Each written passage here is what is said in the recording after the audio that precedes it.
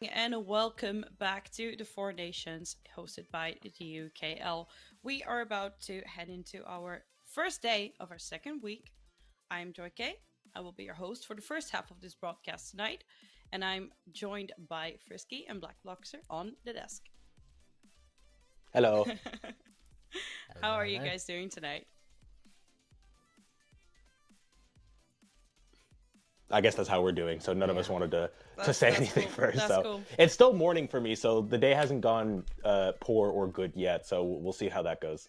Yeah, we'll see what the and Four Nations is going to do to your mood for the rest of the day, right? Set you up for failure, perhaps? Nah, hopefully I mean, set I'm you up just for used to looking success. at League of Legends, so it's probably not going to make me feel great, but that's how Now, it goes.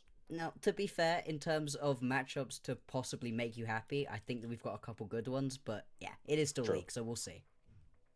Absolutely. I mean, the first match already is one to really look out for. 200 Bandits versus Broad and Friends. Both have gone completely undefeated, so one of them has to drop a match tonight. And it's a great one to start off with, isn't it, guys? It is. I mean, we were expecting, one team to maybe go undefeated. I mean, in a round robin system, you're only going to have one team likely go, but we're having one of our matches of two undefeated teams pretty early on, so Mm. it could really see like one of the teams like start to take off and go really undefeated early on, with all other teams kind of falling behind them. So we'll see how that goes. Yeah, and Yeah. I mean, so far they've had slightly different paths through these teams. Technically, Broad and Friends have had slightly better quality wins. Their opponents have had actual success, whereas everybody that 200 Bandits have beaten so far hasn't managed to pick themselves up a victory. But at the same time, it's been very different feels, different playstyles from them both. I'm very excited to actually see these go head to head because it looks like between them, they might be, the top dogs in the league so far. They've been looking really strong, both of them. Yeah, that they have been. I mean, Broad and Friends, they've been around. They are familiar names to, well, the people who watch the UKL and the Four Nations. I think we have rosters ready to have a look at. So here we are, Broad and Friends. We have Akers in the top lane, Bear Tree mid, Tofu on the jungle, somebody I personally really love to see playing. Sin and Jamsu down in that bot lane. Now, Broad and Friends, they have already posted on their Twitter that they are going to be the ones who are going undefeated tonight. And Frisky, I believe you had something to say about that. I did. I told them that they shouldn't be so cocky on the fact that their, drafts haven't been the best. I mean, I still actually might have them favored in this matchup for other reasons on the team. But yeah, after their game against Belfast Storm, I went into it not really being convinced by their draft. I thought a really weird mesh of things because you had like a Sivir, which I think is really needs a specific comp behind it. And then didn't really know where to go from there because then it had like a Jax in the jungle and then a Gnar in the top lane, Mm. where I thought one was trying to go more single pick related and then one was trying to go more team fight related, and then they put a Hwai in the mid lane, which I didn't think meshed with that really well. So I didn't think it was the best use of using a Sivir. So I mean, they at least won the game. They didn't really have the best start to the game. They ended up winning it though. So I would like a little bit more convincing drafts from them on their part. But I mean, even compared to 200 Bandits, I would probably still take them. But it'll be exciting to see. All right, let's have a look at 200 Bandits roster then, just to see what Brother and Friends are exactly going up against.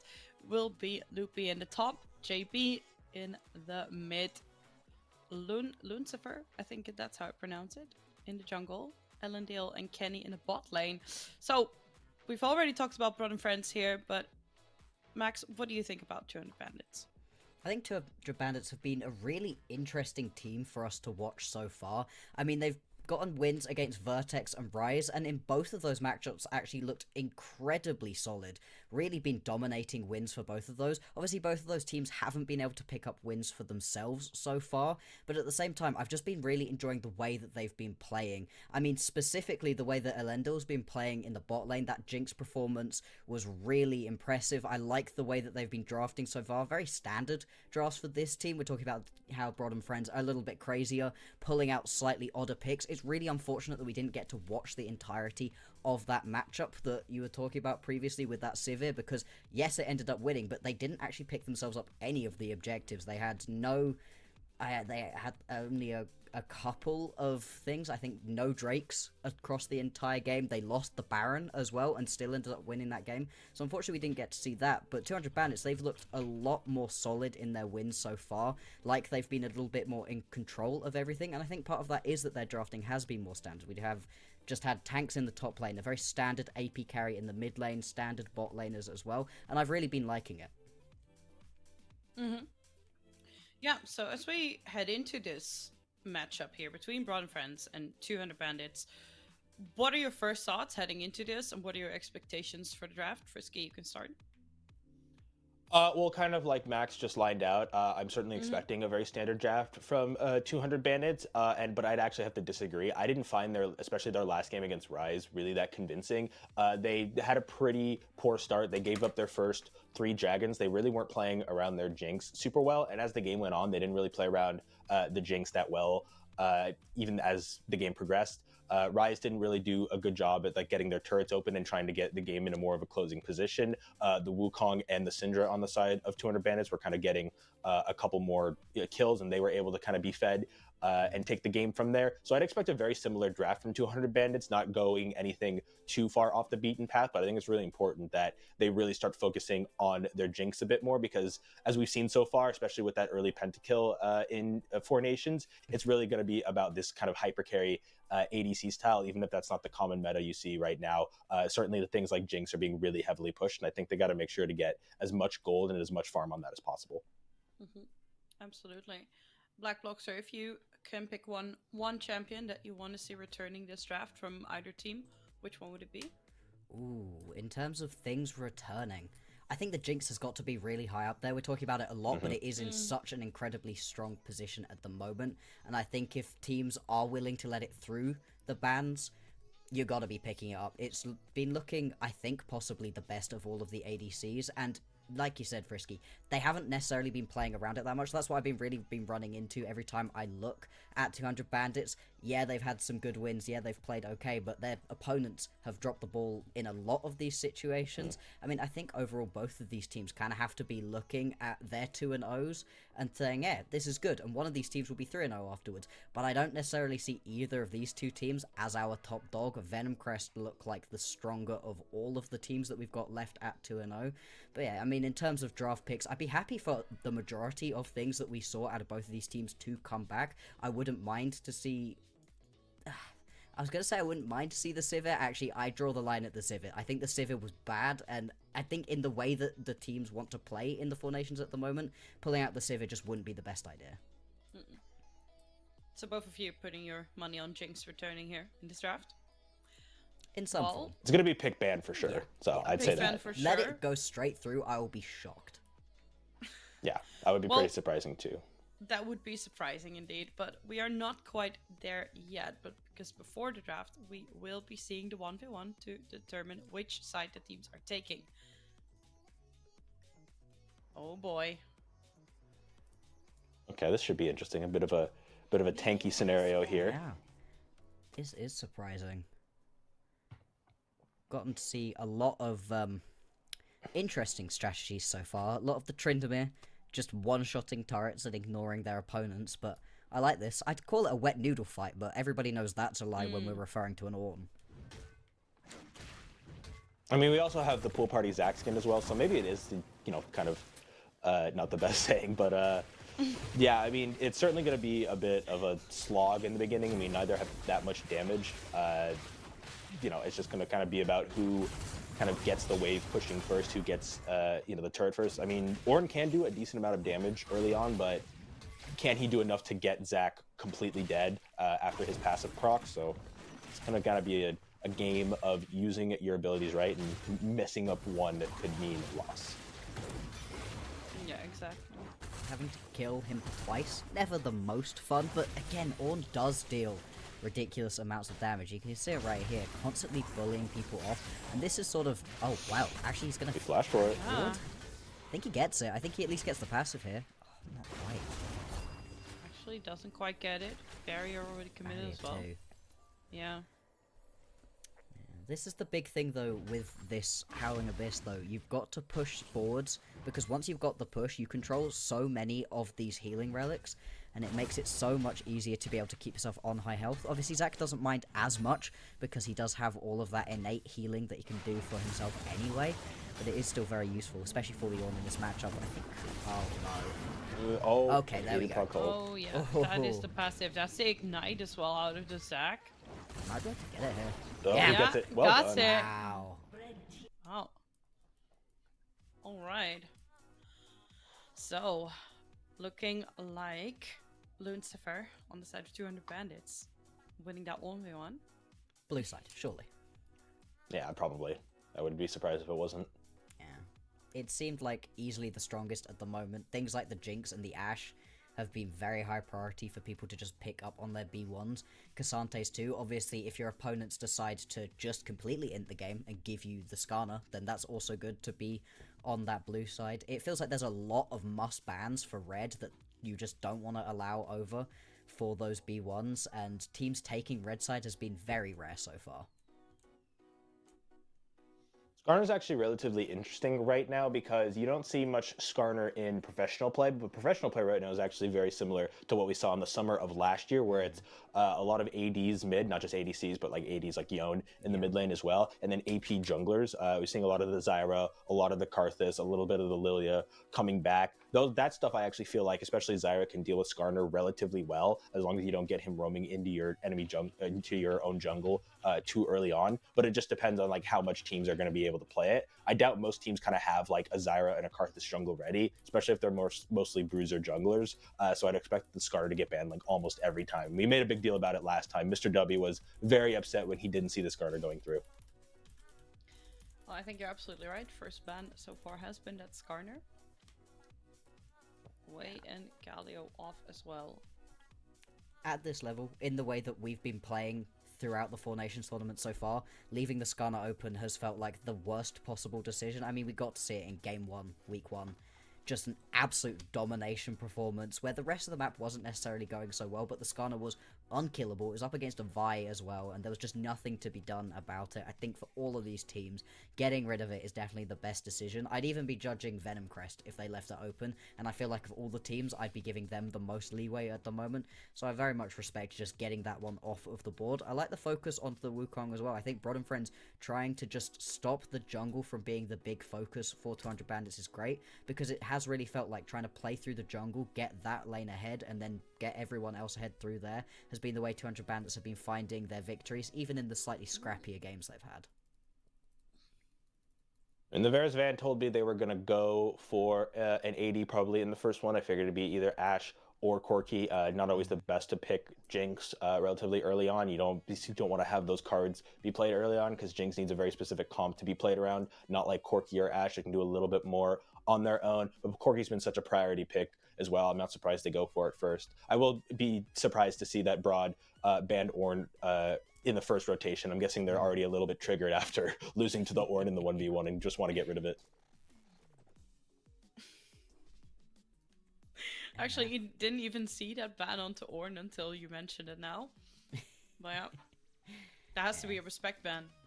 Yeah, I mean, clearly he's too good on it. If you can 1v1 immediately, that is obviously ban it. Don't want to play against it. No, I mean, it is surprising to see it that early. Ornns are very rarely taken this early on in the draft, and also it doesn't take over a game in the same way as a lot of the other priority bans usually are. I like this combo right here between the Misfortune and the Viego.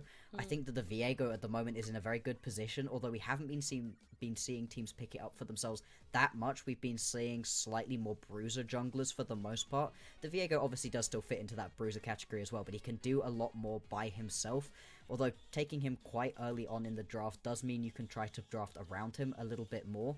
Be interested to see if we're going to get the support pickup anytime soon here from 200 Bandits, because with Corki in the bot lane, you can just kind of leave him alone, try to focus on the rest of the map.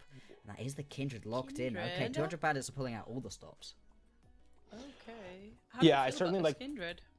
Well, first, I certainly like taking the Viego relatively early on. Not only is it a priority pick from Broad, but it doesn't give away necessarily cards of what you want your Misfortune to do. Yeah, you take a support like a Rel or something early on. You know that you're going to be playing for a heavy front line and getting that MF to do as much team fight damage as possible. But we're not sure if it's going to be a little bit more poke MF, or you want her just to be a main team fight force. So taking the Viego kind of mixes that up. The Kindred is really interesting to me, though. It kind of tells me that they want to have like a support that helps roam with the Kindred and kind of go into the Viego's jungle a little bit more, just to kind of counter the fact that the Viego might be trying to gank a little bit heavier early on. The Syndra can do that relatively well. She's got pretty well priority in almost every lane she can go into. So, kind of having her help roam, especially to kind of secure dragons with the Kindred, I think will be really good. And now we see this little guy coming up on here. So this is... Broad and Friends saw my tweet, and they're like, oh, you thought that was a bad draft? We're going to add a little bit more. Does that mean you don't like it? You're not a fan of the Viego? I mean, I just... Vigar always... The Viegar, you mean? Viego? Yeah. Whoops. Hey, they've both Viegar, yeah. I think I've just seen so much Vigar annoyance in my life. I just have PTSD from seeing him. I actually don't super hate it so far. I'm actually more interested where it's going to go, because it certainly could be a support as well. They try to draft something more engagey in 200 Bandits. It can easily be thrown into a support and stop that in its tracks. So I would expect a almost a top lane blind probably early on in R4 for Broad and Friends. So I don't hate it at all. I'm not like throwing it out the window yet. I'm really interested to see where it goes.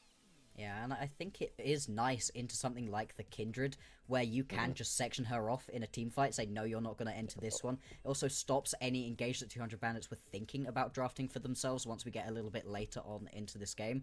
Obviously, for the moment, Corki Syndra, they're not necessarily looking to run straight at you, which would play very much into the hands of a Veigar, but if you can catch them as well, it's such a nice combo alongside the Misfortune. I think that there is a world in which you do get that massive combo off where everybody's stuck inside of the baby cage, you go to ult, and there's a Kindred ult on top of it, and all of a sudden it doesn't actually work out so well, and that might be a little bit of an annoyance. But at the same time, if you ever can catch out the Kindred first, blow her up potentially before she can even use that ulti, or force her to use that ulti before the rest of the team is getting low, before it would be at its peak efficiency, I like the Veigar. I would prefer it mid lane, just because I think in a Syndra matchup, you're not really going to be looking to kill each other in 1v1s particularly, and it gives you a lot of time really to just stack yourself up to the point at which you're an absolute nightmare. But like you said, it really is dependent on what the actual bot lane is going to look like as to whether you're going to need it mid lane or if bot lane's going to be the better decision.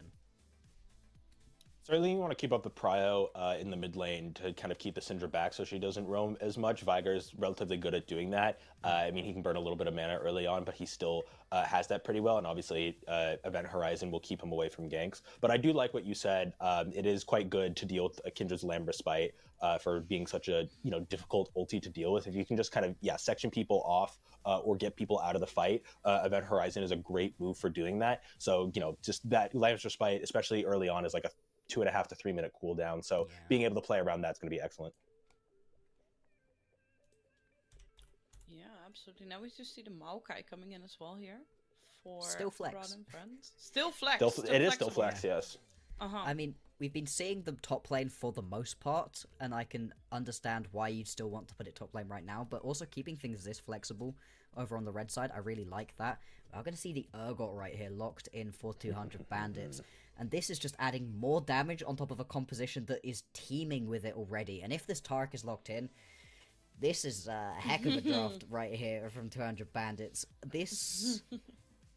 I'll wait until we see if it is locked in or not, but right now, this 200 Bandit composition, not necessarily it has to get going early on, because it's got a lot of late game scaling, but at the same time, with this Taric, this is a win more composition. If you're in a good spot in this game, you run away with it so quickly, but so much of this that they have drafted for themselves works only from ahead, and you begin to fall behind, and it is incredibly tricky to make champions like Urgot, Syndra, Kindred work really effectively, and Taric is just a win more champion. You can play around that ulti so well when you're ahead, but when you're behind, it's so much trickier to do. 2.5 seconds is a long time to wait for an ulti to come down. Broad and Friends, they've obviously got to respond right here. With the Scion locked in, that should tell us where everything is going. Well, it at least tells us that the Scion is going to be in the top lane, most likely. I think we're pretty safe in saying that the Misfortune's bot and the Viego's jungle, but the Veigar Maokai, they can still be technically moved around here. I mean, I've seen some Scion... you don't believe in Scion support? It that could what you're be. saying? It's also Broad and I've seen Friends, some so, Scion support in the totally. LCK before, but I wouldn't believe in it. It didn't go well when I did see that played. So I would expect I would expect him to still stay pretty traditional and just have the Maokai in the bot lane. Now it's just, keeping the Tarek off, and Maokai will Yeah. do a pretty good job of that. Corky and MF, I think, are just going to want to farm from a distance. I don't know how Broad and Friends deals with 200 Bandits comp if this Kindred gets ahead. I think they'll just be able to snowball so easily if this Kindred just starts running amok in the jungle. But as you said, if they get behind, it's also going to be really hard for them to It hurts. do anything. The Scion, just no matter what, is going to stay tanky. They get in a team fight, and if they get either the Kindred out quickly or Lamster Spite is used poorly, this MF is just going to have a wild time with the ultimate. So the Vigard does end up being mid, and I do actually like that. Much better for this comp. So Broad and Friends, they won me back with their draft. They get a thumbs up, not 2 thumbs up, just 1 thumbs up, but one's better than none. Hey, it's because 200 Bandits are the one who have pulled out the crazy composition right here. Oh, yeah. This is very much not the standard composition we were expecting to see from this team. Broad and Friends is a lot more standard right here. And like you said, I do prefer having the Veigar mid. I think this composition as well, out of Broad and Friends, does look like it will work really well from ahead. And there's so little that 200 Bandits can do. I just worry a little bit for the damage output that they're looking to put down with this Kindred, because there is a situation in which the Lamb's Respite can stop basically everything that you were looking to do as a team. If you time it either right for 200 Bandits or wrong as a team with Broad and Friend, and you blow your Veigar ulti, your MF ulti all at the same time, and then you just get Lamb's Respited and it doesn't hit onto anybody, that can completely derail a team fight. I think there's going to have to be a focus out of Broad and Friend to try to kill this Kindred early on, but I've seen this before where teams have to index in very hard into killing a Kindred. You can't do it because the Lamb's Respite comes out. Sure, it doesn't save the rest of the team, but you've blown too much trying to kill a Kindred that you're not able to get the rest of the team fight done. That being said, there's a hell of a lot of CC right now on Broad and Friends. If they can layer it effectively and not allow the Kindred to actually use any spells in the time it takes her to just be 100 to 0'd, especially with something like a Veigar, that could be a good way of playing it. But it really does feel like the early game is going to be very important. These team compositions both scale incredibly well, but they fall behind way too hard to allow the early game to just happen to them. With a Kindred, you certainly need space on the map. It's going to be about not just early game priorities, but getting these turrets open. You got to be able to open up the map, have some access into the enemy team's jungle so you can get more and more stacks. You're going to need to be able to build that to get this Kindred as well as possible. And just the fact that the Kindred works so well on movement of the map, just having more space is going to be super important. It's what I tell my team. It's the turrets, just get the gosh dang turrets. Don't worry about anything else. I don't know. I'm really interested to see. I actually think we lost our host, so I believe it's actually just you and me right now. I don't even know if what happened there, but I guess I can ask you, who do you think we're taking right now after seeing these drafts? Who do you give it to? My heart says Broad and Friends. I like the draft a lot more. I think it's a lot more cohesive. But the way that this 200 Bandits composition is, I just worry that they're going to get 2 quick kills early on and run away with it in the sort of way that just is ridiculous, that you can barely be able to keep up. Urgot, if he gets ahead, is a complete and utter nightmare to deal with. Same thing with a Kindred. Corky's great, Syndra's great. Those are the standard pieces that we've built around. Tarek, like I've been saying, win more. I'm going to give it to Broad and Friends, but oh boy, I might be regretting that decision very early on. What about you? What are you liking? I've actually kind of second a lot of the things you said. I am kind of worried about what the Lamb's Respite is going to do to this big team fight comp. The more I think about it, it feels like the perfect counter.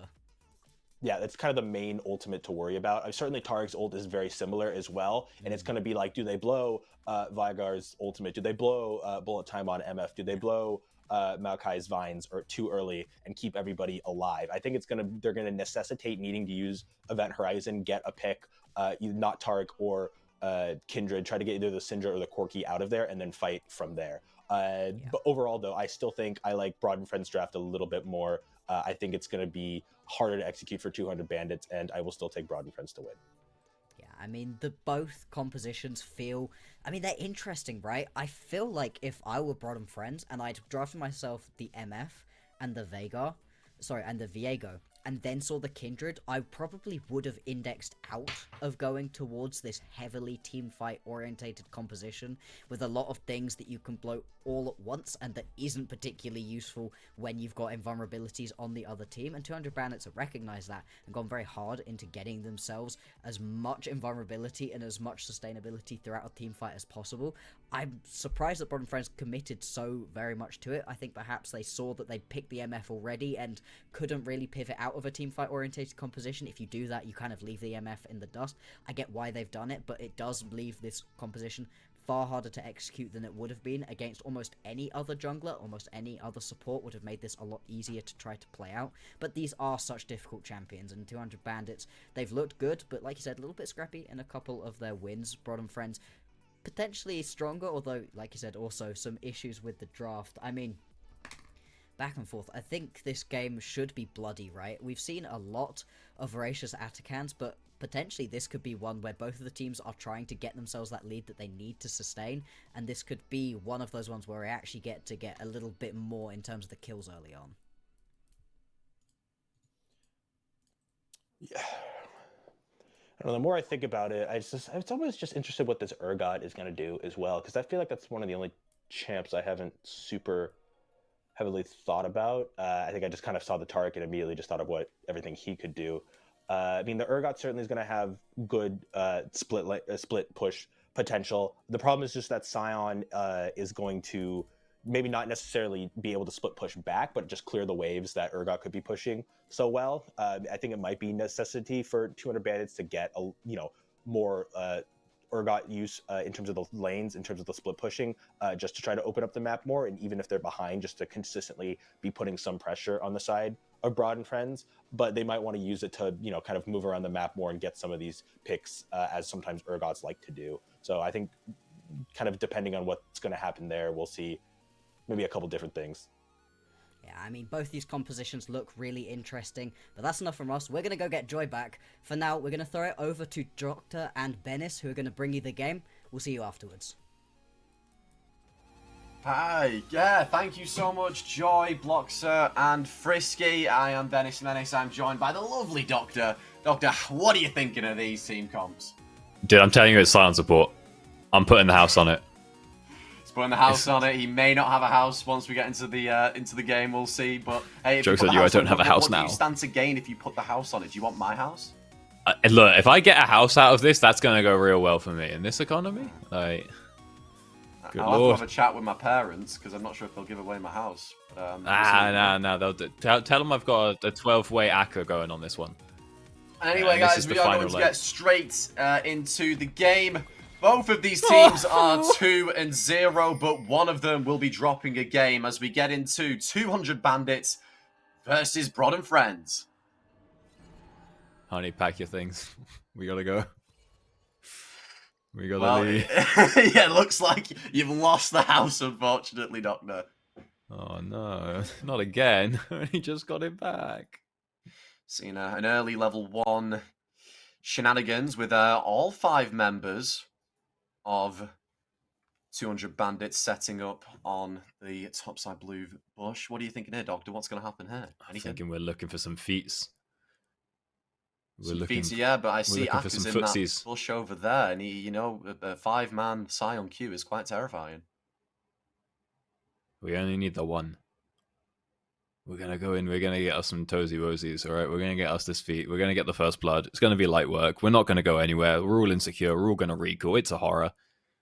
Nobody wants to flip the comp game level 1. What a... Doctor, are you aware, though, that you need 3 kills now to get the first feat? No, we're on the old badge, see? Oh, are we? I think so, because you look at the indicators up at the top. And it's, you're right. Yeah, we are still on only the the old one. badge. Oh, I was looking at the objective thing, still saying 3. It is. Oh, huge CS lead in jungle already, though. My god. Looks like no shenanigans going on. Also, no lane swaps as well, interestingly. Oh my goodness, no, nothing too crazy coming over there. I mean, I'm wondering what's going to go up on this bot lane, right? We had the option. We got the secret counter pick come through. Well, not really counter pick. I mean, the Maokai was already picked, but like, I just don't really. I mean, on one hand, I'm like Maokai's like, oh yeah, percent max health damage versus magic damage versus attack. That sounds good. You know, you're probably going to poke him out a fair bit of Qs and with ease. And I'm also just like, but you go in on him and he just stuns you. And then you have a MF combo later on and he just ults. So I kind of wanted to see something that could like bully a Tarek out of lane early. And I don't know if that's going to happen yet.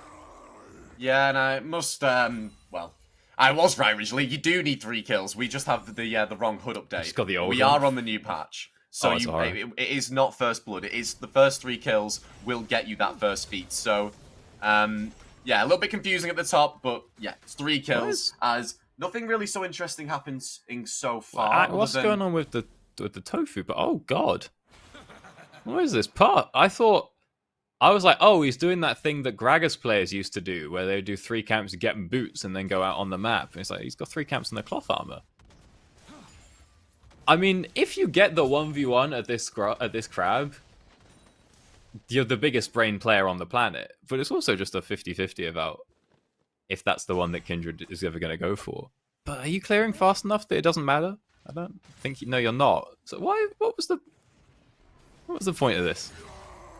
I'm not too sure, but Kindred and Viego. Kindred are very ahead of him in the clear to Viego because he took the reset as top lane. Loopy getting very involved with Akase. Nice chilling. Akase just surviving on a slither. Already seeing that early domination from the Urgot pick. But that's all of Loopy's mana though. So Akka's now just absolutely chilling. I mean, a big one of the knees is going to do a fair bit of damage, but you eat that with a shield if you still have a little bit left. Akase has enough health to take 2, and then if Loopy ever actually does do anything, he just dies in the trade with the passive at this stage, right? Like, Loopy is low enough and would have to commit like a flash or a knee. It's fine. Akka's is low, but he's not actually in too much of any danger, as we do have a little bit of jungle lurking around. Did get that bot crab, but I don't think it matters because I think that Lunkafa got the mark over on that top side. Anywho, no, he did not, and that means they've lost the 1v. They've lost the the 50-50 twice. Because if that top crab had been a mark, you can stall and get the mark on this chicken. Blood. Oh, I'm not sure what happened there. It was not on the screen, but Yamsu's picking first blood up on Never Give Up. So very interesting. I'm not sure what happened. I'm not say it sure with me, we'll be able lads. to see what happened. Jamsu, like the football. Sue. That's an important part of the broad bot lane experience. Don't worry, because he killed a guy called Never Give Up, so he's never going to give up. He'll be alright. It doesn't matter if he dies 10 times. As he Alright, Rick. For a roam in the mid lane. Both he wants the second here blood. as Cage goes down and stunned up from the Syndra, but she's got back Oh, up. he Never pushed give away. up with the stun. I'm not sure if they've got enough damage, really, to finish off Yamsu, and it looks like it's just going to be a failed gank. It's a very good cover, though, from Never Give Up. Oh yeah, real good read on that one. Just runs straight out of the fountain, bomb it straight down mid. Sees that one coming from a mile away. With both top lanes having reset, you can see now Loopy's damage actually managing to stick a little bit more, but Q knockup comes on through, Grass proc, and Akka's evens that one up. And you can see that both top laners know where this one's going. They've both got Coles. They both know what the plan is here. Yeah, they've signed up. Which does make me sort of wonder a bit, like, why did we pick the Urgot here then? Well, actually, no, it was the Urgot was into the Scion, was into the Maokai, wasn't it? But still, like... Is it that different, Elaine? I don't know. What do I know about Urgot Scion? All I know is running it down on Gangplank. KDA in shambles. Kind of lurking around, Akka's maybe trying to make something happen, but he's so close to his tower, Loopy. I think he'll be okay. Oh. Loopy with a flash, and both flashes burned. I think if Akka's didn't flash there, he would have been in big trouble, because Loopy would have had him quite deep and on his side of the lane there. No, Loopy just had that one. That right, he hits the 6. Perfect timing as well when he goes for that flash on in. But it's a bit of a distance. Akka sees it coming. And to flash his way on out of that one. Whee! Send a little dippy down mid. There's a good cover coming out from Tofu, but again, now slight problem. Tofu's camps are all sort of spawning a bit weird because we've taken the jungle in 2 different halves, and it means that we're now coming on down towards the bot side, so we're not getting a very early grub take, which is saying, if you've got if your Scions pushed in up to the turret, you think you might be able to grab a couple of those. Yeah, but instead, we make our way on down bottom. We're prioritizing that early Drake. But Ocean Dragon, a little bit hard to solo.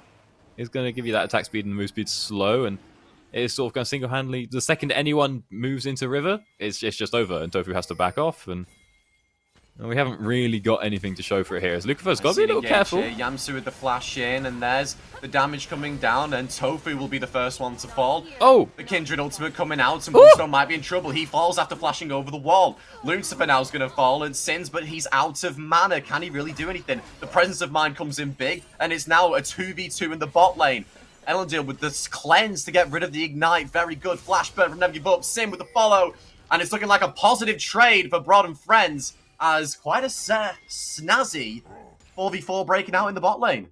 Right, they see, and for the first half of that fight, I'm thinking, all right, why did we pick Maokai here? Because you see, Jamsu goes in, just gets stunned by Never Give Up instantly. Lunkafer also hits 6, gets the ult out, very nice, very good.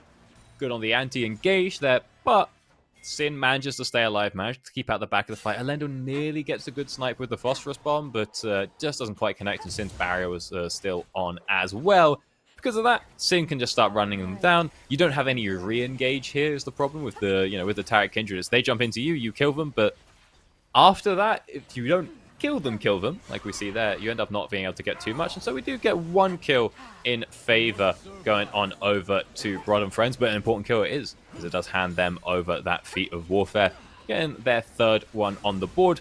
But Lunkafer makes their way on over to the top side, picks up their first mark in the form of their crab, and then also gets all 3 grubs, making a start on the Epic Monsters feat as well.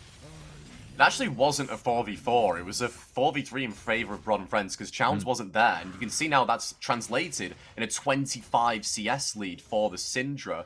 Considering that they were actually at a numbers disadvantage, and it was still so close in that fight, is quite incredible. Yeah, I mean, it's a strong start,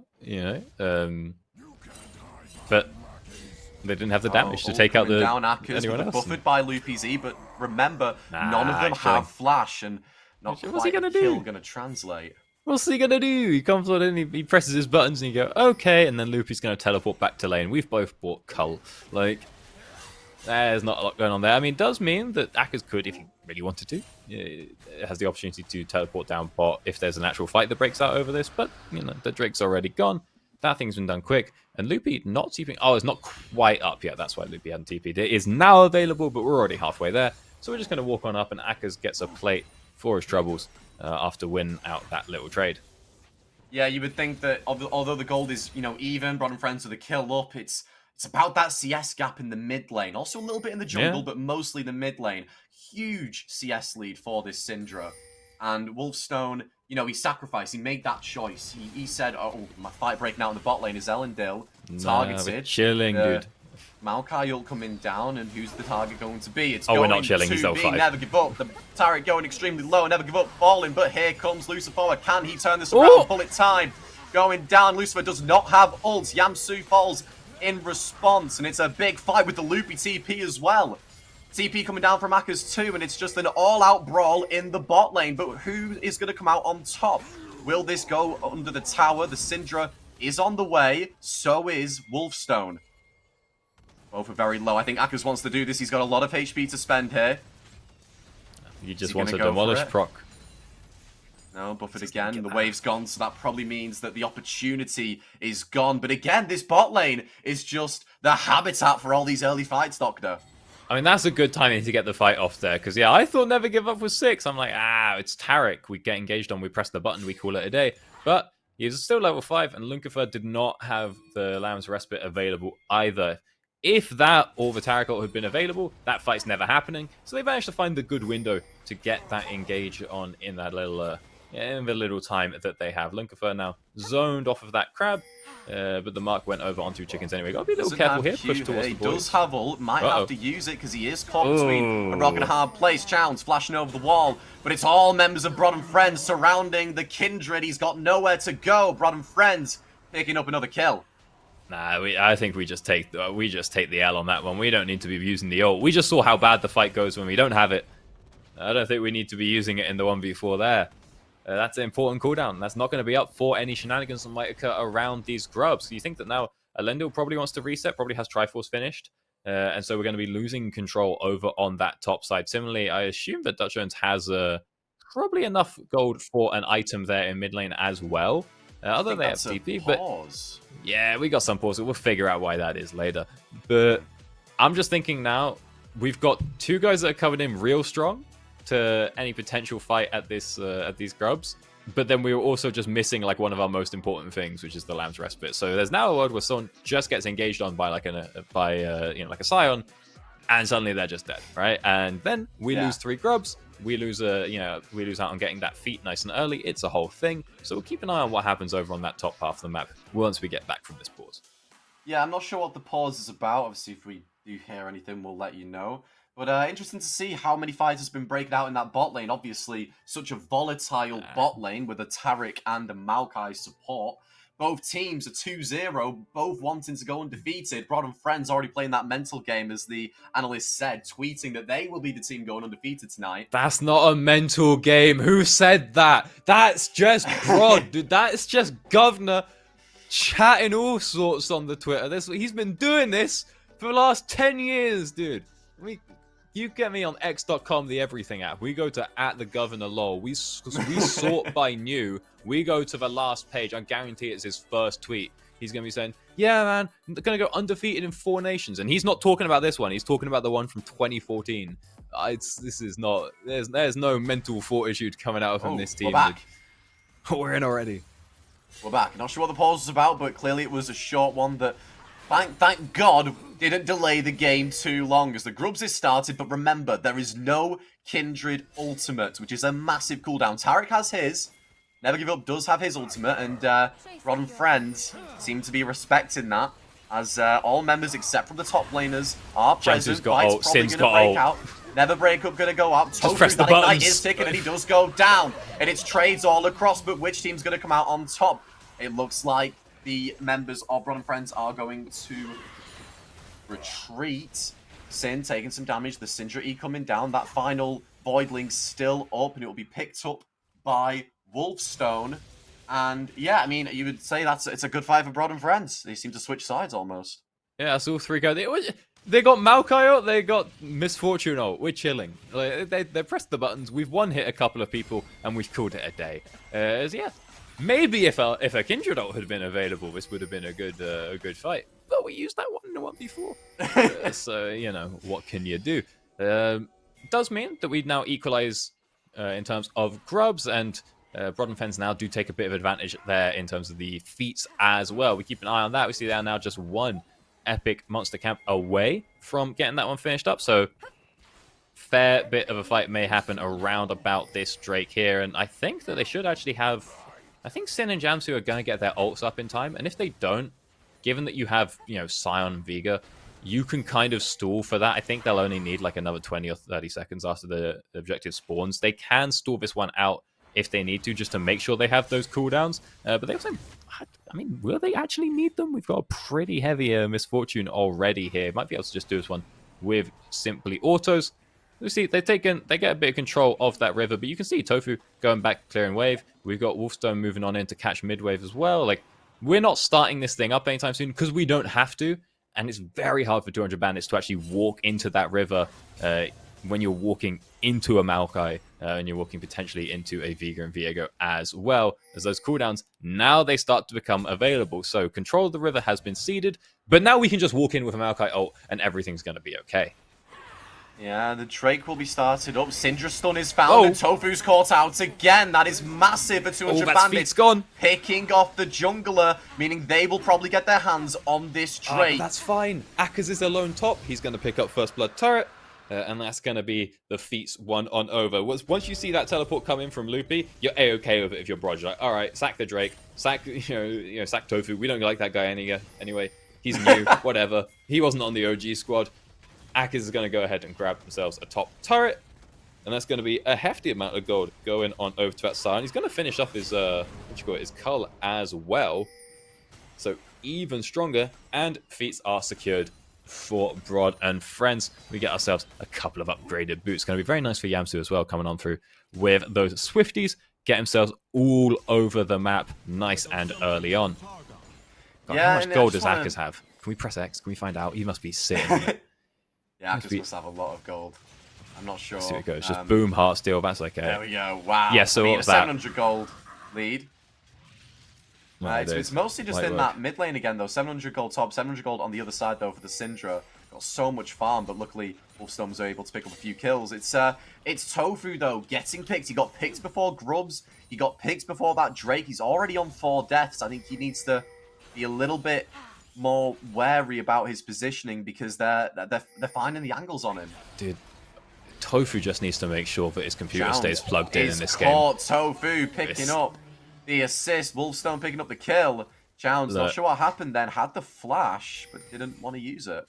Nah, I mean, you just die to the Vigoro anyway, right? Like, even if you get out there, you're probably just dying. So you want to save that flash for something more important, like, you know, a Jamsu ult. But the thing for Tofu here is they move on over to secure themselves that Rift Herald as a reward for their kill in mid. Look, Viego is a useless champion, does nothing for himself. All he is he is just global passive. Enemy team have like 15% less health or something. Once someone gets low, he pops that ult, executes them, and then he becomes an actual champion, kind of by becoming a different champion, which isn't great. But, you know, he gets resets, right? So he's going to start taking over in fights in that capacity. And he's got a Maokai Misfortune Vega. He's got a lot of people that can set up and get him those kills. We're just with the Psy on ultimate. Tofu hopping on, and Jounce dies again. It's going to mean that tier 2 top tower is going to fall. Tofu and Akers pulling off a really, really good pick on the 200 Bandits mid laner. A game that was previously quite close. Has it opened up a bit now for Broad and Friends after getting 2 big towers top lane? That's so much topside prio. Yeah, it's just a lot of money going on over when it's for tier 2 as well. Was split across 2 people, so could be worse from the eyes of 200 Bandits. But yeah, a lot of control of the map, and you know, Kindred players want to talk about invading the enemy jungle, getting camps, getting the marks taken away. You know, in the next 2 minutes, it's going to be pretty hard for Lunkafer to get some of their own camps. So keep an eye on those wolves. That's the last camp, last time that Lunkafer is going to be seeing their own wolves for quite some time, you have to think. So now Akers always doing the Scion thing. He's going for another turret. Walk on in, demolish proc, pick this one up. Nice and easy. He's going to need a second wave, to be fair. He hasn't really got that much health yet. But he'll figure it out. He'll get there eventually. And the question is sort of like, well, what's Loopy going to do? Fight going on in the mid lane, bullet time coming down. Tofu with the flash, trying to get Elendil under the tower, but Lucifer's got ult, and clearly Tofu didn't plan for that as he falls. Do you need to plan for that one a little, yeah? Ooh. Yeah, unable to find the stun on the E, but Tofu completely forgetting he's playing against the Kindred. Tofu, all you have to do... Yeah, that's the one thing you need to look out for in this game is the Kindred ult. And the only thing you have to care about at all. It's like when you're playing Sivir in a front-to-back comp, you're just like, all I have to do is just not get assassinated. As long as I know where they're assassinated. Oh, shut down, mid lane. There's a big fight going on mid lane. What? Because Sin has just been shut down. Chounce forced the flash. Can they finish off the kill? They can. Wolfstone just with the Q, but he will fall in return as Yamsu's the next target on the list. Don't think they're going to have enough damage. Does he have the flash? He doesn't. And by that, I meant never give up. Didn't want to commit the flash. It would have just missed anyway. Yamsu was just out of range. But yeah, big fight for 200 Bandits. And the gold is evened up again as they take down that mid-tier 1 tower, Doctor. Oh, God. Oh, never mind. Akers missed it. Not missed it, but unfortunate timing when Akers takes the blast cone and passes by Kindred entirely. But that is a lot of money going on over to Lunkafuss. And I would assume that getting 2 kills there, one of them was probably a stack, maybe. But either way, nice little reset on the bounty. The problem is, for me, is like, you need to, like, being even is nice, coming back is nice. With got Maokai Misfortune, you kind of need to be really ahead, right? Again, if they live through, you know, I mean, they can live through stuff with Taric and with Kindred. Popping those ults, you can live through that initial burst, but the problem is that those cooldowns are a lot longer, so if you get fought a second time, or if you can't make enough happen during the Kindred ult, during the Taric ult, but you can then win as they end, you'll just end up dying, you know, the second you can, basically, right? So they're even, it's okay, this is good, but like, they need to do something a little bit more to turn that into an actually winning position, because right now, if gold's even, I'm still thinking it's pretty broad favored. It's a massive TP spent by Akers there, because it means he won't have it for the Akatakan. But Loopy does, and he's going to use it right now as Yamsu is a little bit deep here. Does never give up, have that Taric stun. Not quite yet. Yamsu able to just about escape. No, he's running I take it back, to the but blue he went side. Oh, never mind. No, he's not going to be able to escape as he's definitely going to go down. Yeah, Yamsu goes down. But yeah, interesting. Akers there. He was bot lane, realized that Loopy was top, looking at that tier 2 tower, so I had to spend that TP, but it means now Atakan spawned on the bot side, and Akaz has no TP and Loopy does. Yeah, even that, it's also still just that 4v5, right? Akaz is actually going to walk his way down. Does have his ult, right? But the wall is there, blocking the actual Atakan pit off. Completely targeted, has no peel whatsoever as the Taric ult comes down a little bit too late, and it's looking like another good fight for 200 Bandits. And yeah, positioning not so great, but I mean, hey, they're gonna get the Atakan, and I tell you what, I thought after that tier 2 top tower went down and they got that tier 1 mid tower, you know, Broad Friends had a good 2,000, 3,000 gold lead, but they've let it slip, and now it's swung the other way completely. Now it's 200 Bandits with the Atakan. They've got the Guardian Angel, and they've also got that couple thousand gold lead, Doctor. I'll tell you what, getting the Atakan there, that's a pretty big one. That's actually going to start pushing things into their favor. I like that Akaz cooled off the play, cancelled his ult early once he saw people going on down.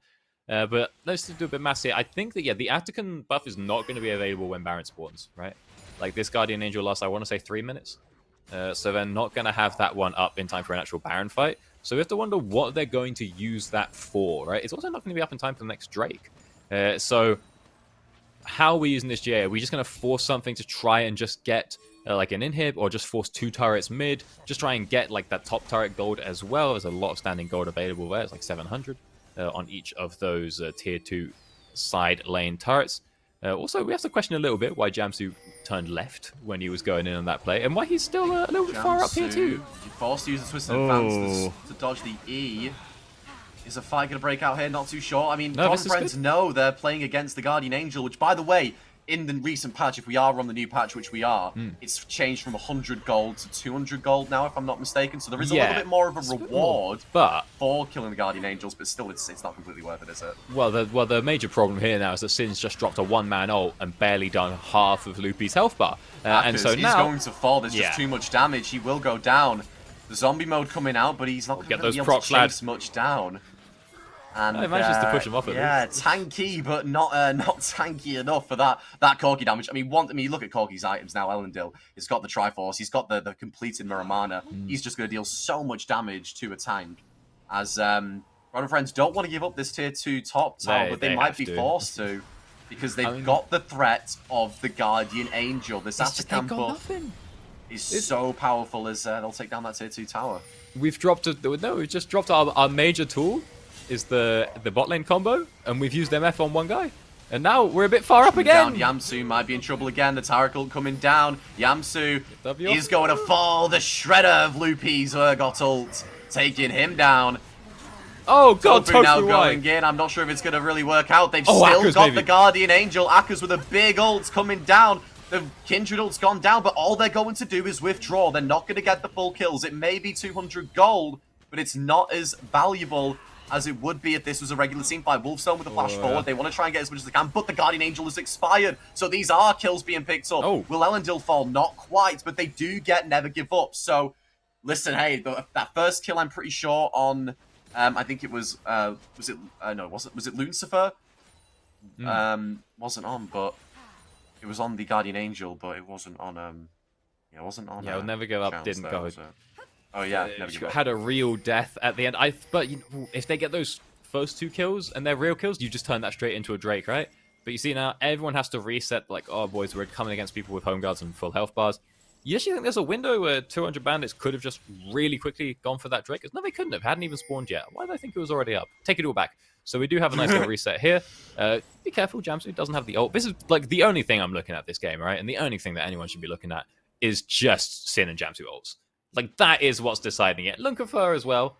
Although Lunkafer's ult, I think, only matters when those 2 are up. Similarly for Never Give Up. But I don't think the Broad Friends have the luxury like they did last time to stall here and wait for those to come up. So they just have to actually start this here Drake and hope that Jamsu's ult comes up in time. But it looks like 200 Bandits are just giving them the space.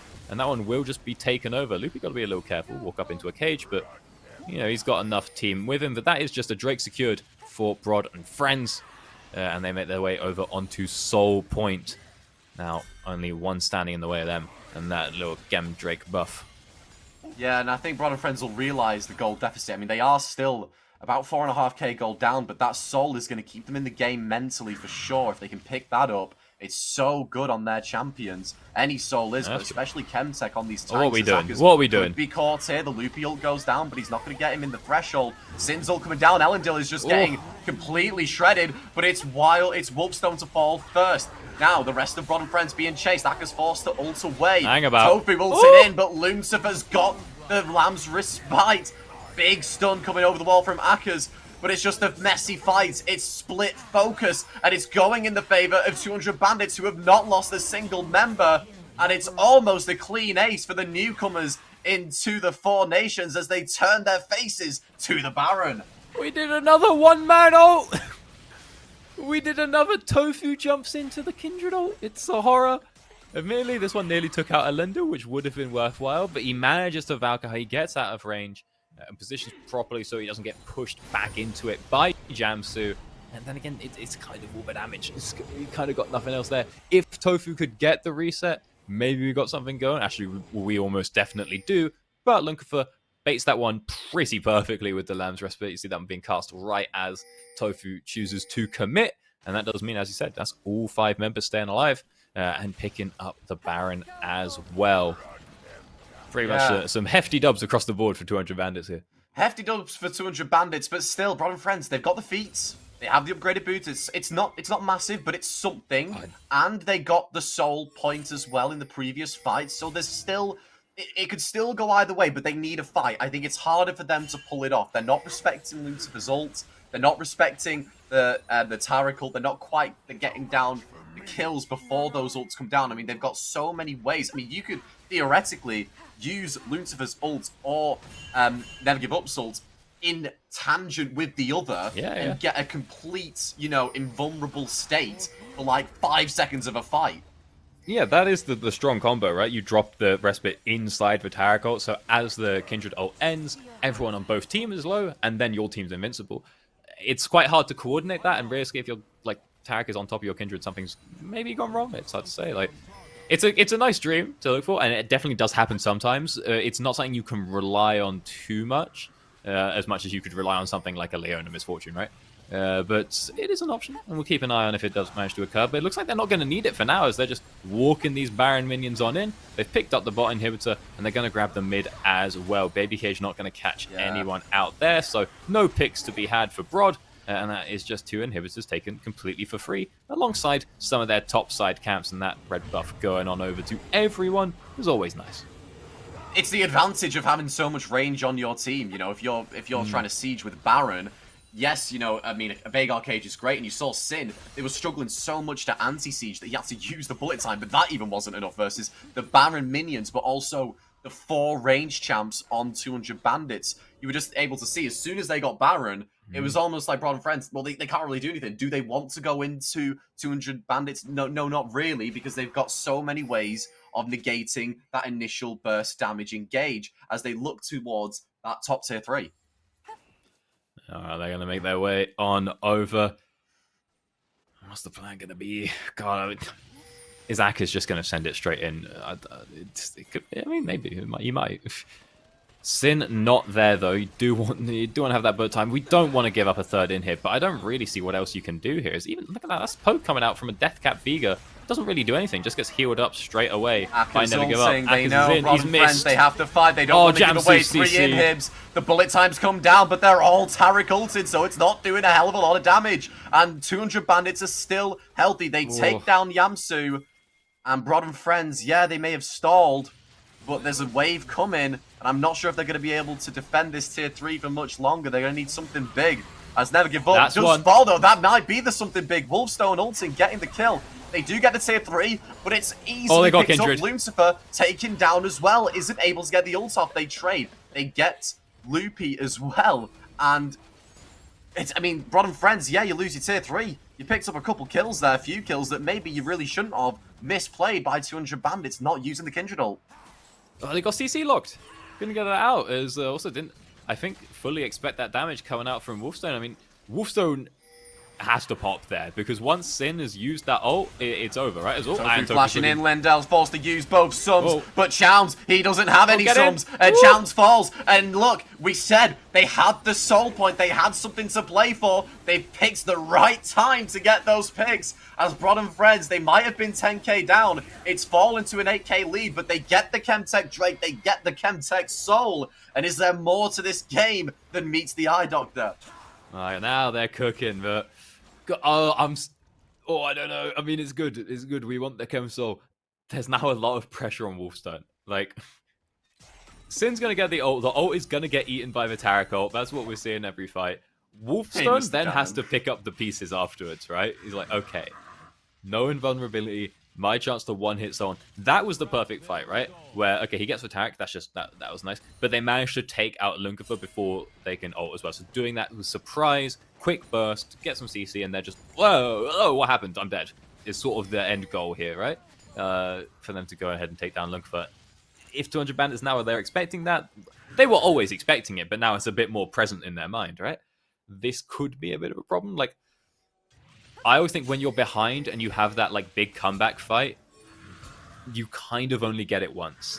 And so I was slightly worried for Brod and Fens that like now 200 Bandits are going to be like, oh, okay, let's not do that one again. But there's always opportunity to make such mistakes, and that, you know, Chemtech Soul is going to help out Brod a lot as well. I think it's all going to come down to this next Baron spawning in 30 seconds.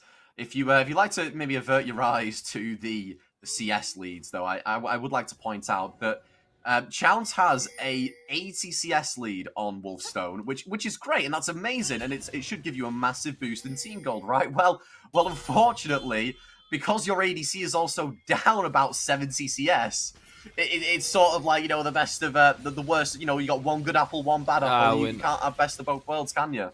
We're not too fussed about that at this point. It's like MF is just an ult.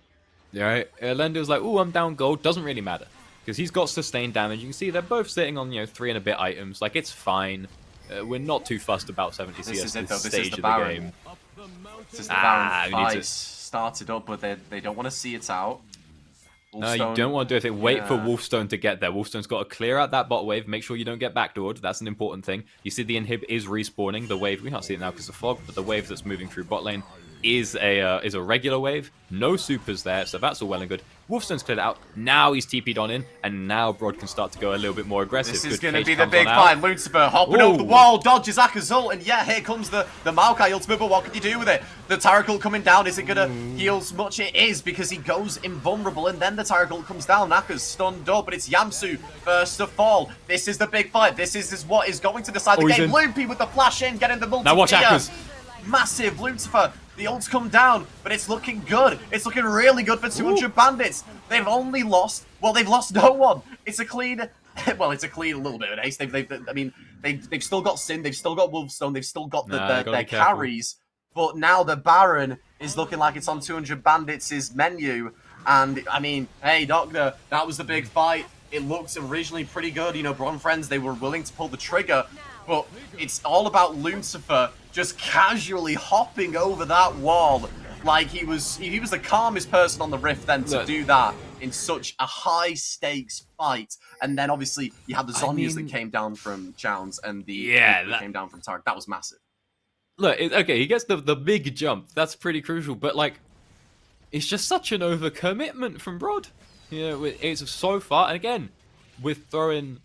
you know, Aka's is getting in the mix, and we're throwing Jamsu and Sin into a Taric ult. And it's like into attack, and also Zonya's. I was like, the hope sometimes is that, yeah, okay, you just drop the MF ult, the Taric ult comes out, you take, like, you know, 3/4 of their health bar before the Taric ult finishes, and then you finish them off afterwards. The Zonya's a bit unfortunate for that, but again, I'm just thinking, like, we're throwing this as a one-man ult, because, you know, was it Linka had got out the back as well, wasn't being hit down, looking like he wants to go for Chowns, who goes into Zonya's. It's another miss Sion ult. Now he is trying to focus that damage down, but the rest of his team are not on the same page as Wolfstone picking up a kill onto Never Give Up. And it's just a messy fight all round, but it's looking pretty good for Brod and Friends. And listen, 200 Bandits, they had the good fight round Baron. But Brod and Friends seeing the opportunity. Taric ult wasn't quite up yet. Lucifer also wasn't really in the mix, so he wasn't able to get his ult down either. A great window there seen from Brod and Friends. And again, the game swings the other way. See just how much they can get off of this wave coming on through, so they will be able to pick up this turret. You see, they know where Lunkafer is. They know there's no trimming of that wave. They're going to walk this one in, walk in the second. Are they actually maybe going to be able to look for an end here? I mean, we've got 20 seconds on any of the important carries here. Lucifer's the only one alive. He has got Guardian Angel. He has got his ult as well. He's got to do it all by himself. And here comes Never Give Up, who also has his ultimate. But Brod and Friends aren't bothered. They just want the Nexus Towers. They just want the Nexus. They just want that undefeated. They tweeted about it, and they've achieved it. It's Brod and Friends taking down 200 Bandits. They go undefeated. What a game. What a game, Doctor. They managed to pick it up. Look, there was some oopsie whoopsies in the middle, lads. Let's not get. We made some oopsie whoopsies, but they managed to get it done. They brought back. It's good recognition at the end that Akka's like, yep, just send it, just boom, straight ult down mid. Lunkafer's not there, not quite in position. Tarek ult, we've got a good 15 seconds on that thing now. That's plenty of time. Just send it in, and they do manage to get it done. They just force him down mid. They know it's late enough in the game. They know they're strong enough to do it. And they will go ahead and pick themselves up that win there. And I know it is a good showing, though, from 200 Bandits. You can see why they two were undefeated so far. And I'm excited to see how far they go because, I don't know, Brod and Friends, these are some good players. You know, Jamsu, Akkas, and Sin, they've won many such events before. Things like, you know, winning Insomnia at the most recent one. And so, if you're going toe-to-toe with them, if you're making them sweat, if you're making them look bad, that's a pretty good showing for any team. Yeah, well, that's it for Game 1. It's Brod and Friends taking down 200 Bandits. We'll be right back after this break. Don't go anywhere.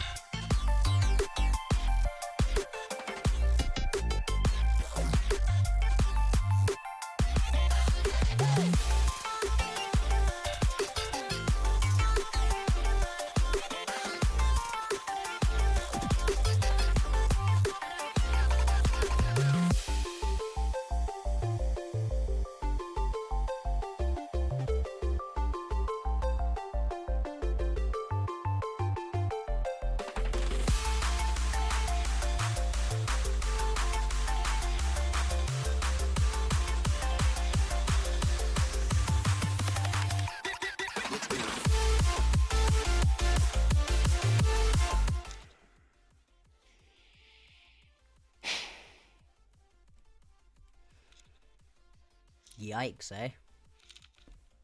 Anyone? Yeah. Well, if you are a Brod and Friends fan, then you are very, very happy at the moment. If you're a 200 Bandits fan, I'm so sorry. But this upset from us has a double meaning as well. As you can see, unfortunately, we have lost Joy for the evening. I'm sure she'll be back at a later date to join us here on the Four Nations. But yeah, for now, unfortunately, you're just going to have to put up with me and Frisky without our lovely, lovely host. We do apologise for that one. And we do apologise for whatever that comeback was that we just saw. Because, oh my lord, that game felt like it was 100% in the bag for 200 Bandits. And they just managed to throw it all away.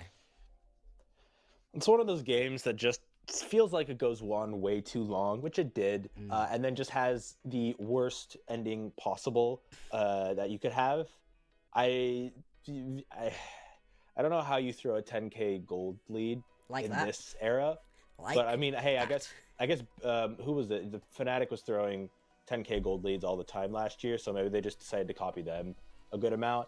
But it's also just a good showing of why you don't give up in a game no matter how behind you are, because other team may just decide, you know what, Baron is better than ending the game, and then you can still win from there. Yeah, and I mean, the way that this works, right, we look through and we find the interesting replays we want to get. And I had 3 interesting replays that was going to take us through the story of the win that 200 Bandits had got for themselves, right? The early game, where actually it went well for Brod and Friends. We had a Kindred who had only managed to get 4 stacks at 20 minutes into the game, but they'd overcome that. They'd managed to play really well. They were using these invulnerabilities as ultis incredibly well, and that storyline flowed through really nicely. And then, about 25, 30 minutes into that game, all of a sudden, I have to write down, throw into base, into Drake, question mark. Because things changed. This is a little bit earlier on, though. This is the point at which 200 Bandits are still having a really good time. We can see it right here, they're pushing up into the top lane. And this was the story of the first 30 or so minutes of this game, where 200 Bandits, after a little bit of a shaky first few minutes, really had come back and were just so strong. You can see they've already managed to kill Akers, who is at this point in the game very, very tanky. And they were pretty much just able to keep on with what was going on for them at this point. They could just keep pushing these advantages, trying to pick themselves up more towers, more objectives into the base. They were in such a strong position, but they didn't push it as far as we needed them to, right? You mentioned it before, the Baron that they decided to take rather than ending the game. Certainly, maybe the coaching staff of Rod and Friends might be happy that they get the win, but they shouldn't still be happy with Akker's play, because he, as Sion, just seemed to die over and over again, and the amount of ults we saw him either miss or just get kind of olayed through, where it was, the red, and it looks, here it comes, and then psych, nope, you're going the other way, seemed to happen quite a lot. It wasn't necessarily his best play. But yeah, it's all about space, and they certainly needed to get more on the map. I think they should have just. I've seen so many times with teams where you just kind of sit and either just wait for the wave to come to try to get another turret, and you're kind of losing time on the map, not necessarily taking as much as you can. You're only, like I always say, you're only good as your ability to close. If you're not taking as much on the map as possible when you're in good positions, you're going to have a worse off chance of winning. And then, them staying top lane there for just a little bit too long is just kind of a symptom of all the other issues that led them to losing the game. Yeah, and we can have a look at what it was that really began the comeback right here, right? They're pushing up, and at the beginning of this... Yeah, sorry, I was going to say, they really should have somebody else in one of the other side lanes. They are always going to win a 5v5, but, they want to get these turrets as much as possible. It certainly doesn't help. They're just kind of poking them out here. I don't know why they're not moving out somebody else out there, even if I think they just lost Baron at this. Yeah, they just lost Baron at the exact moment. But yeah, either then, so you're just kind of sitting around waiting, not sure what to do, no coordination there. And then they're just like, oh, I guess we just keep going. And because of that, they die. Yeah, exactly. And you can see right here, Sin is sat pretty right now, taking no damage, able to just continually hit. And this Misfortune, I think, died once throughout this entire game, maybe twice. Might have missed out on one of the deaths later on, but still had a very, very low death game. And considering the kind of composition that was being played, a bit surprising. I thought that Sin was going to die a little bit more, especially during that good 20-minute block that we had, where there was loss after loss after loss going on. But it wasn't the case, and that was the beginning of the comeback. But we'll see again in a few seconds in our next replay. The comeback gets solidified a little bit later on. And there were questions. I potentially can understand why you didn't push after that Baron play to try to end things. But there was just so much hesitation in such a dominant position. 10k ahead, like we said. And this obviously, this ult doesn't hit, but it is still a great positioning ulti out of Akers, getting you on top of a main carry. You may manage to blow somebody up right at the very beginning. You just get to run through this team fight. And it's not even a big MF ulti that happens. Whenever I see an MF in the game, it feels a little bit like, oh, something can always go right for you, because if you get that key MF ulti, all of a sudden you can win a game. A wombo combo composition only has to do it once to actually be able to pick up a win, but it wasn't even that. I think that Broad and Friends, I have a lot of questions on the way they executed the mid game, and on the draft, it felt like they drafted what they wanted without really looking at what the opposition was playing. They had a composition that would have been great into a full dive composition from the enemy team, which was the opposite of what had actually been drafted. At the same time, 200 bandits, they had a really rough early couple of minutes. Lankafoa's Kindred didn't look that great, to be honest. Like we said, 4 stacks at 20 minutes, and then they didn't close. I think I've come out of this game, potentially, with more questions than I had going into it, even though one of these teams now is 3-0, undefeated. I had questions coming in, and yeah, I certainly got... It's one of those scenarios where you think you're going to get some questions answered, and you do, but then you get more questions asked, and you just kind of feel like you're in the same place as before, because I am only still confused about what I saw. I feel like watching, especially watching those team fights back, I feel like Elendil the ADC didn't really necessarily understand where he wanted to be to do as much damage. I feel like a lot of his spacing wasn't great because he was always pushed out really early on. I felt like a lot of it was either the Syndra or sometimes the Kindred doing damage as much as possible, because he always had to stay kind of away of like the Lamb's Respite, which is obviously where you kind of want to be to do as much damage as possible, especially Corki, who has a little bit more burst than some other ADCs. I mean, he didn't die until the very end. He didn't die the entire game, but I think that just also, kind of shows he was always kind of in the distance and in the back, not doing as much. So I would kind of need a little bit more from them, and I think that's just one of the reasons that they lost. Yeah, it was an interesting game out of both these teams. A banger to watch, most certainly, but hopefully these teams are going to be able to, clean up a little bit of what we saw. Either way, we are going to have to move on from what was a very interesting game and move on over to our Belfast versus Rise matchup. Now, these two teams are on different paths than what we saw from these previous two. Rise hasn't managed to pick themselves up a win so far. Belfast have. So we are at least not watching two teams that haven't managed to pick up any win. Belfast, they got them their win versus Aversio. So, it was a nice win. Looked interesting, but both of these teams haven't had this sort of amazing split so far. No, none of them starting necessarily great. Belfast Storm, I thought, would be a little bit better early on because their top jungle mid stayed from the entire last split. They only changed their bot and support. I didn't know how much their synergy was. I don't know if the bot support had played with each other before, but you figured at least like a jungle who knows their two solo laners would be able to kind of help a team a little bit more early on instead of a lot of these other teams which are putting together a 5-man roster for the very first time. I've been a little bit, unsure of them. They obviously had their game against Broad and Friends where they started relatively well with their kind of simpler comp, but weren't able to end it as well. Broad and Friends, not as insanely as this game, but still were able to come back in that game and win. But I'm really interested to see kind of how they capitalize on that some of their mistakes into this Rise Gaming team, which I think has looked relatively weak early on. Yeah, and I mean, Belfast, we're having a look at the roster right now. These are a ton of names that you're going to know. The bot side, a little bit more unknown, but everybody knows Synapse, Limsey, and Dunlosey especially. These players have been around for a really long time. Rise, they're a little bit more unknown overall in their composition, other than, of course, the fact that we do have Zathos as one of the players for Rise. Obviously not going to be playing in this game, but always going to be interesting to see. This is a composition with a lot more players that we don't know as well. Scooby's kind of the one that I look at as somebody I have been watching for quite a while. I do really like that Scooby plays, and I think as far as supports can be the main carry in your team, Scooby can really pop off and... Ooh. Venomcrest nuke on this one? Okay. Sorry about that. It looks like actually on this main stream we're going to be watching Venomcrest versus Nuclear Vikings, and if you want to see Rise versus Belfast, you're going to have to pop on over to UKL2. Oh, so they've been demoted. Apparently so. And to be fair, I have lots to say about Venomcrest, and I think that everybody should be watching this team, because we just watched the other two, previously, undefeated teams. Venomcrest are a different beast.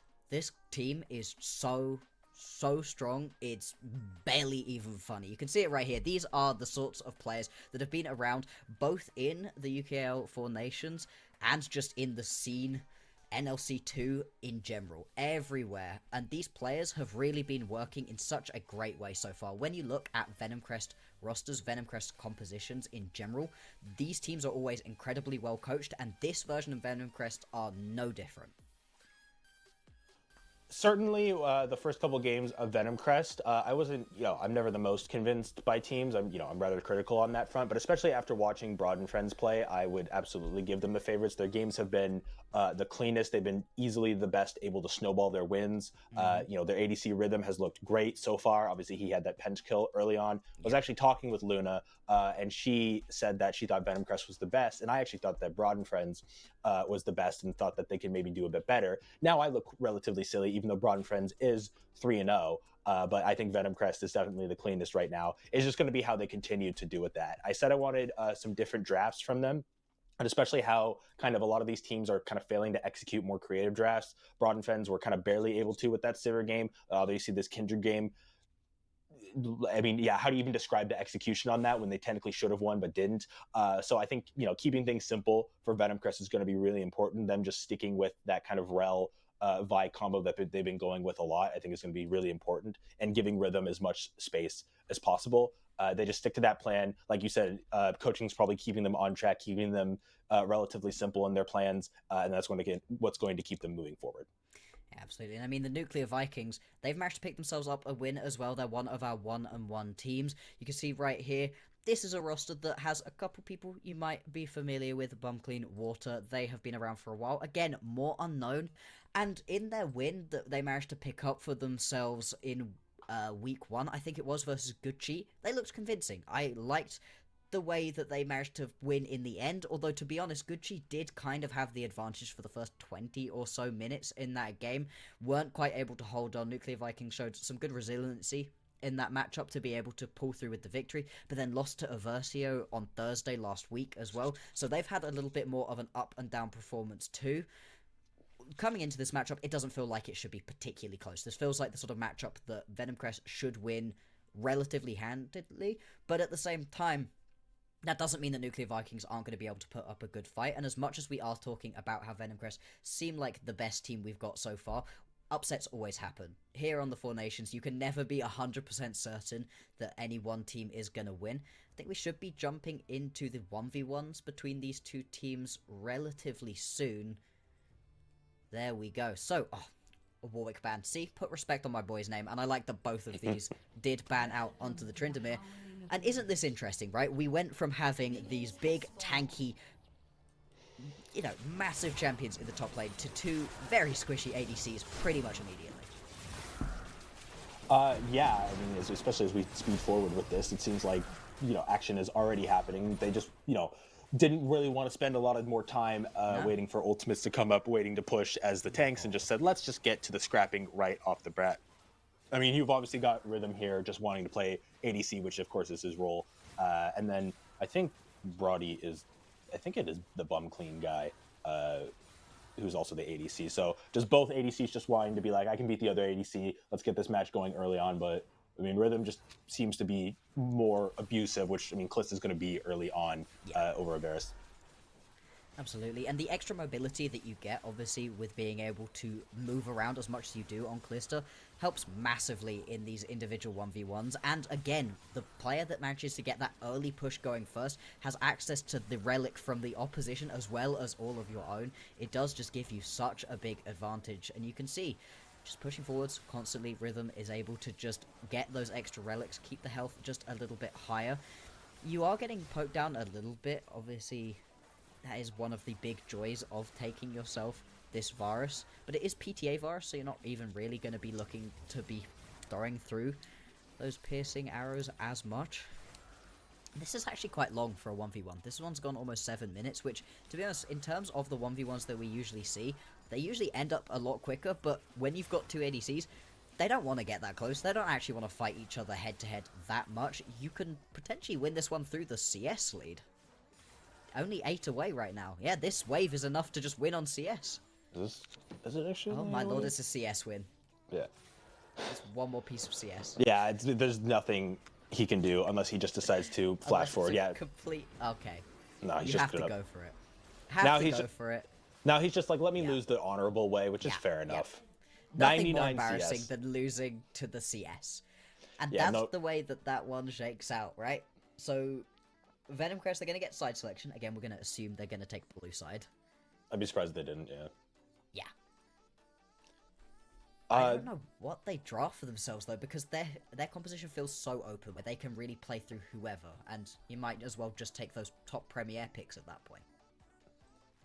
I wouldn't be surprised if we saw a Jinx ban on the side of Nuclear Vikings. Now, obviously, Rhythm has kind of had some success on that Jinx as well as the Jhin. It's going to be necessarily hard to ban him out, but I think they'd just be worried about a kind of hyper carry ADC, especially with this team that wants to put a little bit more frontline on their team with the Vi and the Rel especially. So they definitely don't want a hyper carry going on, but we know Rhythm is a player who's good enough to be winning on his own. He doesn't necessarily need to be played around entirely, like you said. They can also use their their strengths to put focus on the mid lane as well. So it's just kind of be dependent on where they want to go and kind of the direction. I think it's all going to be dependent on this first pick. Yeah, I mean, we've seen Rhythm on both the Jinx and on the Ezreal, I believe it was, and looked equally as dominant on both.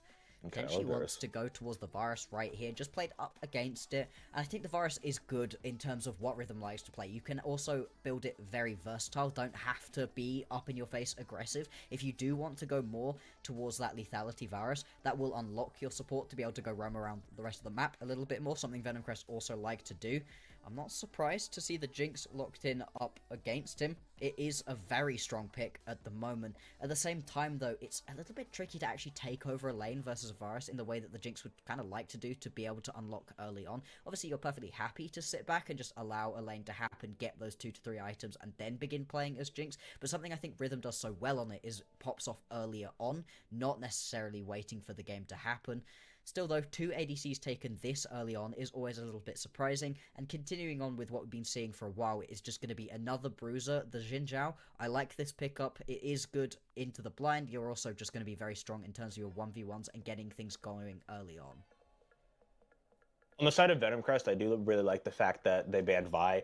Even though it's one of their main champions, they kind of knew they were going to pick Varus or something a little bit more immobile as an ADC. So not giving them that Vi is a really good, because it's obviously a quick blind and then a really easy way to get on top of the ADC when they know how important it is.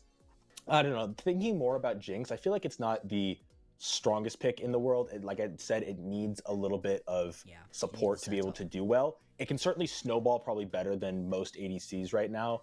But, on the side of Venomcrest, I saw a lot of kind of kills being kind of fed to that Jinx, not really like the Jinx earning the kills themselves. I feel like an ADC that can kind of do more on its own rather than just kind of someone showing up and taking credit for the kills is going to be better. But now we have double solo lanes instead of countering with the jungle, so we get Cassante blind and then Victor blind, so it's just kind of priority picks and strong picks right now just to get stuff off the board, I'd say. Yeah, and we are now going to get the Gwen in the top lane for sure. And I really like this pickup in terms of what it can do into the Cassante, but this is a composition that isn't really providing that front line right now for the Jinx. Right. Jinzhao can. You can use that Crescent Guard very effectively to be able to help out. But the Gwen doesn't give anything really to the Jinx beyond, hey, if I killed your enemies, then they can't hurt you, right? I take up space by being me. Gwen is immune really only helps out the Gwen, and so this Jinx is going to be a little bit vulnerable to anybody who wants to get into the backline. Currently, obviously, the Varus, the Victor, they don't particularly want to do that, but Cassante can get into the backline, and as much as Gwen is a tricky matchup for the Cassante, it shouldn't be one that you end up going down so much in. You will lose the lane a lot more than Cassante is used to. Gwen can deal a lot of damage if you do want to step up constantly and fight, but Cassante will still get tanky later on, can still provide that front line to two very high damage damage champion that you've picked up for yourself in the Varus and the Victor. I think Venomcrest are a little bit more open in terms of their draft right now. Nuclear Vikings, they've indexed very hard into doing a lot of damage between their champions. I would like to see a very tanky support, potentially, or a potentially more tanky mid lane or something like the Galio, perhaps, if you wanted to, because otherwise you're going to be dealing so much damage but have no real front line, and if you fall behind with that kind of composition, it is just so tricky to play, mainly because you can't walk up to objectives. You don't have anybody to face check a bush. Everybody who steps up is under immediate threat, and that can make playing out these later game team fights almost impossible. Really want to wait to see what this fourth pick is going to be from Nuclear Vikings, because it's going to determine the word I use to describe their draft. Okay, I guess that's interesting, but in general, I don't know where they go with this, because like we talked about, you don't really have a ton of frontline. The Xin Zhao pick immediately worried me, because now the fact that you don't have frontline for the Jinx, you're going to have to put that in other lanes. But I was worried that they weren't going to have too much damage. Now they're kind of going the opposite. Now we're going to add more damage to the team. We're going to have more single target selection. And Ahri is a decent pairing with the Xin Zhao, because they're both relatively good in 1v1s and can catch people out well. But now there's almost nothing on that Jinx. And it makes this J4 pick here really easy for them, because now what's going to really stop them from getting on the Jinx? Think about supports that are left. You could get something like Lulu that keeps her alive a little bit. But a lot of the tankier supports, a lot of that front line is banned out. Are they gonna do it? If there's Carrier's any way been playing to this. really... Carrier's been playing this. We've seen it as well. There we we have seen go. it. It is going to be the Elise. Oh, okay. I'm and excited. this is what you do into a Jinx that you don't want to allow to do things as a Jinx. Now, I've seen this picked up in a composition that had basically zero other CC, and it looked horrible. That's not this composition. You're not relying on just the Elise Cocoon to be your one piece of hard CC. I'm not even kidding. There were 70 slows and one piece of hard CC. There was an Elise Cocoon. It was a horrible composition. Some people do that. I don't get it. So it went badly, as one would expect. Okay. But this, paired with the Varus, is all about making the Jinx as uncomfortable as possible. You don't get to play out this laning phase basically at all, because you can get jumped so very easily. I like this Tahm Kench lock-in. That is the kind of tankiness, the kind of support that can keep the Jinx alive that we were really looking for. But I don't think it fixes the overall problem I have with the Nuclear Vikings composition, which is that you can save one of your carries here with the Tahm Kench, but the others are incredibly vulnerable. Ahri's obviously got a little bit of mobility, Gwen's got the immunity, but this whole composition is so very reliant, once again, on being ahead.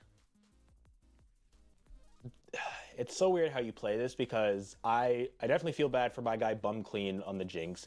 He could have a very difficult time in this game. I certainly think it's going to be dependent on how they play the early lanes, because if Jarvan puts so much focus on the Jinx in the bot lane, I actually think the best solution would probably be put some pressure on this top lane. You're going to want this Gwen to do as much damage as possible, even get the Ahri going up. If you know that the Jinx is going to be surrounded the whole time and she's just going to be thrown aside, try to get some more pressure in the top lane, get some kills onto this Gwen, get her a little bit more fed so these team fights are more doable. Then you also open up the space more topside, put the Jinx up there, get her to farm more. Because if she can at least get some farm and run around and get one kill on her own, then it's obviously going to be much easier to deal with not having as much frontline.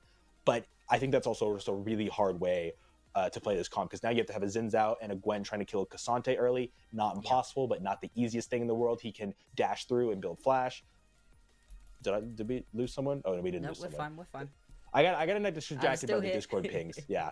I was like, no, we lost someone again? How many people? I'm going to have to do this alone. We're slowly dropping like flies. Exactly. I mean, the simplicity of the Venom Crest draft is all there, and then they have the additional of the Elise support, which we're seeing more in LCK. Carry is starting to break it out more. We're seeing it here now as well in Four Nations. The Cocoon is not the only piece of CS, like you said, but I think it's certainly going to be more helpful getting on top of this Jinx. I really, really like the draft of Venom Crest, and I think they're going to be very heavily favored in there, and I think they have to do a lot wrong to not win this. Yeah, I mean, I agree. I like what Venom Crest have got for themselves. We'll see, though, if Nuclear Vikings can put themselves up a fight. We're going to hop to a quick break. We'll have that game for you, though, just on the other side of it.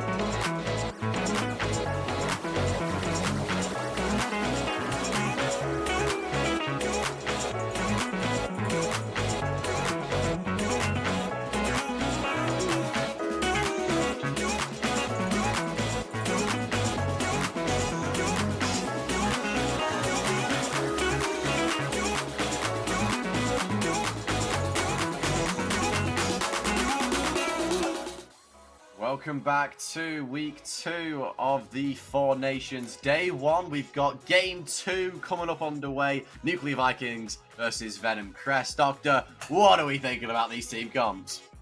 We're gaming.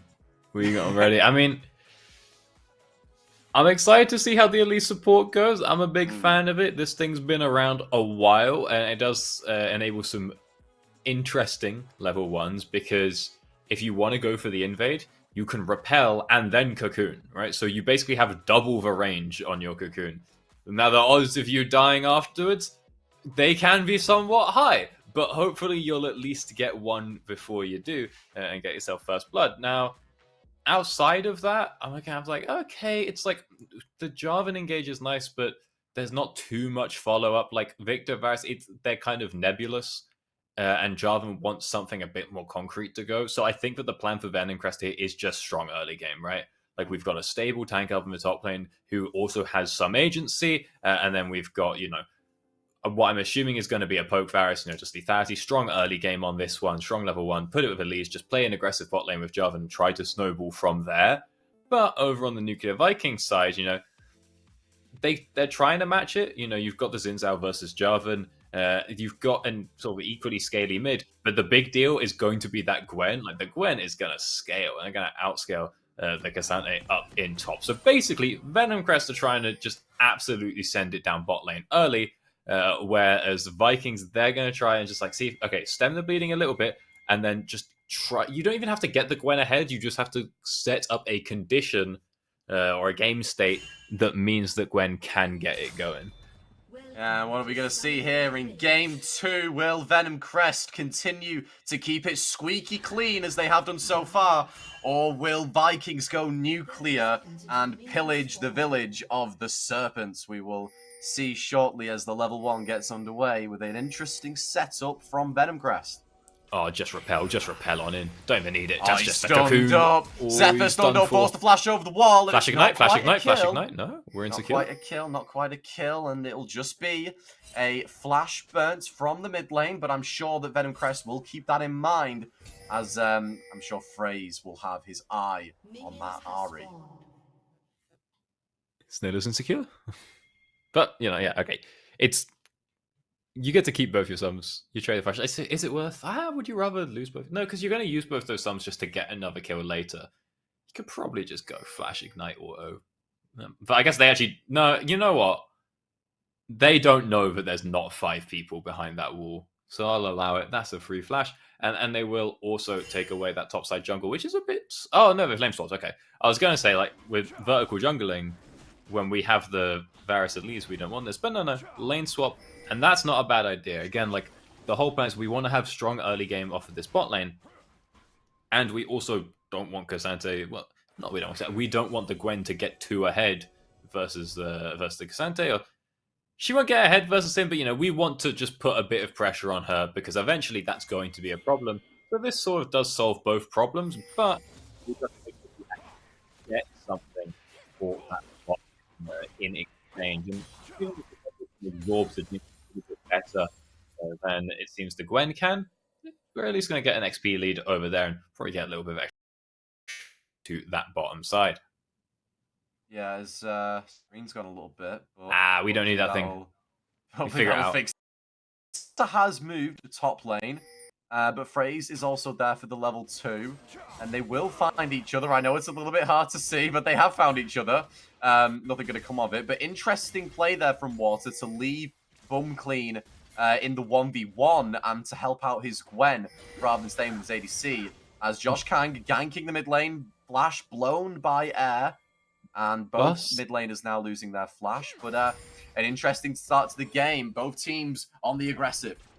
I mean, since I get spotted out here, I think there's a world of I think he's got something versus that Jinx down bot, so we'll keep an eye on that. Bust now knows that this is just for sure a 1v1. There is a pretty big wave coming on in, or what I believe to be a reasonably sized wave, so maybe that'll deter it, but I'm pretty sure level 3 Cassante can just run down a Jinx.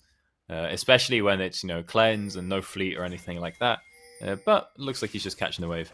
And everyone's going to back off. So nothing too crazy has actually happened off the back of the sea. It's a bit of a CS lead, sure, for proving a point, but Like, you want to be getting kills in this lane. Maybe they're just waiting for first buys. Maybe they're waiting for a pickaxe to come on through and, you know, some Sork shoes, stuff like this, before they really start to go crazy with it.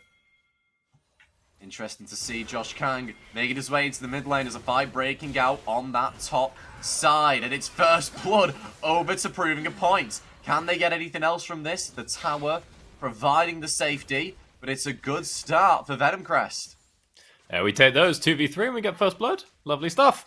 We managed to draw a bit of jungle pressure. Get first blood over onto that there. Varus, we're going to crash the wave on in here as well. Are they going to look for a play? Oh, they're going to look for a dive. Ooh, but the cocoon doesn't quite connect. That won't be dodged on out. And so instead, yeah, we do just go for the play as... Actually, smart move from the Elise. Just stay in spider form and you can have the spiders, you know, actually just put a fair bit of turret damage out on your behalf. This Jarvan, a little bit spotted out here. Ooh, does flash, but didn't actually need to. Xin Zhao was not following that. Yeah. Well, he didn't know that Xin Zhao wasn't following it, right? He assumes he's just going to get double knocked up immediately. Ends up going on out. I think Buster's got a good thing going on here. We did just see him miss that Q3, but at the same time, Jinx has not managed to get the cannon. So, you know, all's well that ends well as Buster. Again, like, you just hit a couple of Qs here. I think you're chilling. I'm very scared for this Jinx. Now, can't say I've ever played the matchup. Ooh, top lane Water looking to get that Elise support. Sniller going very Dodge it. low. Oh, don't run the in the tower, choke. but it's not quite enough. And Elise with the thumbs up. Sniller able to get out of that one. I think what's really interesting, though, about the way this game state is that Venom Crest, they've only got a 1 kill, but they're already 1,000 gold up, and that's because of the CS gaps. I mean, there's a large CS gap mid lane that's starting to happen. Only 7, but that's quite a bit for 5 minutes in. And Bunklean as well, not farming great versus the Cassante in that 1v1 matchup, which is interesting to see as Josh Kang starting up this Drake. But Sniller and Phrase are on the bot side. Be careful here. Bring a point. Will they want to respond? Because they're not doing this very fast. Here comes Water, and this may be a fight. Ping's going down. They don't want to give this Drake, the Chompers, to zone, but Phrase can find another angle, proving a point, and they're being pincered in. Bunklean forced to burn the flash, but it's Josh Kang forced to fall on the Cocoon, and a Drake that originally was looking good for Vikings is now been hijacked by the Serpents. I don't think it was looking that good. I mean, we've timed this one just a little bit too late with proving a point coming on through to catch that bot wave, and no real control of the bot side jungler or the river. We're just doing it to do it. And yeah, Venom Crest, they're just going to go ahead and walk on in, pick themselves up not only with Drake, but the kill as well. So making some heavy progress on those feats, double dipping there as they manage to pick up another kill. And double epic dipping. monster stack. So Is it you're double dipping your feet? they're getting both. They get double dipping on the feats, aren't they? Because they get a stack on kills and a stack on epic monsters. I don't know why, but I just imagine double dipping your physical feet into something. They get their grippers in the pool. Yeah. And now they're coming on over the grubs as well. It's actually a triple dip. Nah, this one's not the same. They went out and then they came back later. I see. If you get a kill now, it's a double dip for sure. It's a double dip, yeah. Well, hey, Venom Crest, hey, listen, they were trying. They've got the reputation of being the highest ranked team on paper, and they're proving their points so far in this early game, picking up 2 kills, both early neutral objectives. It's already, even though we're only 7 minutes in, looking like Vikings have got a long way to claw themselves back into this one. They're gonna have to start being a little bit more clinical. They have to figure something out. I mean, the main plan again is it's Gwen, right? This is sort of okay. Early game going bad was slightly expected. We wanted to counteract it a little bit. However, we didn't want it to go this bad. You know, we didn't want a 20 CS lead in the first 7 minutes between our bot lane, courtesy of their lane swap. We didn't want to be losing plates, losing Drakes, and the kill going over from Josh Kang as well. That's pretty bad. Like, you don't want to gank and die. All they really care about is Gwen. Like, look, if we can just make it to like 25-minute mark, we get 2 items, 3 items on Engaging Gwen. on air, Jinxel goes down, but it's not quite enough damage. Oh, hang on. Zephyr ulting back over. Is he trying to look for something? Air forced to flash. Vikings, they're looking for something, but can they pick it up? Zephyr flashing on air. Can he pick it up? He can. And that's Vikings picking up 2 kills. And showing the Venom Crest Serpents, hey, you may be the favourites coming into this one, but we've also got some fight of our own. Very nice. Come through good recognition from Zephyr. That actually is like, hang on. Ceiling's alone. I can just go on through for this one. Can flash on forward. I know the boys are putting some pressure on the other side of the fight. And then also, yeah, good recognition that's like, hey, Sniller still doesn't have that flash for another minute or so. And so we can commit over on that side as well. And now we bring the kills up to 2 apiece. And that's pretty good. Now we're facing both teams needing just one more to get that there stack. Now, off the back of those kills, does mean that Venom Crest are the ones who are coming back into lane with items. You know, NUC haven't fully reset quite just yet.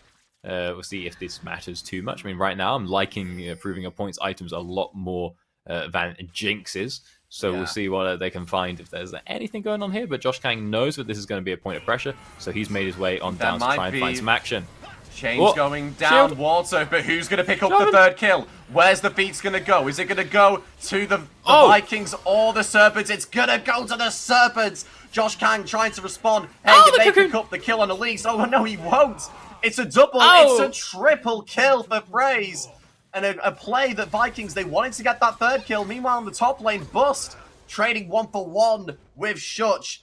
And it's all carnage in this game. But the big talking point is that triple kill for the Jarvan, who's sitting on 4 kills. Oh, clean. Sniping. And, well, I mean, an incredible phase of events. So we had a 1-for-1 trade in the top lane. A fight in the bot lane that looks originally pretty good for Vikings, but Water tanked so much damage from the Varus Chains of Corruption, and now the feats have gone over to Venom Crest. They've already got, remember, those 2 neutral objectives, and they've definitely the team that's came out better in a 2.5k gold lead, Doctor.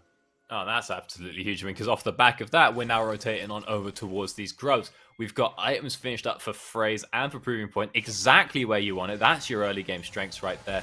You know, we've finished the Youmu's, and we're now getting the tier stacking as well for Proving the Point. Youmu's and the free boots coming in as well means that everyone's zooming around. He's chilling. He's not chilling. Been caught by a 3-man gank. Vikings responding. They've got something in them. Cocoon following Shutch, but does Sniller have the damage? It is a support, but not quite enough to get the kill. A good pick there from Vikings, but they're still finding themselves about 2k down. They really, really need to get either that first tower. I mean, that first tower is going to be massive, but they haven't really got any push in any of the lanes. All 3 towers on Venom Crest's side are really, really healthy. In contrast, as you can see right now, this top tower is taking such a beat, and if they get that, they get the feats. Yeah, but they're going to get that, and they're going to get the Void Grubs as well. So the Ocean Drake is going to go over. That's just going to be handed. You say, yeah, fine, sure, whatever. You know, we get so much money for that play up on top. Did that steal one? No, it did not. Maybe it got the that third one there. No steal coming on out from a Jinx rocket there. But there's a lot of gold going on to Varus. I mean, I wonder if he's even sitting, like, looking pretty close to that moment. Surely he's not finishing that one up quite just yet. But, like, he's going to make some good progress on it. It's, okay, no, yeah, we go for the boots too instead. And that is a dangerous Varus right there, because that's Youmu's and the Swifties with the extra 5 move speed. So you have so much just rotational power, right? Just to move around, take turrets. It's actually not too important now because they've already done it. Like, they already rotated top, got the turret, got the grubs. But now they have so much power to continue to do that, and also just not only around getting around fights, but if you've got the hands for it, you know, in the fights as well, just dodging out tongues, zaps, arrow charms. Like, you've got yourself a lot of movement capability on a very long range ADC. So you're feeling pretty confident if you're proving a point right now. Likewise, Fraze as well is also, I think, sitting on a fair amount of gold and is going to hit 2 items, you know, around about parts where, you know, you expect some people just to be finishing up their first plus boots. Yeah, definitely. As the game kind of calmed down a bit after that sequence of pure carnage. So many kills coming through, but only because there's nothing else to do. There's nothing else to do. All the objectives are down for now. They're on cooldown. But you'd say if you were a Venom Crest fan, you're feeling slightly more comfortable than the Vikings because of the feats of strength, but also you can see that gold lead's still there. It's kind of getting bigger as well. It's now about 3k. But there's something for the Vikings. I mean, they've gotten a few picks on air. As we see, Sniller and Fraze, are they looking for this dive on the tier 1? Yes. Obviously, Vikings are aware of it, but that that Kench, as we can see, is not very tanky at all. Look at the damage from proving a point. Fraze finishing off the kill. It's a flash over the wall from Bum Clean. Oof. But another kill picked up for the Serpents. That Kench gets completely exploded from the stacks of blights from that Varus, and Fraze able to finish off the kill. Yeah, we'll keep an eye up on top lane here. You see that Shulk is getting pretty low here. Bus can find a knock-up. You're going to combo that with an ult. That is just going to be a free kill. Meanwhile, kills picked up on bot means that that turret is going to go down as well. And you can see plate being picked up on mid as well. So a huge amount of gold going on over. As maybe a kill onto Josh Kang as well. Don't really see how he gets out of this one. Caught here. Phrase following with the flash. Josh Kang eaten by water. Is that going to be enough? I think it might be. And a pick, maybe, but not quite, as they want to re-engage, but I'm not really sure about that, because you're going into 4 members of the Serpents.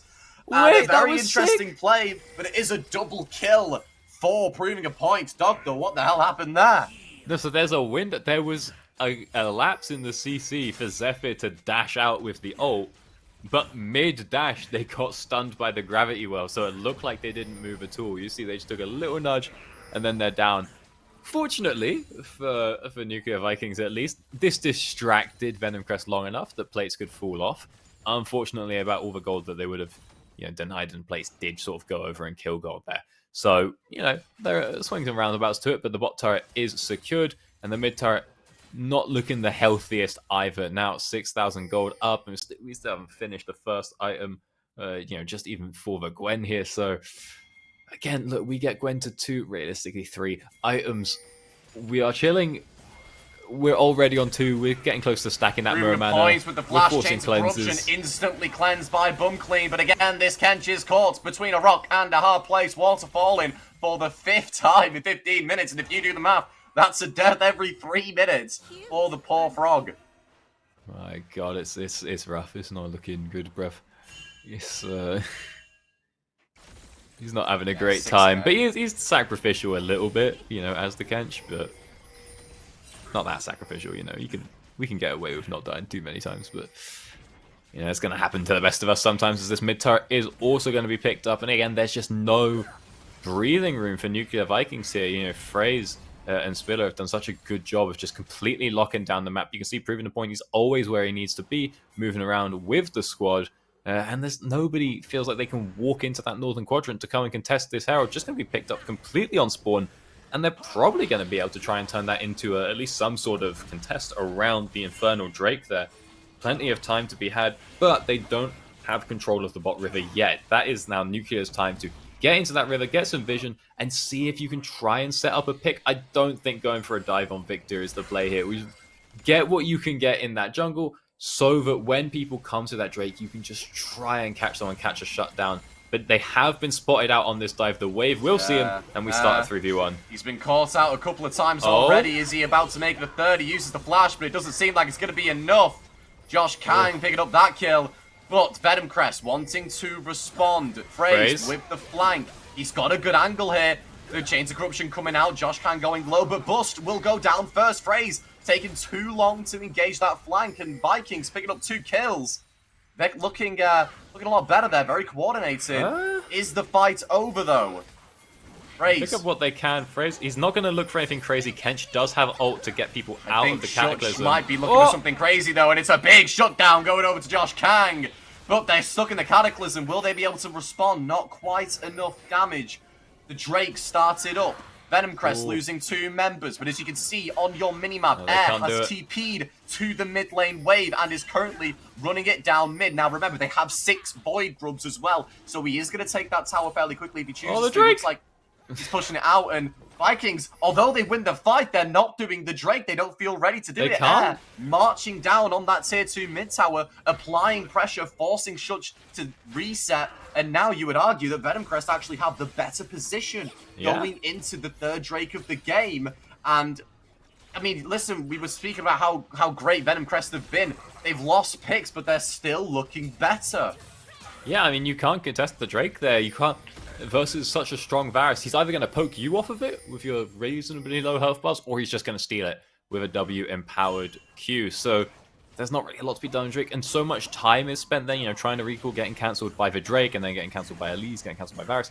That a lot of damage was done onto that mid lane turret by Air. Fortunately, his build is not like he's got a Lich Bane or anything like that, so even with the 6 grubs, relatively low attack speed, we're not getting too much found out there, but it is a good amount of damage nonetheless, and there's just something to be careful of. But Yeah, that does suck when you get the fight win and you can't turn it into an objective. At the very least, they did get the shutdown on Phrase, though, and I'm not exactly sure who picked up that gold, but it is still a pretty hefty amount of gold, caused by Phrase just being a little bit overconfident, trying, he's not the tankiest when he's not actually committed into a fight, and he's not getting his Eclipse Shield, and at this stage as well, his Divine Sunderer, or his Sunder Sky. So, he is at risk of being a little bit picked off there. There's a world he gets the big engage with Bust, but he was waiting for Bust to not be CC'd, and it was, the slow into the charm, into the traps from Jinx. There was just never quite the window he wanted. His proving point does have to be careful here. It's not like he's got cleanse or anything, so if Zephyr goes for a charm flash or ults on in, he could be in some danger here. So a lot of damage comes on through. Yeah, proving a point, taking a lot of damage there, but it's not quite enough. A lot spent on doing that, though, as some mild squabbles in the mid lane, not quite a kill. I mean, I think that Vikings, they just want to get a tower. They haven't gotten a single tower yet. Raze trying to put off Zephyr from taking this tower. Bus now going in with the Unstoppable. He is so tanky, though. Sniller with a Cocoon.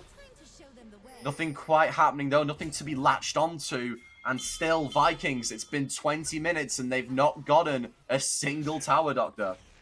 Yeah, they're not going to get one for a while, I'll be honest with you there. Just don't have enough control of the map. That's the point of the Gwen. Like, Gwen should not be mid at this point. Like you say, like, boys, figure something out, I'm gone. I'm gonna do my own thing. Just go get some XP in the side lane, go get some gold. You're the only chance that the team has, and in this sort of like big stacked up fight, you're just not really bringing anything, especially when your team is so behind. Down, Water going very low, just about surviving. Big fight in the chokehold, but will any kills come from it? Doesn't look like it. Looks like Venom Crest aren't really interested in this one. But interesting to see Water just surviving there, Doctor. But we're just playing to not die at this point. But there's nothing to fight over. There's nothing up. It's the Blues. Okay, the Blue has spawned, but like we don't need to be going in there using cooldowns. Why do we still have 5 people, but no one's been top for half an hour? Oh, Cocoon landing onto Zephyr. It's a clean pick. The power of elite supports showing in full force. As soon as you rush that Storm Surge, they just blow up. And now Venom Crest, they want more. They're running down Water. Don't think he's going to get out of this one, and he's not proving a point. He's picking up that kill as the Herald is dropped down mid lane by Phrase. And yeah, great pick there from the elite support from Sniller. Why are we here? There's nothing going on. We don't need to be face checking that one. Sniller gets in the Herald. He's going to try and drift it out. They're going to sneak away. Oh, the drive by the... Oh, no, they missed. Oh, no, he missed. I mean, the plan was just to get out with that thing. If you hit the turret, it's pretty good. But, we still managed to get to safety. And Atakan will be picked up. I believe this is the GA one. Yes, it is. Not quite as many kills going on over this time round. So, yeah, we'll get that extra revive coming on through. But once again, same as... Well, not quite the same as last game, actually, because before, I was talking about how Baron wasn't up, neither was the Drake. This time around, the Drake will be available, so that is something you can force into, right? Ooh, Chains of Corruption landing, instant cleanse coming out from Bum Clean. Very useful summoner spell if you are into a comp like this. I mean, it's so good versus Lee and Varus. Like, you kind of want that thing up. Yeah, you need that up. You don't really want to be... Water caught out again, blow it up from the Storm Surge. It's Air who's going to pick that kill up. 7 deaths now for the Frog as Venom Crest looking towards this bot tier 2 tower with the 6 Void Grubs as well. Ooh. Look at the damage from that poke. Varus taking so much. Remember, they've got the Guardian Angel, so if they do want to dive this, they will only be withdrawn for the measly sum of 200 gold and not a kill contribution. As Phrase, with the flank, getting the Jinx in the Cataclysm, she's not going to use that flash. There's no point. Picking up 2 kills under that dive. Josh Kang also falling. And Venom Crest extending their lead as they go to a 10k gold lead. Aye, days, and got to be a bit careful sealing here. It may end up going down, but yeah, what are you going to do? Just teleport back on out. It is important to note, like, I mean, that's actually a fine time to die. Things like, just because you can die with a GA doesn't mean you want to. You want to do it so that someone blows a big cooldown to kill you, and then you just run straight to the Drake, and they have to reset, they have to get health, they have to get that cooldown back, something like this, right? So, things like, Zephyr using the Ahri ult to get that kill, pretty important, as we see Rust does not have the ult, so Won't be able to find anything out here. Doesn't Top lane 1v1, Is he gonna but go who's down? going to get the solo? Bolo! Well, one of them's Oh, withdrawn. it's a horror. And it's a trade, so you'd argue that's not really that worth. I don't know if Shuch maybe didn't notice that he was on a withdraw. No, it doesn't matter. Like, it's... You have to try, because you get gold either way. Yeah. But, like, this doesn't matter, because Bust is not going to do anything important in the next 30 seconds, right? Like, if that fight had been on the bottom side of the map, or if it had been 30 seconds earlier, Bust is respawning and running to the Drake. But right now, if you're the Gwen, you're just like, okay, well, he withdrew, but like, oh, he's running bot. There's no turrets there. Like, it doesn't matter, So it's important to just keep track of what the possibilities are when someone has that quick reset off of the withdrawal. And so in this case, like, yeah, if Baron's up and an option, you don't want to risk that fight. But in a time where you've got like a minute for it to spawn, you say, if I kill him, I kill him. If I don't, now I know I don't kill him, like. And it was close. It could have gone either way, so you're kind of okay with it if you are the Gwen there. But again, you really do just want to finish that second item, maybe even a third as well. Vikings wanted to pick this red buff up, but Bumclean is going to pay the price as he oversteps What's the against plan here, Conclune, Water? but Sniller What are we falls. cooking? Water is cooking something, but it seems to be pretty birds. Josh Kang up in the top lane, but Zephyr coming out to help him, but Fraze is able to respond. Ooh. Can he pick up the kill onto Zephyr? I'm not sure if he can, doesn't quite have the damage. Zephyr helping out his teammate, but Fraze was able to respond, and that's the important part. Burning Flash, sidestepping the EQ combo, but Stutch might not be as lucky. Goes immune, does have the tier 3 tower to defend. That Varus arrow, if that had hit, but unfortunately she was still in the immune. So, I mean, it's something for Vikings. I think when you're over 10k gold down, I think getting any kill on the board in some sort of trade, if you're not getting aced, is at least something, Doctor. Yeah, you always want to try something. You want to see what you can get, but it's looking a bit tricky. Can't lie. It is looking tricky, I also don't know why. I mean, wow, look at that. Okay, it's fine. Look at how high. Ooh. 4k between the ADCs. Ooh. Yeah, 4k between the ADCs alone. 4k between the supports. Yeah, well, yeah. I mean, this Elise is pretty much a carry. I mean, Elise has more Money. gold than Jinx and Xin and Gwen as Yeah. well. This Gwen is meant to be the main carry of this team. You said this coming into the game. Gwen has, the second lowest gold amount so far, so it's definitely not really being played for. Sniller, though, is going to fall. It's a pick for Vikings, and they will take that bum clean. That damage from the Varus is so mega. Can he hit the arrow? No, he can't. Movement? And a fight breaking out in the mid lane, but which way is he going to go? Proving a point. Forced to flash. He's not got Help that flash, him. though, and Shudge is going to pick that kill up. They respond. They kill Josh Kang, but here comes Zephyr with the Ari ultimate. Is it going to be enough to get anything? Probably not, but Vikings, they pick 2 kills up. Water going a little bit deep, doesn't. I think Water's gone too deep. Yes, he has. And Venom Crest able to turn it. Is that going to be a catalyst for more bad things for the Vikings? They've not got a front line really to go to now as Ceiling dropping some damage. But yeah, I mean, Vikings getting 2 kills, 2 for 1, pretty solid. It would have been amazing if they could have, translated that into their first tower of the game and getting some sort of bounty. But Water going a little bit too deep there, and Venom Crest able to respond. Yeah, but we do manage to get the shutdown onto Proving a Point at least, who was a little bit separated off from the team. They see he's kiting out right, they're kiting left. And the Gwen got Classic that as tail. well. That Shush is got big. that, which is That huge. is an important one to who got that. Let's see what Shush moves on to next. I'm wondering, there's no Rift Maker or anything like that coming up. I was a bit that surprised new by the item? I'm Bloodletter's not sure Curse. what it's called. Is Yeah, it a new the item? Bloodletter's Curse, the Magic Let's Resist curse Shred that one. Yeah. I'll trust it because there's a lot of Magic Resist on Bust, but I'm also thinking like you do a fair amount of true damage. I feel like you just want some sustain somewhere in the kit, but you also have like a little bit in runes and passive and Q and all that. So I think I think it's fine. But any amount of gold, like that's the guy who needs gold, but like, it's not even, to be honest, because I guess actually now it's almost Zephyr a little bit, because the thing is, the win con for Gwen is splitting, but you can't split in this game state because your team just gets absolutely ruined in the 4v4. Like it's impossible. Like you're just going to get completely ran over. You're down 10k. So now we also need to get gold onto Zephyr, who can look for like a pick in the Wait. 4v4. Vikings got a tower. Let's go. Whoa, we did it. 28 minutes, but they got a tower. It's something. It's a bounty. But here comes Bust on a flank. I think they are aware. Yeah, he's seen on the ward, so they are aware of Bust's positioning. But I mean, hey, Wato. No, he's okay. He's fine. He's chilling. I don't want to commit for that. We got a Drake to get. Oh, wait, Such is Oh, so Gwen. deep. Wait, why is... What happened here? Okay, Such, not sure what you're doing there, pal. It looks good they got a tower, but then they lose their Gwen, and that's looking like the soul is going to be picked up. I don't think Vikings can really fight this without their Gwen. I mean, So, the soul Venom was always Crest gone. It's going to be insane. I mean, this on the Elise, on the Big Victor, arrow, on big the ult, Varus. big jinx. Oh, imagine. No. Yeah, this soul is going to be insane on these long range, you know, explosive carries on Venom Oh, Crest. yeah. They're going to do so much more damage. Pick potential going absolutely crazy with it right now. But it's a bit rough because now we've got no control of that top quadrant again. Zero vision in the northern side there, and they have to run over because they think people are on Drake or something, or on Baron even. They're not. They're just lurking. They're waiting to get the pick first, as they should. Phrase has been spotted out by I'm sure what Blue Plant, or maybe actually that's been a while. I think it's just a visual bug. They walk up a little bit. They got some vision down, but again, it's just nothing you can. If the Baron gets started, there's not really a lot that Nuclear Vikings can do.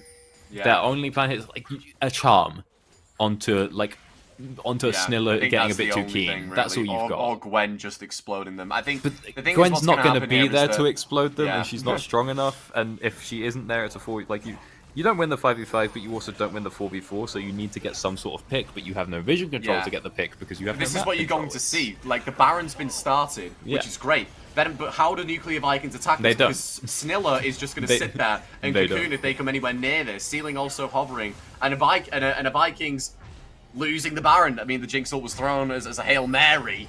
But you can pray as much as you want.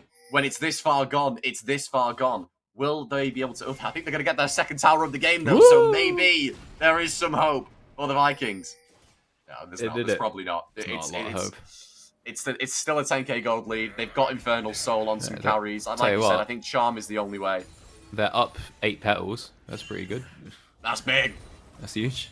That's a dub. That's huge. But yeah, I Something. mean, there's only so times to say it, right? Like the Gwen on split, especially if that's Death Cap finished, is pretty big. But they get a little bit tapped. Yeah, not quite, but they get a little bit tapped in the team fight. You know, it's gonna get catched on. Everyone's 2 ahead. Split is good, but you lose the 4v4. So the aim is to get a pick. So it's actually a 4v3, but that needs more map control and vision control than you have. Sniller is usually going first, the one walking into that jungle. So maybe you hit a charm on them, it's a kill. But everyone else is too tanky. Especially you see like Phrase way too big up here and has the Sterix finish as well. And has the healing and so sustain from big. the other items. Like these charms aren't really going to find a lot. Shots I think does now have the death cap if they're recalling off that one, but they've already lost that I bot think in here. Phrase has definitely stood out in this game. In general, I think he would definitely him or Proving a Point. And Let's see Sniller. it then. I think them three have been very, very, very good in this game versus the Vikings as they slowly siege with that Baron buff. They've got the Elise Cocoon, they've got the Varus poke, and here we go. Massive damage onto water, God. just completely blows up. Well, let's see it.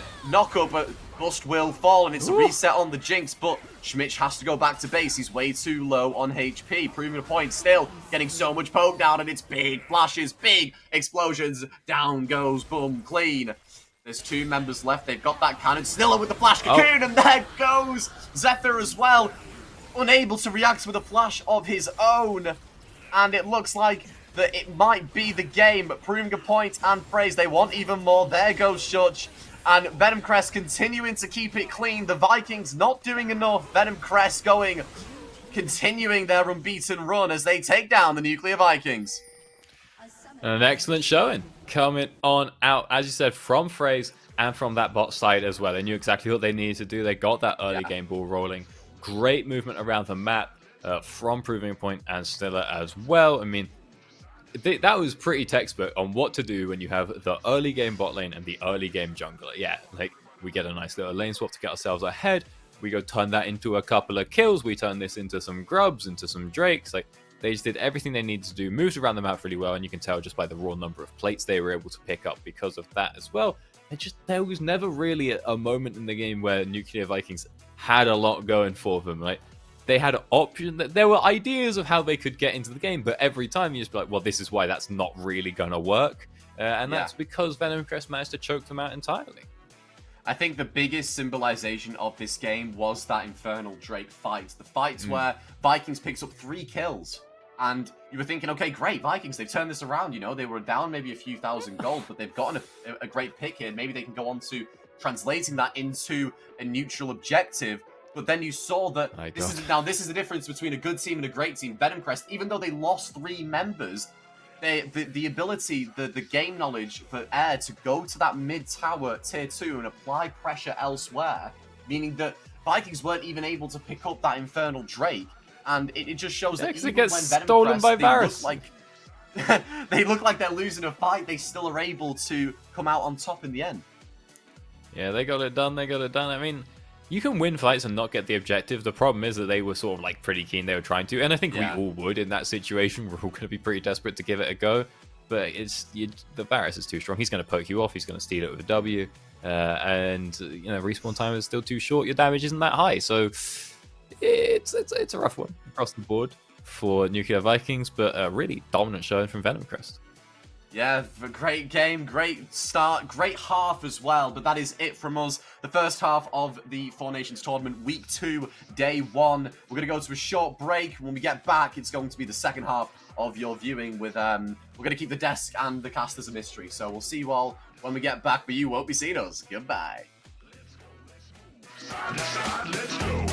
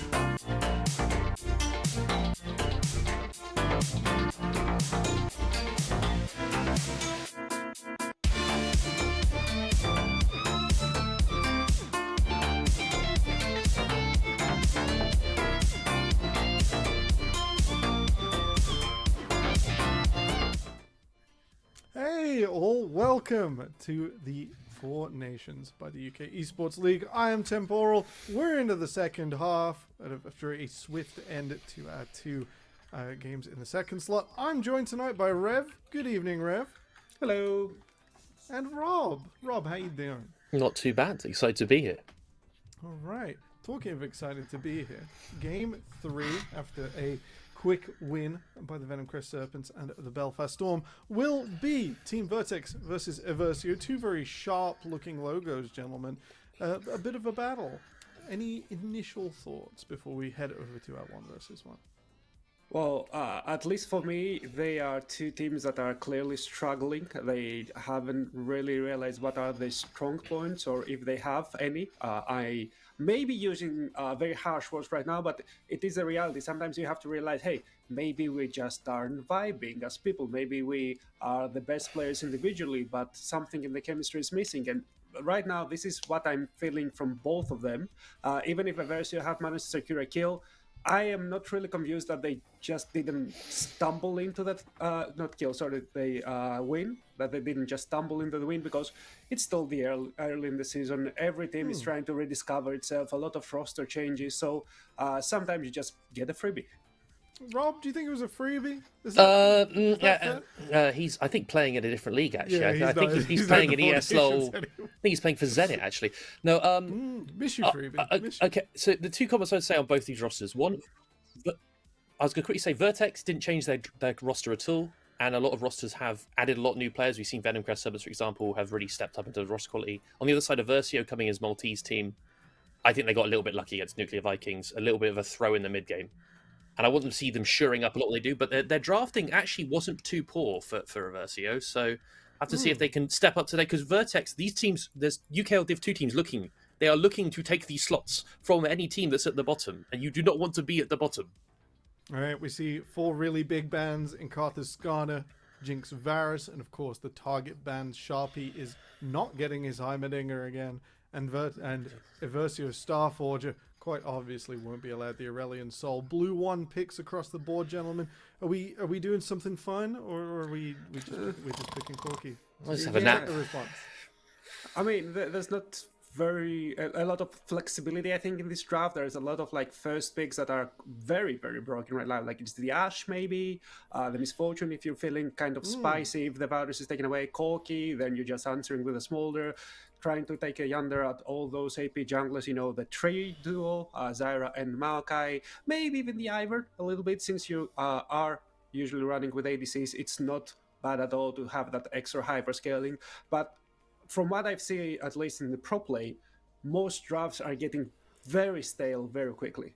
Yeah, maybe a bit of a symptom of Fearless. I think I know me and Rob are definitely aligned on not enjoying the development of it. I think there's a way you can go with it that's a little different. It does put a heavier burden on the team, so we've not really seen that sort of set piece startup and strategy through a series that we sort of speculated and we saw in Europe when it first implemented. The rest of the world not keeping up because it is a lot of work and it sort of makes you a little bit weaker as well. Ash locked in, Rev, so you're completely right. A lot of strong picks left open.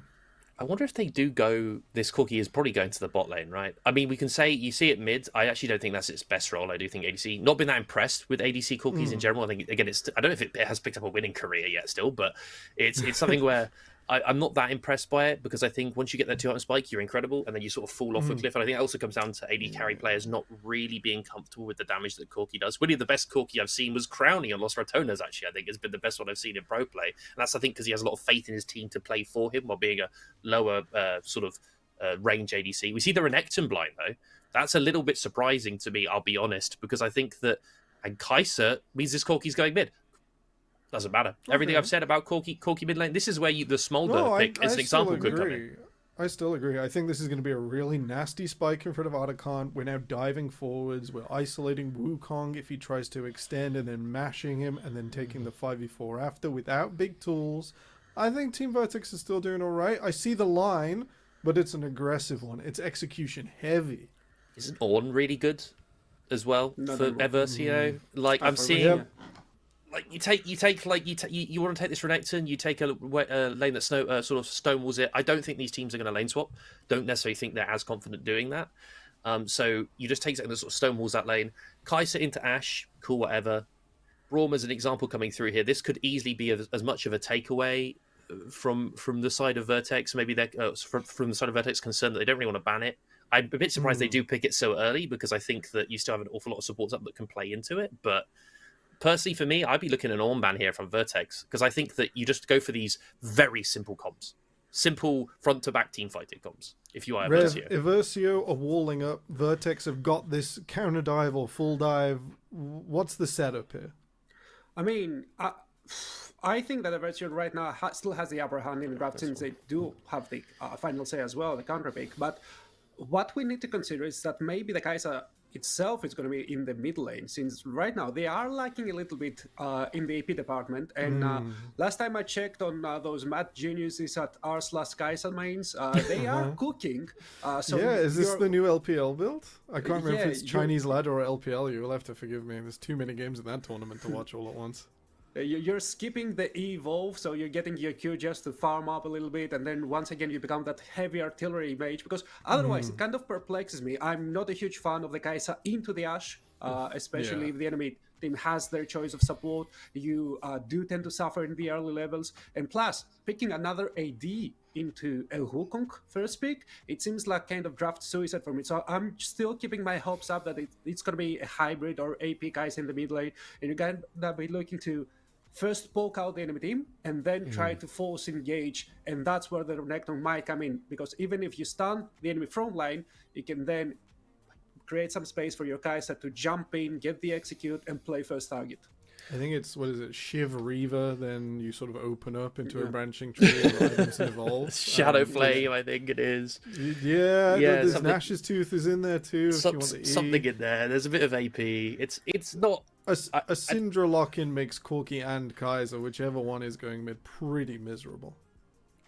This is I think this is a pretty easy draft for Versio to play. I'm not going to lie. And the more I look at it, I also see, for example, like they got rid of the Ornn, great, wonderful, but I don't see how, if they take any major frontline here that can do, like people say, oh, Renekton, he can look for a flash stun, but that's still a very long. Flash is, last time I checked, not a particularly short cooldown. It's not that easy to play into it, as we see a Bard lock in. So we've got either Kai'Sa Bard bot lane or Corki Bard bot lane.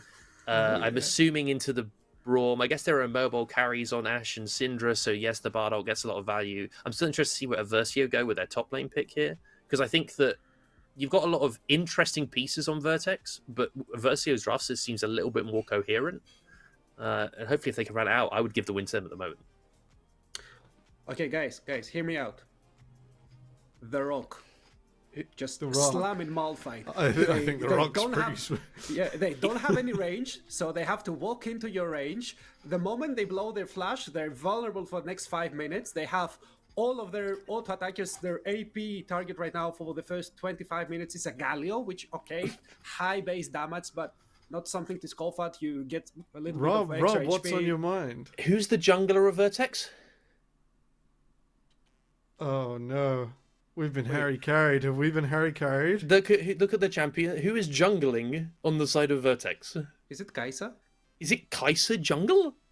Is it a placeholder? It can't be a placeholder that they've done with the Galio. This is not, I'm just sat there like I see Galio. I'm like, Is it We got a Bard? mystery, gentlemen. Igloss will get his Darius in. There will be bloodshed in the top lane, 1v1. I can't even call it the most exciting 1v1 because Renekton does put up a decent fight. You know, it isn't going to be in the Gladiators arena and getting punched down in the middle of Noxus. The Lizard Wizard does fight back pretty well. did The they need to lock jungler. Kindred? The jungler. I need your prediction, not for the game, gentlemen. Who is Team Vertex's jungler? Rev, I get us know. started. I know. It's Corki. I've actually played it. It was Jungle Tank broken apart Corki! from- What? If Justify you- this statement Okay, first of all- immediately. first of What? all, remember when they kind of reverted Corki and they No. made W the most broken spell of all? Yes. You yeah. one-shot Raptors. And then you get one-shot killed by the Raptors enemy with them. team. Yeah, the only thing you need from your team is to actually cover for you for the first clear. After that, your clears are fine. You have a lot of good skirmishing potential. Rev, Every team stop has this only nonsense. one dash. Stop it. is Stop good. it now. They Stop have it. cooked. I can't take it. Rob, is it true? Okay, so funnily enough, there was like a meme about Jungle Tank Corki. That was Okay. a joke that was on, Gen Z site app TikTok, I believe. No, Kai'Sa or Corki could be possible. I've done Jungle Kaiser. I'm not proud of it. I don't- and it was many years ago. I just maybe they meant to pick Kindred instead of Kaiser. Who knows? Maybe they clicked the wrong character. They typed K and they thought Kaiser Gallia is really good. I mean, I'm sorry about that, but it's a very bizarre choice, isn't it? Let's just call that one out. Sometimes you see these interesting off-meta jungle picks, and you sit there and think, like we saw last split a jungle Lulu, which I believe me and Temporal were both there for. Yeah, And- yeah, we did that game. and, like, that was alright. We could it was- see the plan. We could see it, and it was It like. didn't execute, but it we didn't- could see didn't it coming work. together. But it was okay. Like in terms of the theory, you can see. However, here I'm let's say struggling. that it's an 8-tier jungler, so you know. All right, Nick. This is glad you got your visa back into Korea, and if you are illuminating us with your wisdom tonight, I am ready to be educated. We are just running down this spectator delay. I'm going to wait on production. Maybe we could have a sneaky look at the 1v1 that got a side select, but we did have to dash into a thrilling draft there. And gentlemen, in this matchup, the Star Forger versus Harry Carey himself on the Howling Abyss. Yeah, I do love the Tryndamere, but I'm never a fan of those in a 1v1 scenario because it's kind of Yeah, the they were most very unfair. successful. Very, very successful so far in our 1v1 series. They're Yeah, but they're pretty broken. Tryndamere, Warwick is another one that is interesting. Bard is odd to me. Bard ban. Sorry, I have to see whether they get it or not. But Bard ban is odd. I know we saw Soren J play it. I don't actually think Bard is that good. no, it it's gets buffs on broken. Aram. I think yeah, it's the feast or famine, right? I think if you get the meeps in, it is unstoppable. But you also have to do that and push the wave, and most other good 1v1 champions don't sort of stun themselves there. Interestingly, that would inform us who Team Vertex's jungler might be if that was a Bard ban against their jungle. And I did jungle Bard on release because that's who I was at the time, and it was an elo potion. It was absolutely nuts. So, with that in mind, Harry carries. Okay, I do enjoy the mark together with the barrier. It's a little bit weird, not gonna lie. Yeah. The combo I'm most used to. Do you really need the mark as a barrier? You do have so many ways of jumping in. One more, I don't think is what you're missing. I'm surprised you don't go exhaust. Just barrier exhaust is pretty standard in especially you see that obviously it's not GC Ignites, but exhaust is so broken in a 1v1 that it's odd not to see it get picked up. And this is crazy. Forger just walked all the way in, and Harry carried not even like kite distance of 0 there.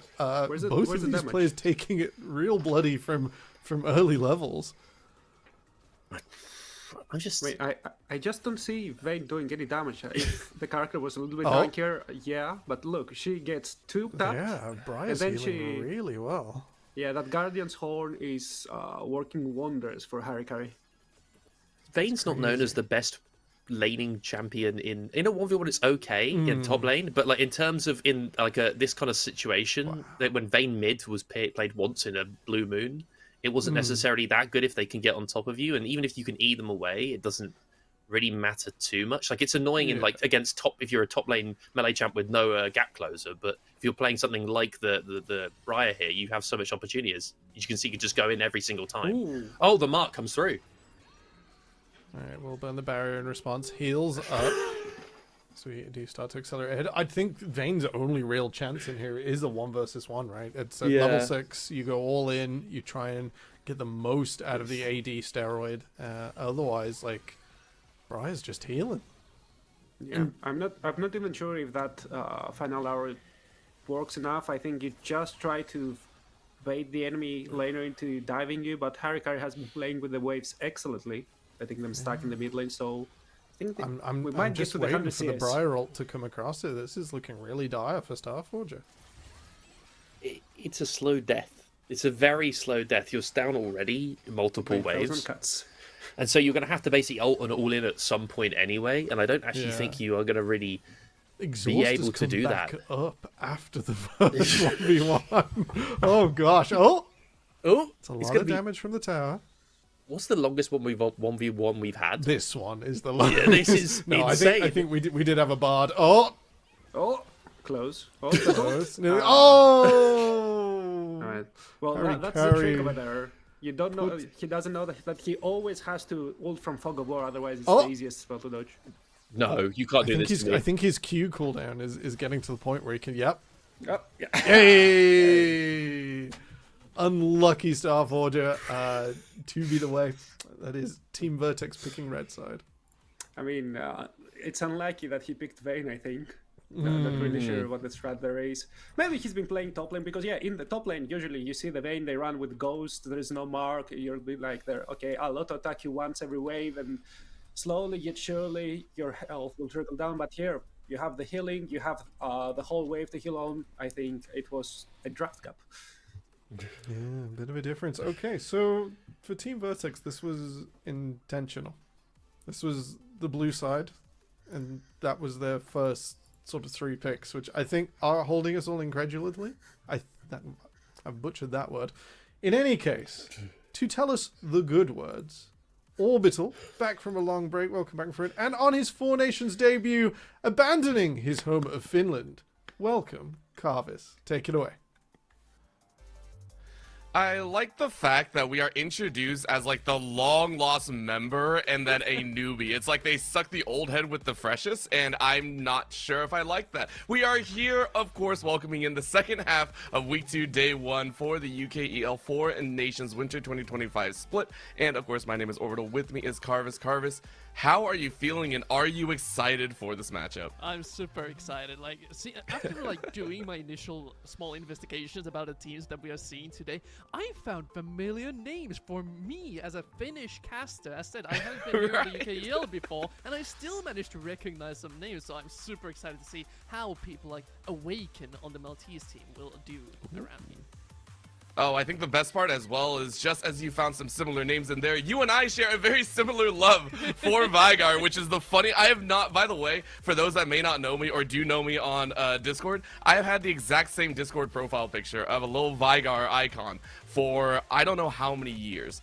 This is the first time I think I've run into anyone that also has a Vygar picture. So Carvis and I were meant to be here on the desk. It's going to be a great time. However, the picks could not be more obtuse and unique and wild. We gotta start with the seemingly 0 jungle picks on the blue side. I mean, technically, we've seen many of these junglers in solo queue. I've seen the Corki jungle before. It did not work well. I've also seen Kaisa end up in the jungle once or twice before. It is not good either. So there's a lot of volatility in that role when it comes to Vertex's draft, and I think this is a thing that they've done before here in this season of UK. They are currently 0 and 2, and they have been cooking. They, I believe, drafted Nunu once before, and they also went with a Heimerdinger, so there's a ton of like interesting picks that this team likes to play, and they are going to keep the same plan going against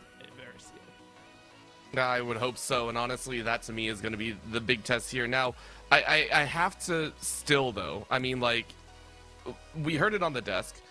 It's still week 2. It's not that far into it, but do you really want to be limit testing at this point? We have to call it what it is. It's limit testing. It's like an NA style of we have nothing to lose, I guess. This is like us at the end of Worlds just going, yeah, we can try something, but it's like, is this the appropriate time to be trying something of this caliber?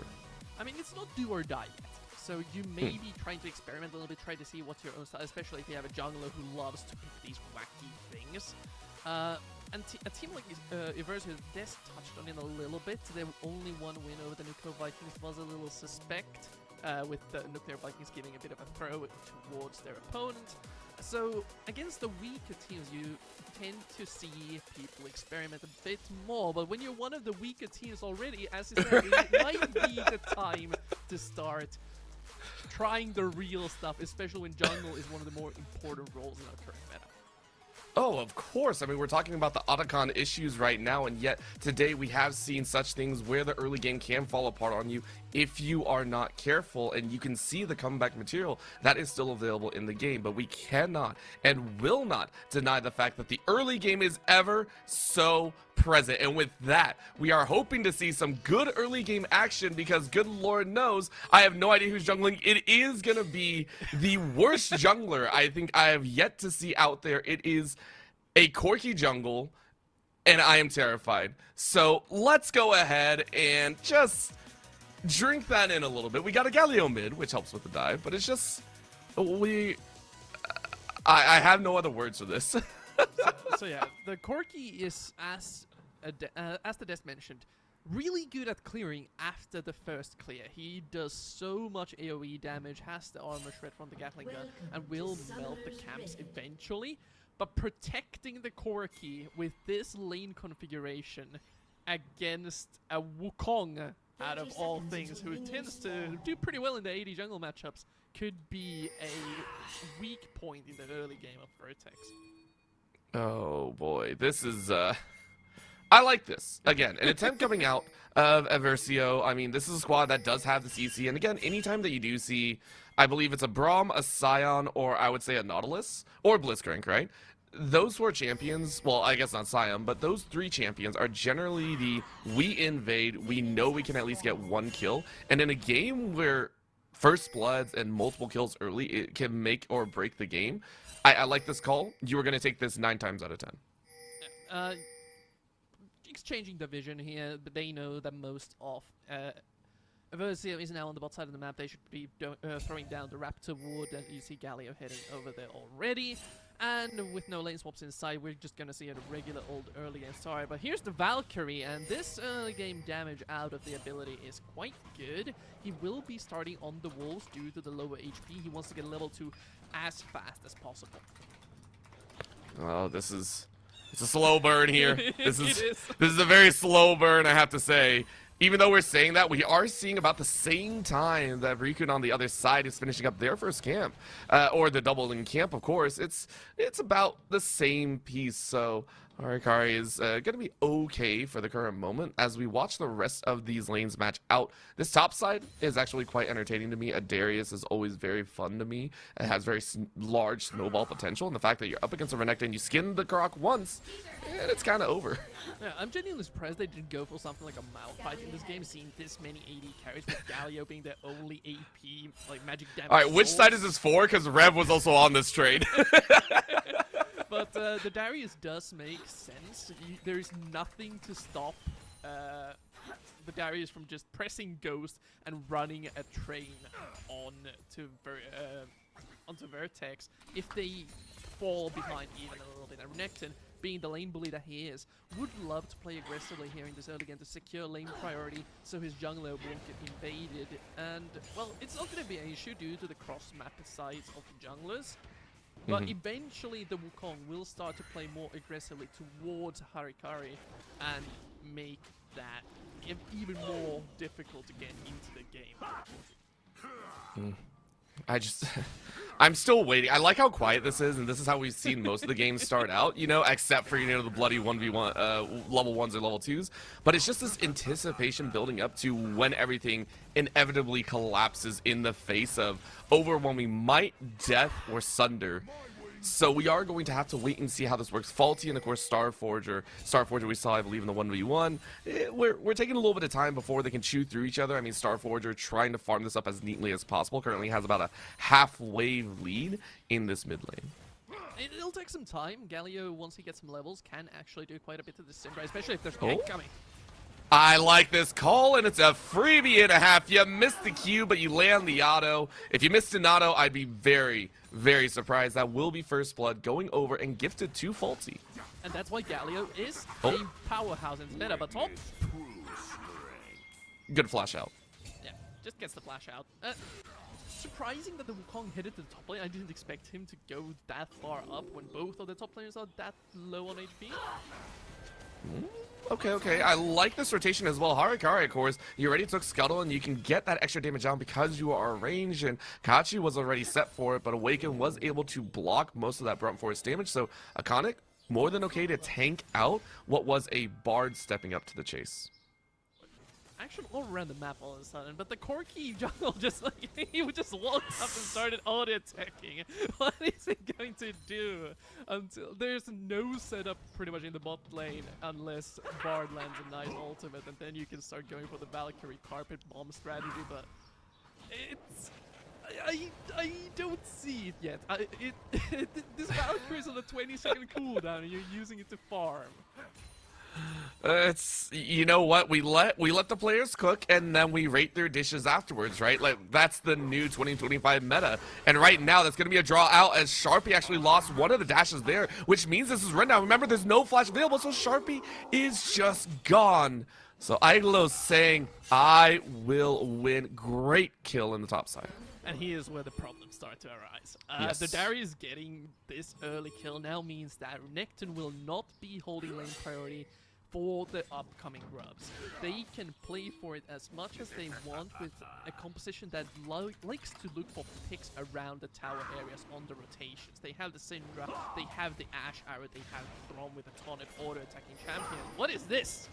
Oh, Regan actually hit the wall, and thankfully Awaken was there to help out, but Harikari is like, yeah, that happened quite easily, but the dragon is still pulled out and away, but it is being reset. Mid lane, we're seeing Starforger get adjusted a little bit, so this is going to be a 3v1 dragon attempt here. Harikari might be able to get in and get that smite. It's going quite low. No smite steal to come through. Hakachi and the rest of the team are here, so Vertex are going to roll right on in. Justice from the skies will not be enough, but it draws away the battle. So right now, Aversio saying we got what we wanted for the time being. Yeah, great flank from Vertex trying to collapse onto the Dragon Pit area, but they managed to get the Dragon fast enough. They get out, expending only two flashes out of the main damage dealers that were around. Starforger.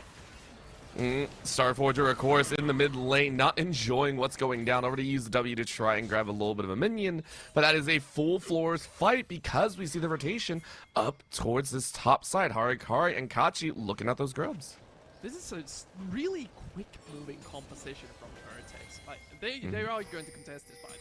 Their Syndra is rotating over. Brickon is also above the grubs, so we could see a fight. I would hope so. I mean, Iglos really wanting a few more kills. Remember, these could be the inevitable kills to come through for that ticket into 1/3 of those bounties. And they're going to chase this. Could be a taunt, though, into the Wukong. So Wukong is gone. Iglos now next on the chopping block as Sharpie sharpening their blade. But the execution comes through as Iglos is able to take one back. But it's still 3 total to the side of Vertex. So they will be happily walking away. Some limping more than others. But it was a 2-for-1. So Vertex quite happy about that. Vertex very happy they also get most of the Void Grubs on this first batch of them. Brickle maybe miscoordinated with his team a little bit, getting right in face first into fall without his ultimate. The Wukong doesn't survive for long.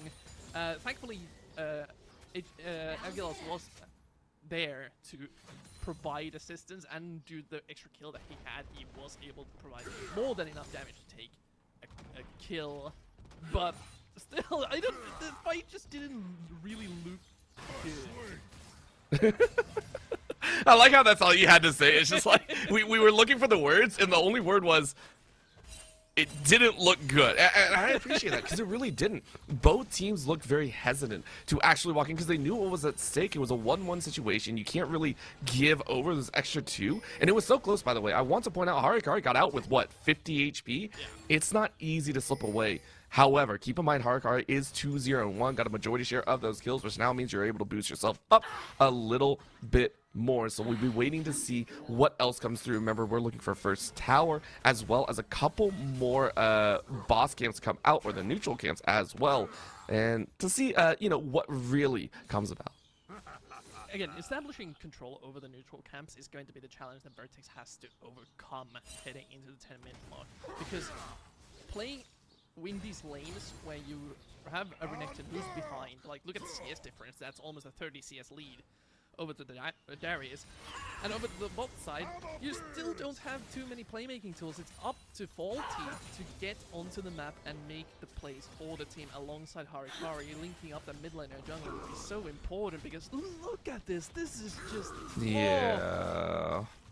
It hurts. Like, this is also the expected outcome, though, as we mentioned. So Iglos is now going to sit in this position where if you're not going to continue winning this top side, something went horribly wrong. I think that's the best way we can put it. If Iglos somehow falls behind outside of a 5-man top side and just perfect execution, I would be remiss. So right now we are seeing Faulty actually look towards that top end, just saying, hey, maybe I can help out in this top lane, get some damage down. But the Ghost is up, so Iglos will not be challenged at this current moment. Also, Brickon would have been close by over to rotate into the 2-on-2. Oh. However, something that Harikari is very close, and he has the Trinity Force already finished. Yeah, that's the big part, and that's why you're aiming towards that top side. You want to try and shut down Iglos as soon as possible with this item power spike, and Sharpie is saying, oh, maybe I can, but of course, with the wards being spotted, it's just that free. Oh, just out of the range of the apprehend, and honestly, that would have been very interesting to watch for, but because it did not land, Harikari very neatly gets a large chunk of damage down. On the bot side, Brickon looking for a possible gank. They are fairly low on HP as well, so a cross-map play coming out for both teams. And Sharpie already popping the ultimate, so Igo's going to try and swing, but swings for the fences and misses. So that's an easy cut down and a beautiful tower dive coming out of the Versio, out of the Vertex side of things. And the time is a bit off for the side of Versio, just due to the fact that the dragon spawns a little bit late. This allows Sharpie to get back into the game, getting a ton of tower plates, denying that XP, denying all that CS over 2 waves crashing. Reminder, Darius doesn't run the teleport, he's rocking the double combat summoner in the Ghost. So not only do they get the kill, Sharpie gets almost the entire tower off of that one single play. Oh, here's the crazy thing as well. You don't even have to worry about that too much because guess what? That is 2 dragons down. And Versio even calling in for that Infernal Drake, the second that we are seeing here in 2 games straight. But because of that, that now means Vertex has to go ahead and hold on to these grubs just as well. 5 currently rotating over for Versio. We're getting the TPs coming in as well, so keep eyes on where Sharpie goes. But that's going to be the catch and a half. That is going to be a stunned and dead Bard. And that means Harikari has to run away and was only able to get 1 grub. Oh, that feels so bad, meaning that is going to be the collection of that bounty. Now, granted, that's 1-to-1 each side, meaning a force on that tower will be the next big thing. There should be a, well, the boots, again, aren't that important. It's always nice to get the upgrade boots. I don't think they're going to continue the fight. Yeah, okay. Why are the boots not that important? I got to talk to you about this. They're not cost efficient at all. Sure, they're nice to have. If the game goes late, if you get to the 4th item, then you maybe buy them. We're going to continue this later. Starforger. No, we're going to continue this right now. They're giving us a little bit of space, okay? They're giving us space right now. Look at this. No flash. They're going to dive him. I promise you. I promise you. They're going to catch someone here. You want to bet boots on that? I mean, they're trying. Awaken. Well, this isn't a dive at all, but Awaken is definitely not asleep right now. They're diving the jungle, okay? They're diving the jungle. They're diving the jungle? How do you even dive the jungle? By pressing Corky W, you saw it. Okay, that's fair. Anyway, the boots are just not very cost efficient. The upgrade that you get, providing that little bit of extra movement speed and stats, is like, okay, yeah, fine. But it's not something that you want to alter your game plan for. So, playing for this top tower, sure, they could do it, but instead they're going to force Starforger to go to the Drake screen. It's still not a tower dive. I just like to point that out, but it is inevitable here as Starforger is gone. Killing spree for Harikari, which pretty much signals a free couple extra damage sources here on the tower. Now, granted, plates are going to fall in about 20 seconds, so the most that we may see is 1, but a nice cover by Brecon is already hanging on to that plate, so we are still waiting for first tower to fully fall. Just on a side note, I didn't mention this earlier, but I like this Bard pick into the champions that Versio is presenting into the Vertex team composition. Their carries both are quite immobile, and neither of them are able to get a lot of movement speed outside of their boots. So that means Bard ult, when well placed, will almost certainly force a flash out of either one of these carries. And due to the low cooldown in the later stage, we can see Kai'Sa W set up picks in case someone is lacking their flash on the sideline.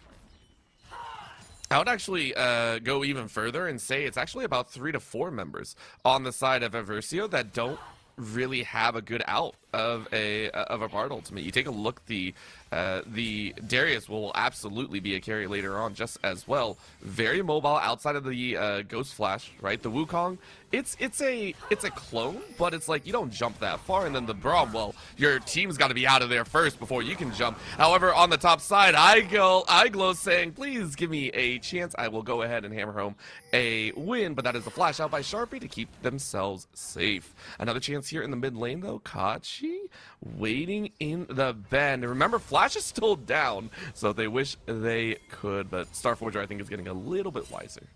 I think Starforger is aware that something is up. Nobody's down on the bot side of the map.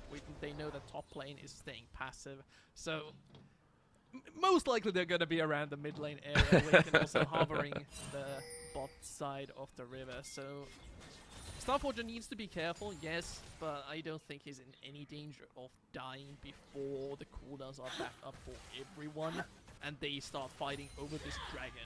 Because in 1 minute, there's a really important dragon coming up. Vertex needs to deny this from Eversia. Oh, that tower. No, you can't let the tower fall. Oh, that feels bad. I think, is that one more shot? Is it gonna go through? Oh, tower did not fall, so Iglis is able to save it, and Sharpie pays the price. Remember, the other bounty hasn't gone down, but that's going to be a nice Bard ultimate catching Iconic, and that just means death. Double ADC wreaks havoc on a single, and that will be the finish. Mid lane, we're seeing a challenge as Faulty is going to get stunned out, but honestly, it's a tanky Galileo, even trying to utilize that Triforce and spin to win, and they are able to get the win, but it's so much expended for a singular kill. And oh, wow. The first tower goes over to Versio. One auto attack away is the 13 HP on the tower. It's literally a single tap away from anything. Well, as a consolation prize, Versio starts up. Oh, no, wait, that's not Versio. That's Vertex. They're getting Dragon, so they denied the soul point, trading it over for the Herald. But is this the, is this the part of the map you want to play towards? You were really close to getting that Infernal Wing condition on you. You were, but it is also because you did make a play on the top side and in mid lane as well to try and help out your laners, so that is going to be the brunt of it. But Versio, I mentioned earlier that they were going to get that bounty called, and unfortunately I was horribly mistaken because Grubs obviously don't count for that bounty call, but they do get the third because of that Herald, and now you have the boots upgrade. I know you said it's not that great to have, but it is a nice bonus to have at the end of the day. They are great to have, but they are not that important. That's a very, good definition to make there. The boots upgrades that you buy, those you don't want to have. You don't want to have those until very later stages of the game. Something that you want to have, though, is this unpunished Corki. Something that we haven't really mentioned after the early game is that the Corki hasn't been touched at all. He's been able to just get scot-free from the early game, kind of like the Ashe just now, flashing over the Bard ultimate. But the Corki will start to scale really hard into this game after finishing the second item, and Eversia may be facing a bit of an issue. I would actually agree with that one. This Corki, we haven't even seen anyone truly try and check them, except for the top side. I believe the top side grub fight that went down, that saw Harikari get low, was all the way back at, what, level 4? It's definitely been a while. So for Versio, you're still trying to farm up, you're still trying to get this Darius into a really solid spot. Darius is strong, but now you need to understand that Starforger and Iconic are still waiting for their chance as well. Iconic now in the mid lane though, and this is a dance around death because you see Kachi around the edge as well. Iconic's like, please don't ult me. For all that is holy, please don't try and ult me. They are trying to set up some sort of a siege here in the mid lane, but again, what they are lacking is playmaking tools outside of Faulty. They really need to converge with the entire team if they want to make some of these objective takes happen. But due to the silent pressure that's coming out from Versio, it's looking difficult. I mean, I 100% agree. Honestly, Vertex have a very nice fallback composition. They have a very nice scatter opportunity. If a fight breaks out, they can run away, but that's not their goal. For Versio, you're still waiting for that big, crucial Ashe era. We've yet to see it really kick things off. Iconic's been quite quiet about it. Meanwhile, on the top side, Iglos is still drawing 2 as that's going to be a stun over the wall, but Harikari is a little bit late getting in. That's a double apprehend into a flash into the bush, and that's a huge guillotine. That will be a shutdown, and we mentioned Harikari being checked. That was a check and a half. Welcome to the season of Noxus, where the top laner will be playing in a 1 versus 2 and still take out a kill and escape. Yeah, this Darius is probably unbeatable. They need to send someone over there who will not die. That being, well, probably no one, to be fair, at this point. The Ghost Stridebreaker combination will be able to chase anyone down. And now with the Darius finishing up the second item, this Atakan is a very nice objective to go for here. It's being channeled.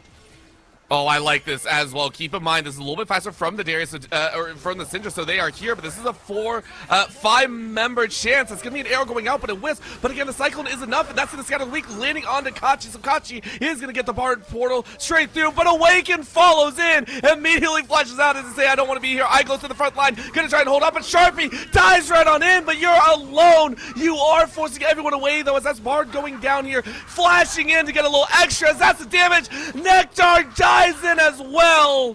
The bait has been set. The damage has been done. It's a double and a few more handed over to the Kaisa, and that will be a win for Vertex. What a team fight. Initially looking like Inversia might have found the angle. They just kite backwards perfectly.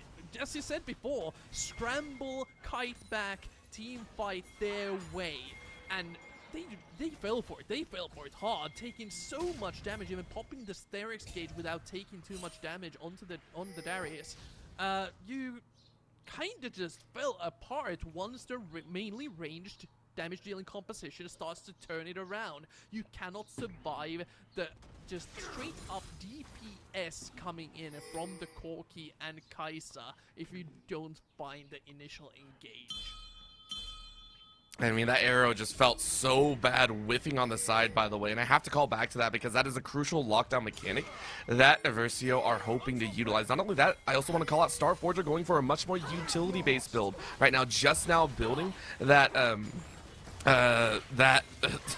that stab. It's a pain, right? Like, third item, finally getting some AP in there, that is rough. Dragon now started up on the side of Vertex as they're trying their best as well to get this this beast down and put themselves at 2 Dragon for 2 Dragon, and Awaken just kind of chilling, and it looks like there might have been some issues there, so we'll go ahead and get that checked out. Overall, though, it will be 2 Dragons to 2, but namely 2 Infernals to the side of Vertex, who are starting to look better as the game rolls on. So, Orbital, have you ever played against Inferno Soul Kaisa in the later stages of the game? I have not, thankfully. You're gonna be happy that you haven't, because that is a pain to deal with. The W's, of course, Kaisa going a bit of AP usually in her builds, will start to nuke your carries down. You have the Braum, of course, to kind of defend against this incoming poke, but when that's paired up with the Corki, you can only take so much damage with the Unbreakable there. And again, not getting the soul point means that you haven't really been able to use the Herald to gain any sort of meaningful advantage, and they are now losing team fights due to the Atakan buff being there. Yeah, it's not going to be a good outlook right now. And for Versio, there's a reason why we've seen them struggle a little bit here. And honestly, this is one of those options that has made a lot of the analysts and us here, even in the booth, kind of question, you know, how is the early season going to shake out for them? What do we need to see them improve? And one of those is maybe this mid-game action. As we are rolling into about 23 minutes into the game, we've only had 3 towers go down. The grubs have barely been utilized thus far in this game specifically. And right now we're seeing Versio getting chased out of their own jungle by a jungle Corki with a Galio and Kaisa in tow. Vertex is free to take all of these towers. They cannot hold on against the Guardian Angel style buff that the Atakan is providing. Instead, they send Darius over to the side lane and try to defend the best of their abilities, as here comes the dive. And I like this, using that Otacon free GA to dive this tower. Unfortunately, it is used like a little bit for knots, but it's okay. The arrow goes sideways as well. Faulty gets stunned just in time to use the Bard Portal, but you are still going to be chased on. Wukong Cyclone as a flash over the wall keeps you safe, so burn of a couple ultimates for a flash. I think a Vertex are going to be okay with that, same with Versio. So, interesting use of the flash there. Faulty's flash is one of the main cooldowns that they get in with, due to the fact that well, Galio is normally a secondary engage tool. You want someone to hop in and then Galio hops in afterwards. He can, with the flash, provide that initial engage as well. Now lacking it, I'm interested to see how Vertex will fight over a possible Baron start coming in from Eversio. They have some major power spikes incoming. Starforger, you're probably going to see a huge farm priority for him due to the Rabadons being almost finished. Having the Syndra one tap on one of these AD carries would be huge. But it's still like, I guess, 1,000 gold away or so. So there's a small window of opportunity here for Vertex to establish priority on the side lanes and try to look for a pick right before the vision control is fully in Eversio's control. With that call down, we got Baron on the table. It is going to be crying out for a bit of food if they can. But at the current moment, it is a very quick sidle on the bot side. This has been a consistent pushing point for the entirety of Vertex as they are trying to find Starforger once again. Flashes up in about 30 seconds, but of course, you walk over a double ward situation, by the way, which of course was an accident earlier. But 3 on the bot side means Starforger has to play quite far back. Top side, we're seeing Sharpie go ahead and hang on to a little bit of that farm as well, keeping his tower fresh in case there's a push. By the way, those double wards, they're never an accident. Great minds think alike. And every single player on the Rift, great minds. They wouldn't be here otherwise. True. That is, you know what? I will have to take that into account next time and double ward next time and just say big mind, big brain. I may or may not get banned on the next game, but we'll see. Right now, everyone going right back to their comfort zones as, of course, the Dragon is not able to be played for another minute, and everyone just kind of powering up for that breakpoint. Yeah, neither team seems to be confident in their Baron DPS to actually set up vision control around that area and start looking for it. Instead, they're trying to find something on the side lanes, but now the Starforger's flash is up. The pick potential is considerably reduced, but... nothing happens. Yeah, Awaken definitely, I think, was expecting Extra to come out there, and maybe... the idea that, hey, everyone's getting a little bit antsy, maybe we can almost stat check an opponent, but, I mean, that ultimate will be down, I believe, for the start of Dragon, so that might be something Vertex can take advantage of. So, something interesting, Faulty again stuck on this side lane, but as a result of it is level 15 has been keeping up with levels. Usually you see Gallius roaming around a lot more, maybe getting a bit behind in CS, but Faulty will be very, very tanky going into these upcoming fights, able to provide a front line for the AD carries that are reaching some major power spikes. Nectarius especially, I think, will be... going into this Dragon and Baron area fights, just spamming his W key at the local carries of Eversio. It is one of the most brutal factors. I think earlier on, when we still saw the mid lane tower up, which technically it still is up for Eversio, we saw a 2 Prey Seeker actually pop Iconic down to about 50%, as now we see Kachi taken out almost immediately to 0%, and all of a sudden Faulty might be at fault here, has to run away, and honestly, losing your Bard at that time is one of the worst feelings in the world, considering Vertex have been trying to keep these Dragons under control. They may have to give this. They land a W onto the Syndra though, so they know where Starforger is. Nope. They don't want to risk it. Honestly, that hurts Kachi. That was a misstep that was punished appropriately, so Eversio are the first ones on Soul Point. Yeah. And denying this Infernal would be so nice for Eversio. Not only getting the Soul themselves, of course, won't be the 4 Infernal Dragon Soul, but just having the Soul for Syndra to play with overall is just super... Wait, what is going on? There's no vision here. No, There's not. Vertex are actively trying to go for this one, and of course it was a ward knocked out earlier on, but they're trying to chunk it out. They have the DPS, they have some good rounds, but the question is over the wall, what's going to land? There's going to be an arrow from downtown, but Kashi is once again trying to run interference. Flash over the wall as that's a Baron take, but can they get away with their lives? Yes, they absolutely can, because that's a double taunt, and then some in comes Galio, but Algos trying their best, but it's a wash of 3. Iconic Awaken, they're running away, but Nectario says, get right over here or I'll come your way. Awaken, the only one alive as Vertex, so don't test us at the end. There's no need for Vertex to engage if the enemy does it for them. Now the death timers are very large, 20 seconds and counting. They can just march down mid lane and take the inhibitor at least, just getting a huge power play from this one really confident commitment.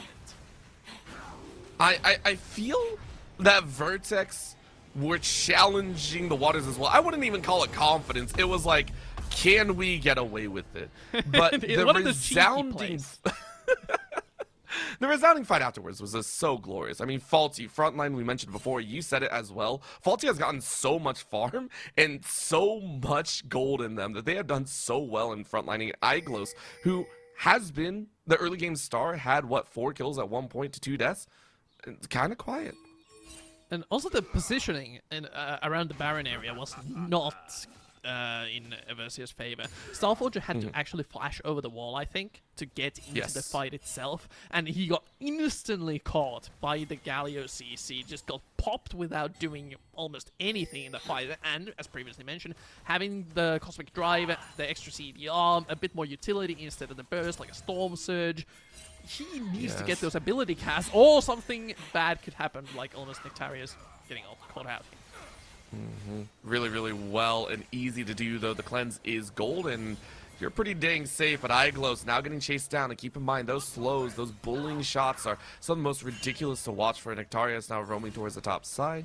But the bot side is where we're also seeing Starforger now hit level 17 and try and do some damage of their own. But the Baron buff is currently on the top side, so let's see how much can be pushed right now. This is almost everyone, 4 members of Vertex shoving down these outer towers. That's the last one, or almost last one to fall. Those Kaiser W's are disgusting, but they're just on no cooldown. Just keep on throwing them out. The Sharpies shoving down bot lane. This defense is going to be so difficult. They need to get some sort of a pick. Maybe even on the Renekton here, you just try and see if Sharpie overextends as Kachi is shoving down mid.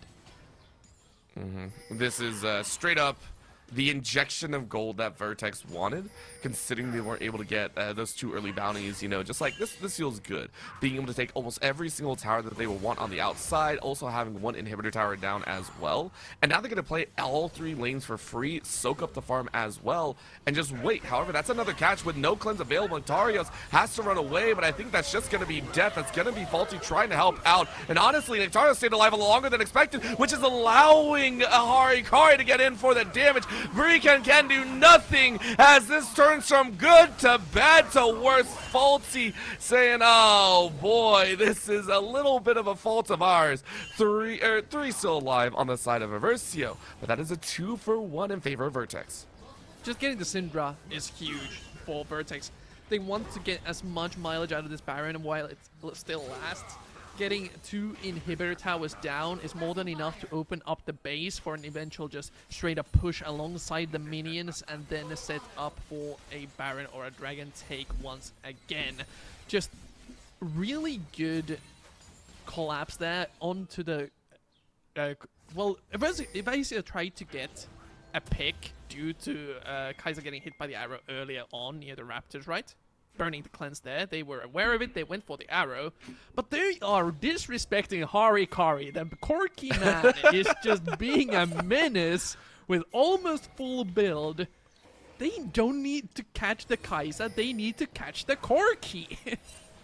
I mean, I would agree with that. if Vertex didn't have 4 members, pretty much all 4 item build, like everyone is pretty much a threat. Kachi, though, is the only one that's not, and that's why they're running proxy. They are running in between every single enemy, and they're looking for the catch, which they do. That's going to be 2. The arrow is able to stop the taunt early, which might allow the likes of Versio to get to the back line, but that's going to be the Justice from above as Wukong is annihilated. The Cyclone is stopped as there's no damage from Iconic or Starforger, and Vertex quite literally walked their way to a team fight ace. Great kite back, great team fight, and a great end to the game. Pings coming up into the top side. They didn't even need the dragon. They just needed to force the hand of Versio once again.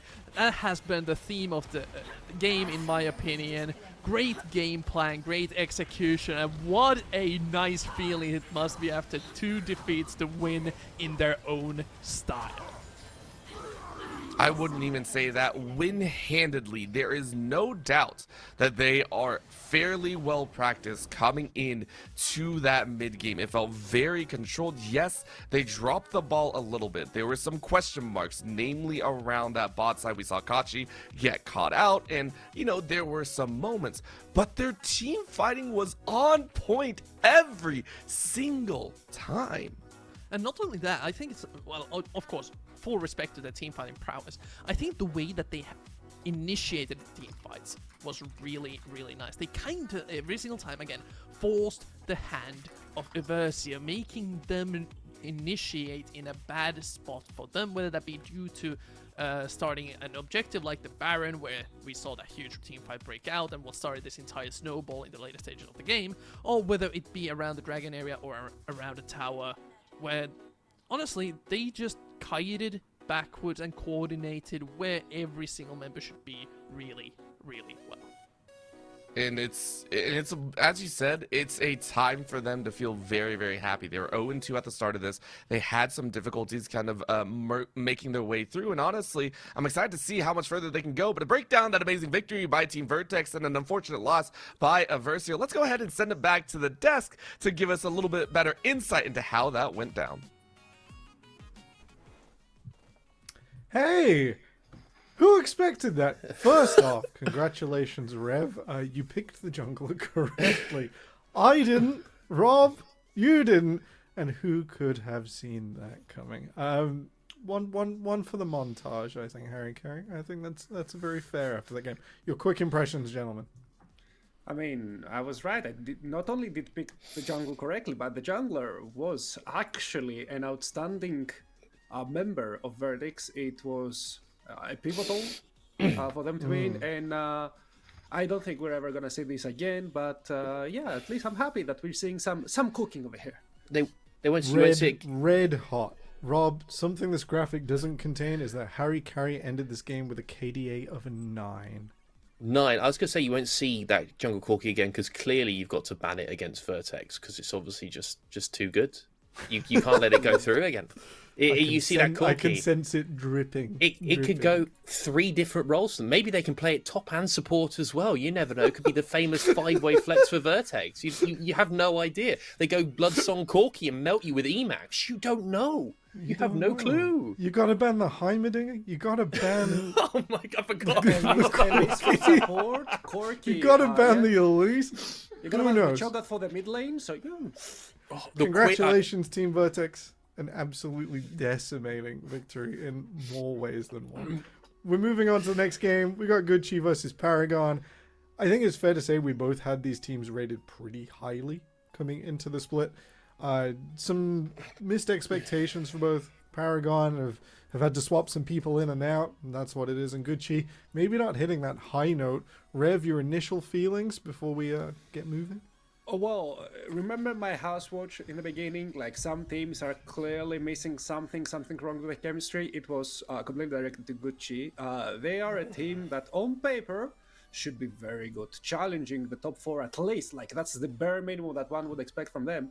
And right now, they are bottom of the barrel. Nothing seems to be working there, and I really don't know what to say because one needs to look under the hood to see what's going on there. I have no connection with what's going on in the scrims, what's the team environment, but something is really missing, and if you don't find it now in the team in week 2, unfortunately, I think you need something even harsher to shake up the environment. We've only got 4.5 weeks. The Four Nations winter is pretty short. Rob, your initial impressions while we get the 1 versus 1 rolling. So, firstly, Gucci, I think they came in looking pretty red hot. I think their mid games have been pretty shaky, and they've thrown. Honestly, the 2 games, at least the game against Nuclear Vikings, was a throw. And then on the other side, Paragon had to have Marcus sub into the Mac. I shouldn't say his real name. Mr. Mac. Mr. Mac in the mid lane had to sub in, and now today going to be back at full strength with Sorenjay back in mid and Faster back at ADC. So, it'll be interested to see if they come in red hot because they looked amazing, honestly, against Vertex. All right, Shin doing a little engaged. Sorenjay gonna get the better of that off the back of the minions in the second rotation. It's gonna be great to see him back in mid. Fast-legged, UK alumnus. Love to see him back in the roster. It's gonna be an exciting time. Big fan of Turbo Granny. Big fan of Turbo Granny coming back. Big fan of Turbo Granny. Oh, Huge. It's just exciting 1v1, isn't it? We get 2 mages just randomly poking each other and then wave clearing. That wave is the biggest damage dealer on the screen. I mean, if you're playing that matchup as the Aurora, won't you like do the 5-head thing and just go full AD, like critical, start auto-attacking him to death? I could see it. You'd still be a pretty bad Vayne though, and we saw how Vayne managed in the last setup with Shin taking a wedge of damage there. I've just realized this is kind of unfair, right? Ryze is like the only champion who can actually scale with his items in this game mode. And also the only champion that can also wave clear from a distance, so it's very easy right now for Sorenjay. I think he doesn't really care about wave clear. 2 tower shots is pretty sharp, and everyone else gets to buy items once, but that Tear of the Goddess is just slowly becoming better and better. Oh shit! There's no health pots for you, not right now. I think just gonna cycle through those again, so they do come up. Oh, the all in. Oh, never mind, Shin. We weren't familiar with your tactics. Okay. I'm not gonna lie, audience. I hold the cards, so I do see the outcome of that, and yeah. That is not what I thought it was gonna be. In any case, I'm just gonna update the spreadsheet real fast. That does mean the Gucci will be on the blue side in this draft because they picked different sides anyway. Of course they did. Yeah, well, I mean, it makes sense, right? Gucci winning that. Blue side is the strongest side at the moment, in my opinion. I would say I think there's a lot of good first pickable champions, and it's not so much what's good first pickable; it's what you kind of have to ban on red. You feel required. A certain Scorpion must be gone every single time on red sides, unless you've got some crazy, you've like formulated something that's good into it. And to be honest with you, I don't really think there's much you could. I don't even think like there was like the Seraphine Zinzal stuff people were playing. I don't even think that's good into it anymore. Or not as good. I think Skarner just even in those games can make stuff happen that no other jungler can. The gang pass are horrible. So Gucci taking blue. I'm interested to see what they put priority on in first pick because we've seen a lot of Corki first pick today. And see if they also want to go for that as well, because it doesn't strike to me like a champ for them. Well, maybe, possibly. I mean, again, it's clearly a flexible champion. So a top lane Corki. Imagine playing into range top lane Corki. How do you play? I mean, it's obvious. I mean, could go any role. I still remember Dyrus clamping with Corki top like back in the day. So you never know. But jokes aside, it's still a very flexible champion. So if you can get a power pick, even if that power pick kind of scales the wrong way after 20-25 minutes in the game, and still keep your cards close to your chest, I think that's a pretty good step to do in what essentially is a chess match. Like the draft is a chess match for me. I think that Corki isn't really the thing for me with Gucci is like I don't really want to see Chova on Corki. So I I think about like that roster, and you just said that we had very high expectations of Gucci, very very high expectations. I mean, we saw that they went like top 4 in this like tournament with a bunch of French pros in it and things like this. They looked really really good. I think towards the end of last split we saw Chova for me was one of the best mids in last split as well. Not obviously named Beartrue or Errol. And then you then had like Mara who came in halfway through the split and also looked incredibly good. And then you start adding on what I think Akari UK player has been around for a very, very long time in NLC Div 3 when that existed. So like you had all these pieces coming together. Shin looked a little bit better, and I'm surprised that we're seeing them where they are. But I want to see Chova like have as much influence over the game as possible, because I think he's just an incredible mid laner. I don't think he's really shown it in these first 2 games that they've played. All right, we are minutes away from draft. Any second. We've highlighted some picks we'd like to see and why Corki's not important. I think Chova has always really shone. Excuse me, shone on picks that sort of bear that weight of responsibility, and so far his Syndra hasn't quite lived up to that. If there is a theme to play these teams out through the split, to be that arc up into facing off against your Venom Crests, your Broaden Friends, and 200 Bandits, who are, in my mind, a little bit clear at the top. We'll see how that continues to go over the coming weeks. Rev, what is the way on this current patch that you'd like to see these two teams sort of evolve themselves? Pick anyone, pick someone.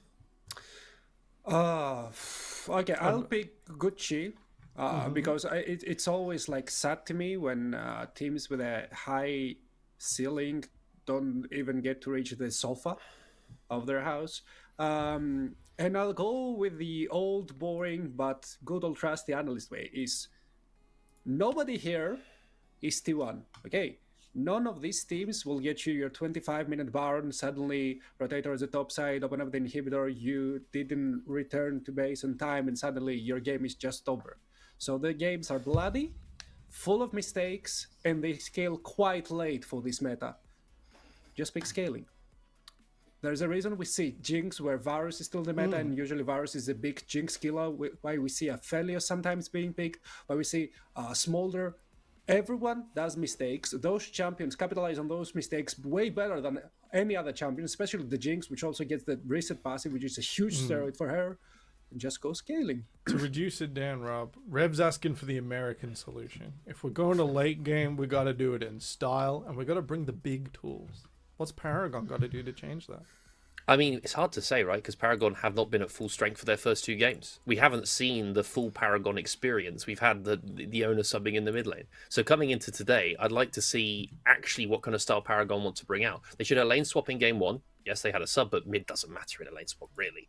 So are they going to play more lane swaps kind of style? We saw Venom Crest pull one off today. Are they going to go more towards, we're just going to, we feel so confident now we're at full strength, we're just going to take, we're going to take maybe the Varus, for example. We see a Rakan picked super early. A Smolder as well. Is this a flex? I mean, Smolder got changed on this patch with Infinity Edge. I'm really going today. This is what will define how Paragons scale into the rest of the tournament, just by how they want to play at full strength.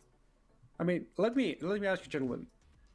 Do you think that this buff on Smolder is actually significant? Because I have yet to see a Smolder building second item. I see it being built fourth and a half item. When did Caps build it? So it's not fourth, I think. Third or fourth? I can't remember. I'm Either way, yeah. I'm not 100% sure if it's the Infinity Edge thing that sort of changes him. I think it is the lean into Victor, Jinx, until we're going to play the later game, and sort of more the vibe than the actual alterations to the champion. And just like that, Jinx and Victor come in. We're going late, no matter which way it goes. You're in for a ride tonight, audience. Gwembline. I refuse to play this game before 35 minutes. Adacon, what do you mean? That could be Gwen in the jungle. Let's not forget, now. Oh, not again. Gwen's best position is not in the top lane. She's good in the top lane when you just blind pick your Rakans and your full tanks. But otherwise, she's a jungler, or as some of the best OTPs in the US say, she's a mid laner. So you never know. Maybe it's Victor top. I'm just trying to process that we the value that Paragon had on Smolder above every other ADC in the game going into this. Varus is available. Yep. Kalista is available. This champion, by the way, not playing in the UK very much, but I genuinely believe is the sort of other ADC up there with Varus, we not used picked. We used to. Not occasionally, right now, not right now. But Smolder is very interesting when Jinx has gone over. You see Gwen, which I think is odd to blind this early, unless you are doing some crazy flex with it into the jungle. And then we're seeing the bans coming through. The raid is that they want to get rid of hard engage supports on the side of Paragon. They don't want to have that kind of problem of being able to get on top of Smolder Syndra. Renata I also could understand as well with Jinx, a reset style comp. But I'm just a little bit surprised because if we don't ban out Darius or That Gwen's not good. Top. Renekton? no, there's no What way. on You're earth? not. What is there's just, so it's going to be a Gwen jungle, but I think there's a lot of chance. Like I don't think you really care if you're Paragon about this Gwen flex. I don't think Gwen is a particularly premier champ on this patch anyway. I mean, right now it's very easy for Paragon to just lock in the jungle, right? Jarvan would be the pristine option, but it's banned away, so you. It's Beholdy Cho'Gath. Yes, it's Beholdy Okay. Cho'Gath. Yeah. All right, Kerberos, congratulations on your win in Div 2 earlier. I saw the score screen flash by me in Discord, and it appears we perchance have some imitators, maybe even in mid lane, like Rob was raving about with the No, it's jungle. Shurelya Souls. It's jungle Cho'Gath, but Beholdy is a jungle Cho'Gath player. This is potentially a flex, but I will God. say if you go onto his account, if you do a little bit of scouting, I mean, he is it's a jungle not bad. Cho'Gath. He's a little jungle bit Cho'Gath scattered. enjoyer, See, Beholdy. I just got so excited that you can do Shurelya's Souls on Cho'Gath, and it's just very exciting. And I completely forgot with Bartoldi. I mean, it's also not bad because you have so many build options in the jungle as well. You can go with a early Bobby Cinder. You can go with an item that everyone has forgotten about, like the Road of Ages. You get everything. You spend most of your time in the jungle, so you're not getting punished for buying an item that will kill in 10 minutes. And you're looking at the enemy team. You see a Gwen, a Victor, and a Jinx. So who's gonna punish you early? All right, the Shen and the Gwen, a different kind of flex than we normally see in draft, but still technically it's there. No, I think it's Gwen jungle. Should be Yeah. in the Most jungle. likely, but you got some wiggle room. Are they Surely, baited by surely. Cho'Gath? I was gonna say because so Legend, he likes a Darius and he likes a He Garen. does. He loves a Garen. He's a Garen aficionado and a Garen enjoyer. I'm just like this draft, a bit like last time. It's a little bit confusing to me. I understand good cheese comp, yeah. Jinx, how kill Jinx when Shen How and cool, Lulu. Jinx. But I think that otherwise, Ghost I summon a spell? Pray? Ghost Wait. run. But I like Paragon picking up comfort. I'm a big fan of when you've got like this last pick. Shen into Garen isn't fun. I don't enjoy that matchup playing it. It's not Neither's enjoyable at Gwen, all. Really? Yeah. I mean, Go on, Rev. is this the infamous Serpent's Garen angle? Which will completely disable Lulu and Shen? Yeah, we are saving President Jinx to a degree, and taking off like 2,000 EHP worth of shield, which is in combat sounds pretty good to me. What Kerberos has taught me is that Cho'Gath can build any item in the game. He can go Lich Bane. He can probably go Serpent's Fang. You never know. I mean, I've seen like Serpent's Fang Nautilus back in the day, where you just insta-locked it with Halo Blades into any enchanter. Could work. I'm not for the Rakan, but he's also very slippery. Imagine the Rakan just using the Grand Entrance, missing, but auto-attacking once, getting all of that Just shield once. off and just going back. See you later. As we run our spectator delay down, gentlemen, what a set of drafts we've analyzed tonight. Thank you very much, both of you. Well done. There is a difficulty slider, and here we like to push it. We really do. Rev, who's going to win this game? We're saving Private Good Cheese Jinx, or we got this Paragon lineup containing and Garen. Okay. I asked from Gucci to go full scaling. They went above pretty much Ultra answers. and whatever, above and beyond. Ultra Prime or whatever the anime My Hero Academia was. I think they got it. I don't think they got it because they outdrafted. I think they got it because I am afraid that nobody will build Serpent's Fang from from Paragon, and that shall be their undoing. Rob, we're going late no matter what. Unarguable. So it started, I was like, okay, Victor first pick, I see it. And then immediately I go, why? It was a blind Rakan. The amount of this, Paragon at full strength, they believe in the Clough General. They believe in the man who runs the Rift. He's going to take it to them with this Rakan completely blind.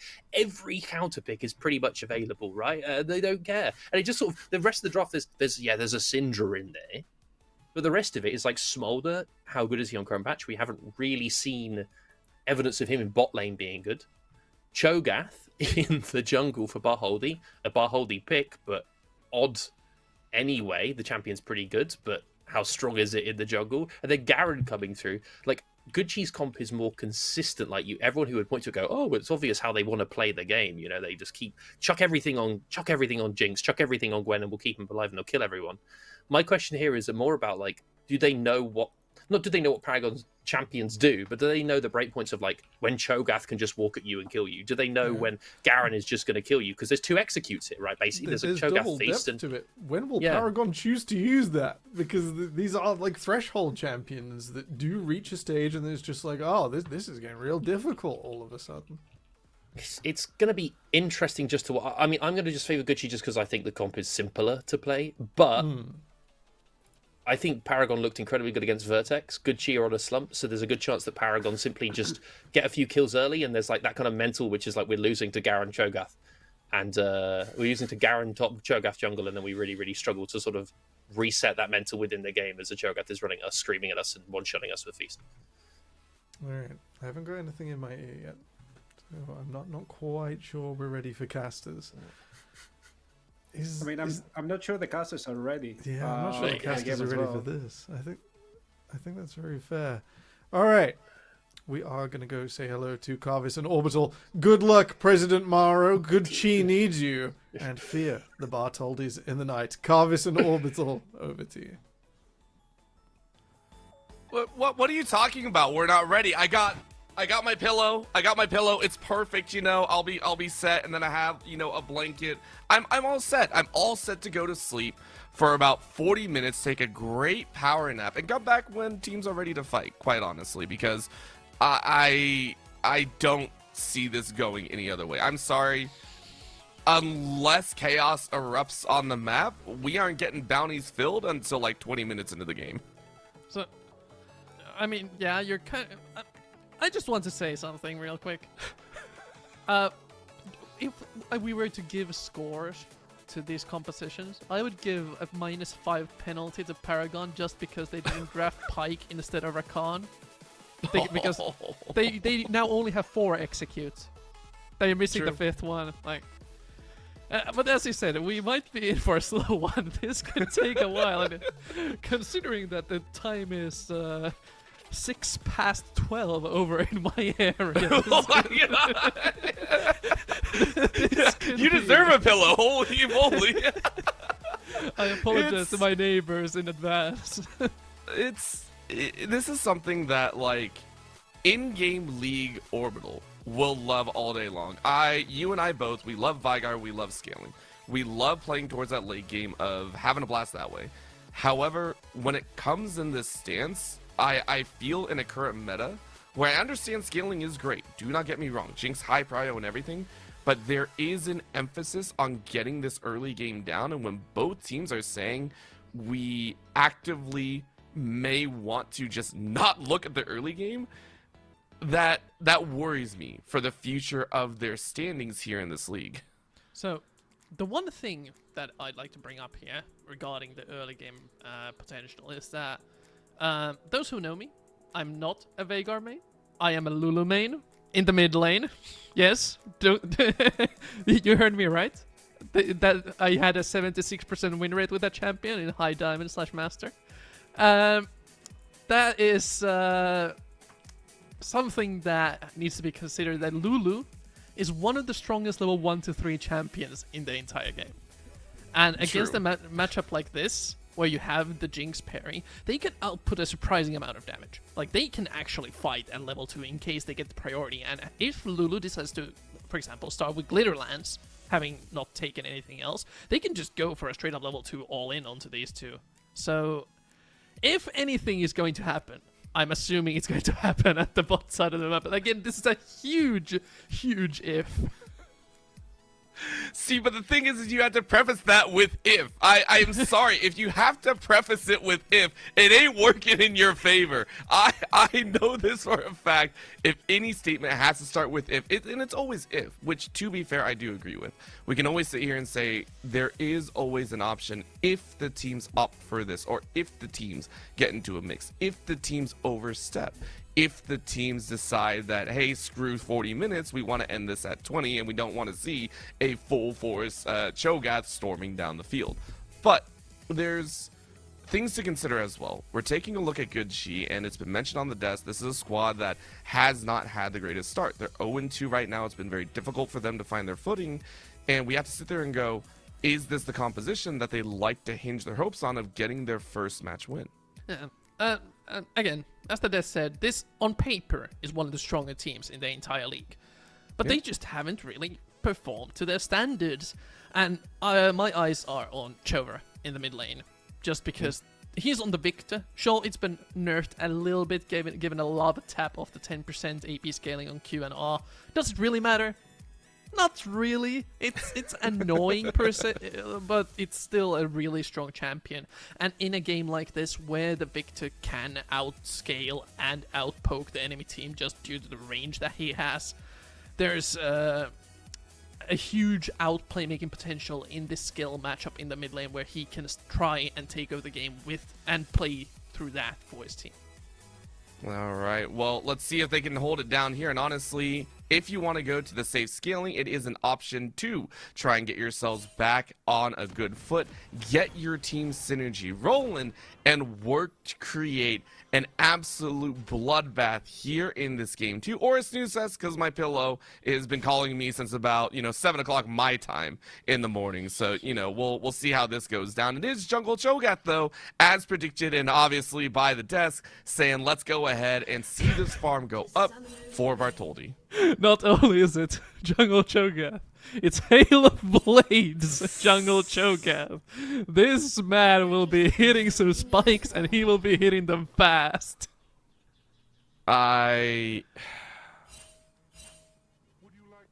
Is this like Nash's Tooth next? Like, please give me Nash's Tooth. Just for the memes. Just for the memes, throw down a Nash's Tooth. And then like a rapid fire cannon for the extended attack range. I don't think you can build rapid fire cannon on melee characters. Like, I think it's just unavailable. At that point, I don't know. Vorpal spikes. I mean, they're range, right? I don't know, man. I don't know. I don't like seeing that. Okay, I don't like seeing Hail of Blades on Cho'Gath. I want to see that. I want to see Cho'Gath hitting me with Vorpal spikes from like downtown. They just fly over the entire Summoner's Rift from like mid lane to bot. How awesome would that be? Then? But hey, it would be terrifying. It would be horrifying. That's all. That's all. Glitterland start from Lulu. They will be pushing for the level 2 advantage, and establishing the center brush control is so important, because now the Rakan cannot play aggressively. It's true. They have to play a little bit further back. They have to play a little bit smarter, because Turbo Granny is just not gonna be too happy about this one. I mean, you have to sit back. You have to wait. I mean, Morrow stepping up to the plate, saying, okay, now we got a little bit of wave control. Jungler starting on the top side. No wards to see where the Cho'Gath is, but you can get a little bit of an advantage there as well. Chover so far landing a lot of those lasers, as well as Sora and Jay here in the mid lane. Maybe not enjoying these extended trades. Hasn't touched those potions yet. Probably should start checking those. There's one. Just trying to get some help, but still chewed out. Chover enjoying this by a mile. Sora and Jay not in fear of death, but has to be forced to recall. Yeah, about the mid lane outplay potential in a skill matchup. This is not an outplay. This is pressing E. I mean, yes, it's pressing E, but this is a lot closer fighting than we fully expected. I think, at least on the bot side, or on the top and mid, we are seeing low health bars, because these players do understand that they can get some scaling in. It's going to be big, and that's a flash into the taunts, and it gets a flash out as well. So both Shin and Legend, they're hard to kill, but you flash for flash, and you get a good wave state. I honestly think that is a pretty nice win for Shin. Yeah, just due to the fact that he has a teleport and Legend RX does not. It's a huge win for him. Defending against an Ignite Garen this early on is pretty good, but the Garen is not going to be a problem until level 6, 9, when... I don't know if you know about the new Garen tech with the new patch. Ooh, let's hear it. Let's hear it. I always like how hearing how Beyblades can be, increased and tuned to perfection. So it's not the Beyblade; it's the ultimate. There's this rune called what was it? Arcanist I can't remember the exact name of it, but it increases your ultimate's damage every single time you get a takedown with it or something like that. And it's Oh my pretty good gosh. on Garrett. What is this? No, He's no, dead! no, Bartoldi! The gentleman even waited, watched the kill go down just to make sure they arrived at the fountain safely. What a true gentleman. The red buff ticks to the end. But yeah, as I was saying, Axiom Arcanist is the rune, and it's super good on Garen. It will eventually start scaling up. It makes it so that your ultimate deals already 14% increased damage, and every single time you get a takedown with it, it reduces the cooldown. So you will just be able to catch people off guard and kill them from out of nowhere. The kill threshold is at like 50% or so. So Shin needs to be really careful when the time comes for the all-ins. Not just that, I mean, you also have to keep in mind the rest of the team that are also quite squishy in comparison. You talk about Shin, but you look down on the bot side, Ikari, Mara, and Chover, everyone's just like, well, we're squishy. If you let that beefed up gear and get that farm down on the ultimate, on that sword, it's going to be a problem, as that's going to be a catch. Ikari is like, bro, I went to ward and you eat 50% damage, bruh. The true support life of watching that happen. Talks on the top side, though, as Shin gets a little bit extra damage, as Lenda's running the opposite direction here, and I'm not sure that's the way that you really want to go, considering you had to take an early back. Now, this is looking rough for Legend. He needs to get levels and items before he is able to properly contest the Shen. Shen, of course, having that amazing base damage on his Q. However, gank may be coming down on the bot side, but Tholdy's collapsing. And Fawn realizing that they are not in the right spot to stay. Bartoldi getting an auto attack down and actually was able to tag Maro just as well. No knockup behind though. So that does mean Turbo Granny and Kleftar both pretty okay in the spot side, and everything goes back, as we talked about, to that net neutral point. Chover though, realizing that there might be some silliness abound here in the mid lane, wisely stepping back, using the ultimate just to clear out that wave, which honestly I can agree with. You knew that you had to go ahead and get a recall in. It's a nice little piece. But Bartholdi being even more clever, recognizing that Chover and Maro both want to back, but neither one of these carries has been able to get a good recall off. So he just goes, well, I'm going to take the dragon then. Calls his bot lane over, makes sure that Soren J is able to shove the wave in, and it's a free objective take for the red side team of Paragon. Sure, Fanwan is able to start up the grubs, but still the tempo advantage is there for the red side.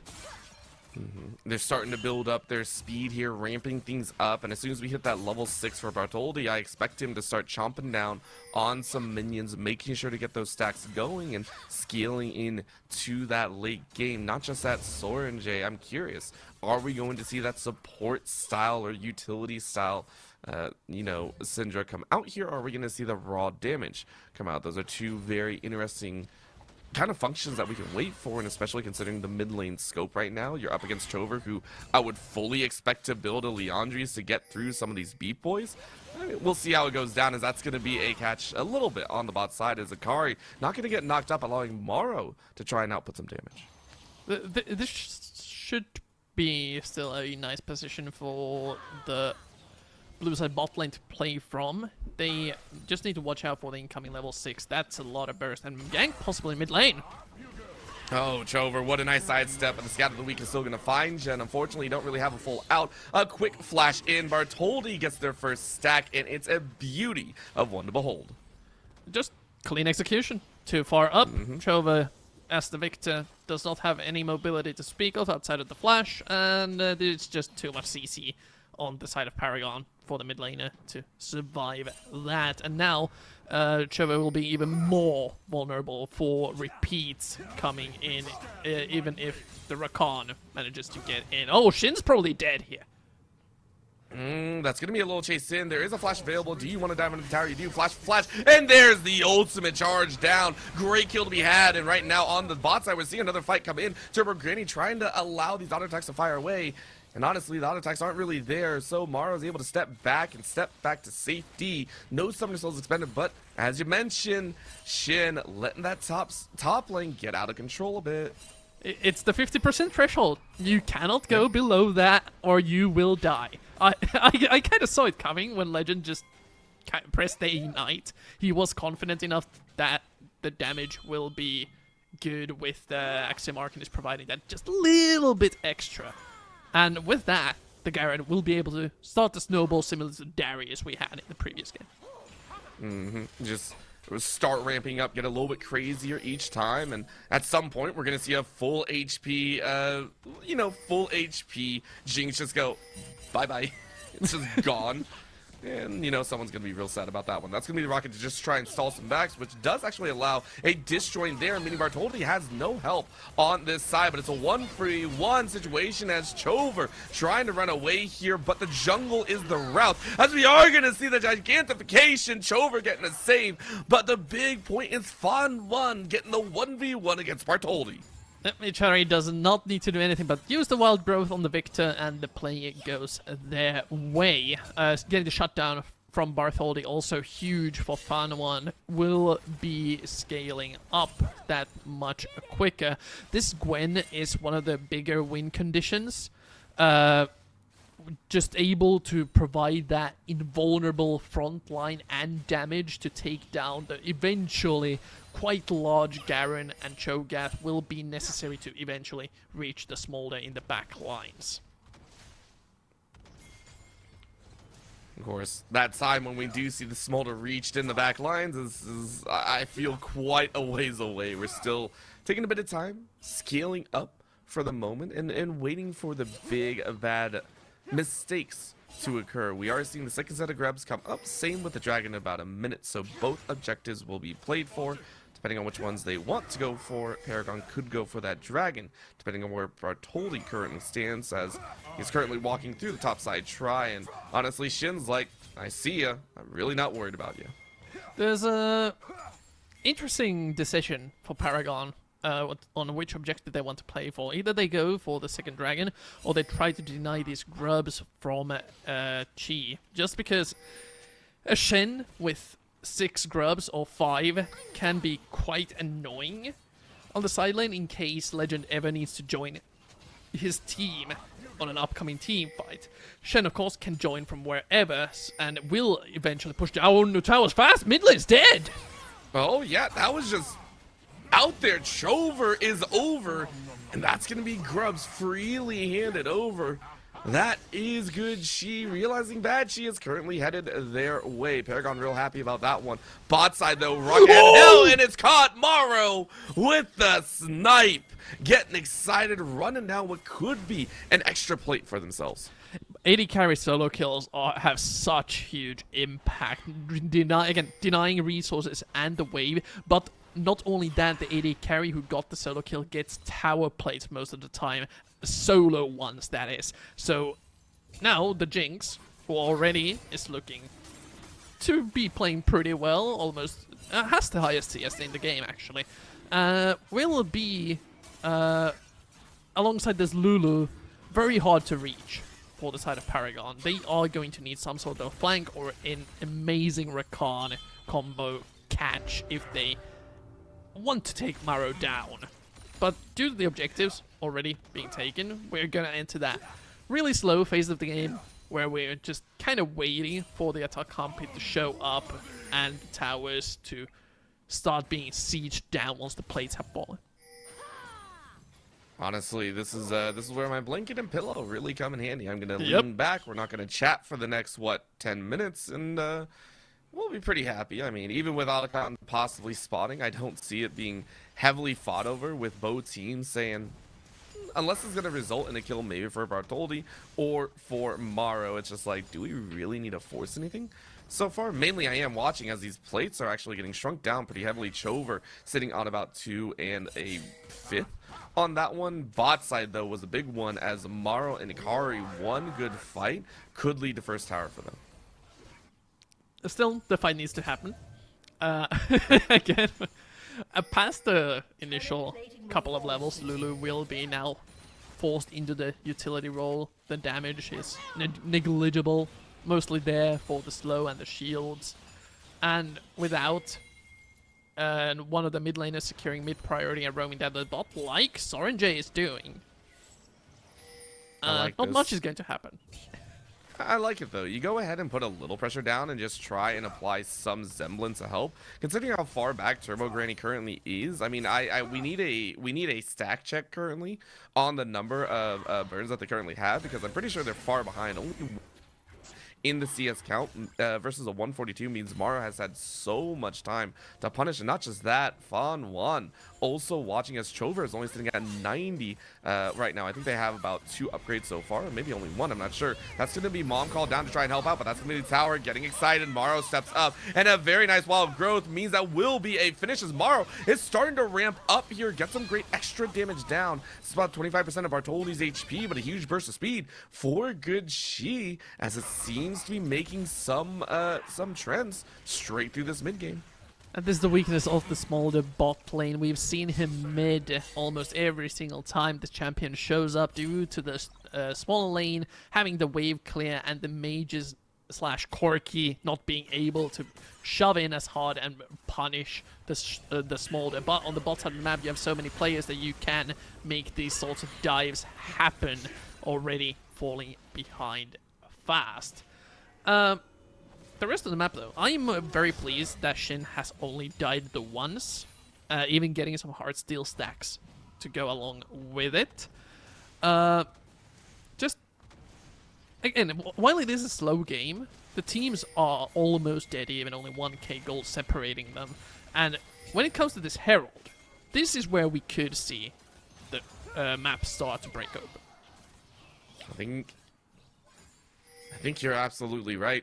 I was checking things around. I was like, man, is anything going to be crazy enough to occur that'll give us some ideas? But might be an idea up top side. Maro was waiting for a chance to push up with the rest of the team, and they are. Now they're going to look for a catch on Turbo Granny. Cluffed here to help out, but is it really going to be a chance, as that's going to be Mom called down for a single minion? By the way, Turbo Granny quite literally just desperate for some sort of gold in their pocket.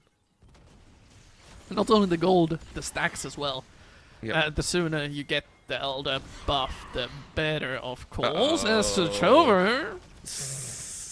We got scared. We knew what's happened before. There's a reason Chover's been dead 3 times. They're like, Sorenjay and Bartoli had a lock on that poor Victor. Right now, Fan1, though, looking for this objective. They're able to get it. No flash in! That is so worth by this Cho'Gath. Bartoldi securing the bounties and gaining boots for the team. He ate it. He ate the Herald. That's why So the good. Cho'Gath jungle is somewhat viable. Just having that extra smite deals so What was that, much more damage. 2200 or so? Because that's feast plus smite. Yeah, it should be. It's probably even more than 2200 once you have like max stacks on the feast. Like it scales Oh probably gosh, at max yeah. HP. It's going to be a ton. So no way for Fan1 to secure that. That was. They probably didn't expect it themselves. Like Shin probably didn't expect this Garen. Nope, not at all. And you're trying to run away. Guess what? 50% threshold has been hit. It's not the pure execution, but the burn is almost good. You are chugging potions for your life.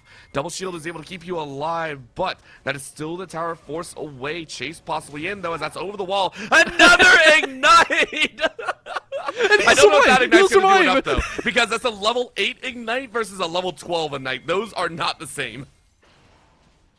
Burn, baby, burn. I don't know if I was Shin, I don't know if I would be mad or laughing my ass off, because that is kind of funny. Like, you survive the ignite with 13 HP and then another one shows up out of nowhere. Well, with the Shen having to base again, Legend is able to establish priority for the rest of the team to start playing around the dragon and mid area, and this is where the next fight most likely will happen. Of course, and guess what? More stacking, by the way. Shin was able to finish up that Heart Steel, as we talked about, with the Grassland and Dying, which means now we have another very large tank hopefully being made here. But Fan1 going ahead and clearing up that dragon. Going to put themselves on 2, as this is the Chemtech Soul, one that you know, maybe not the Infernal that we've seen 2 times in a row so far, but still a pretty potent one to allow for late game firepower and survivability. And the survivability will be the part that we are looking for. Speaking of which, here's Shower. That's a huge shield.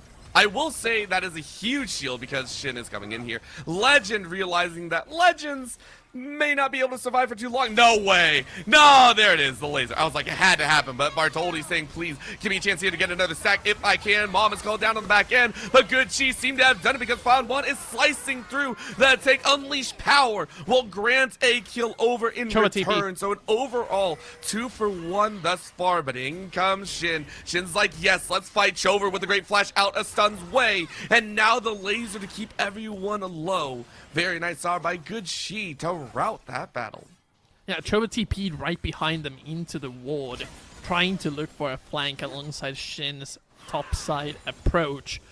But the position just wasn't there. They already got the 2 kills. It's probably good enough as a trade for the Jinx. They are still ahead in gold. They are mostly ahead in objectives due to nobody getting any sort of grubs.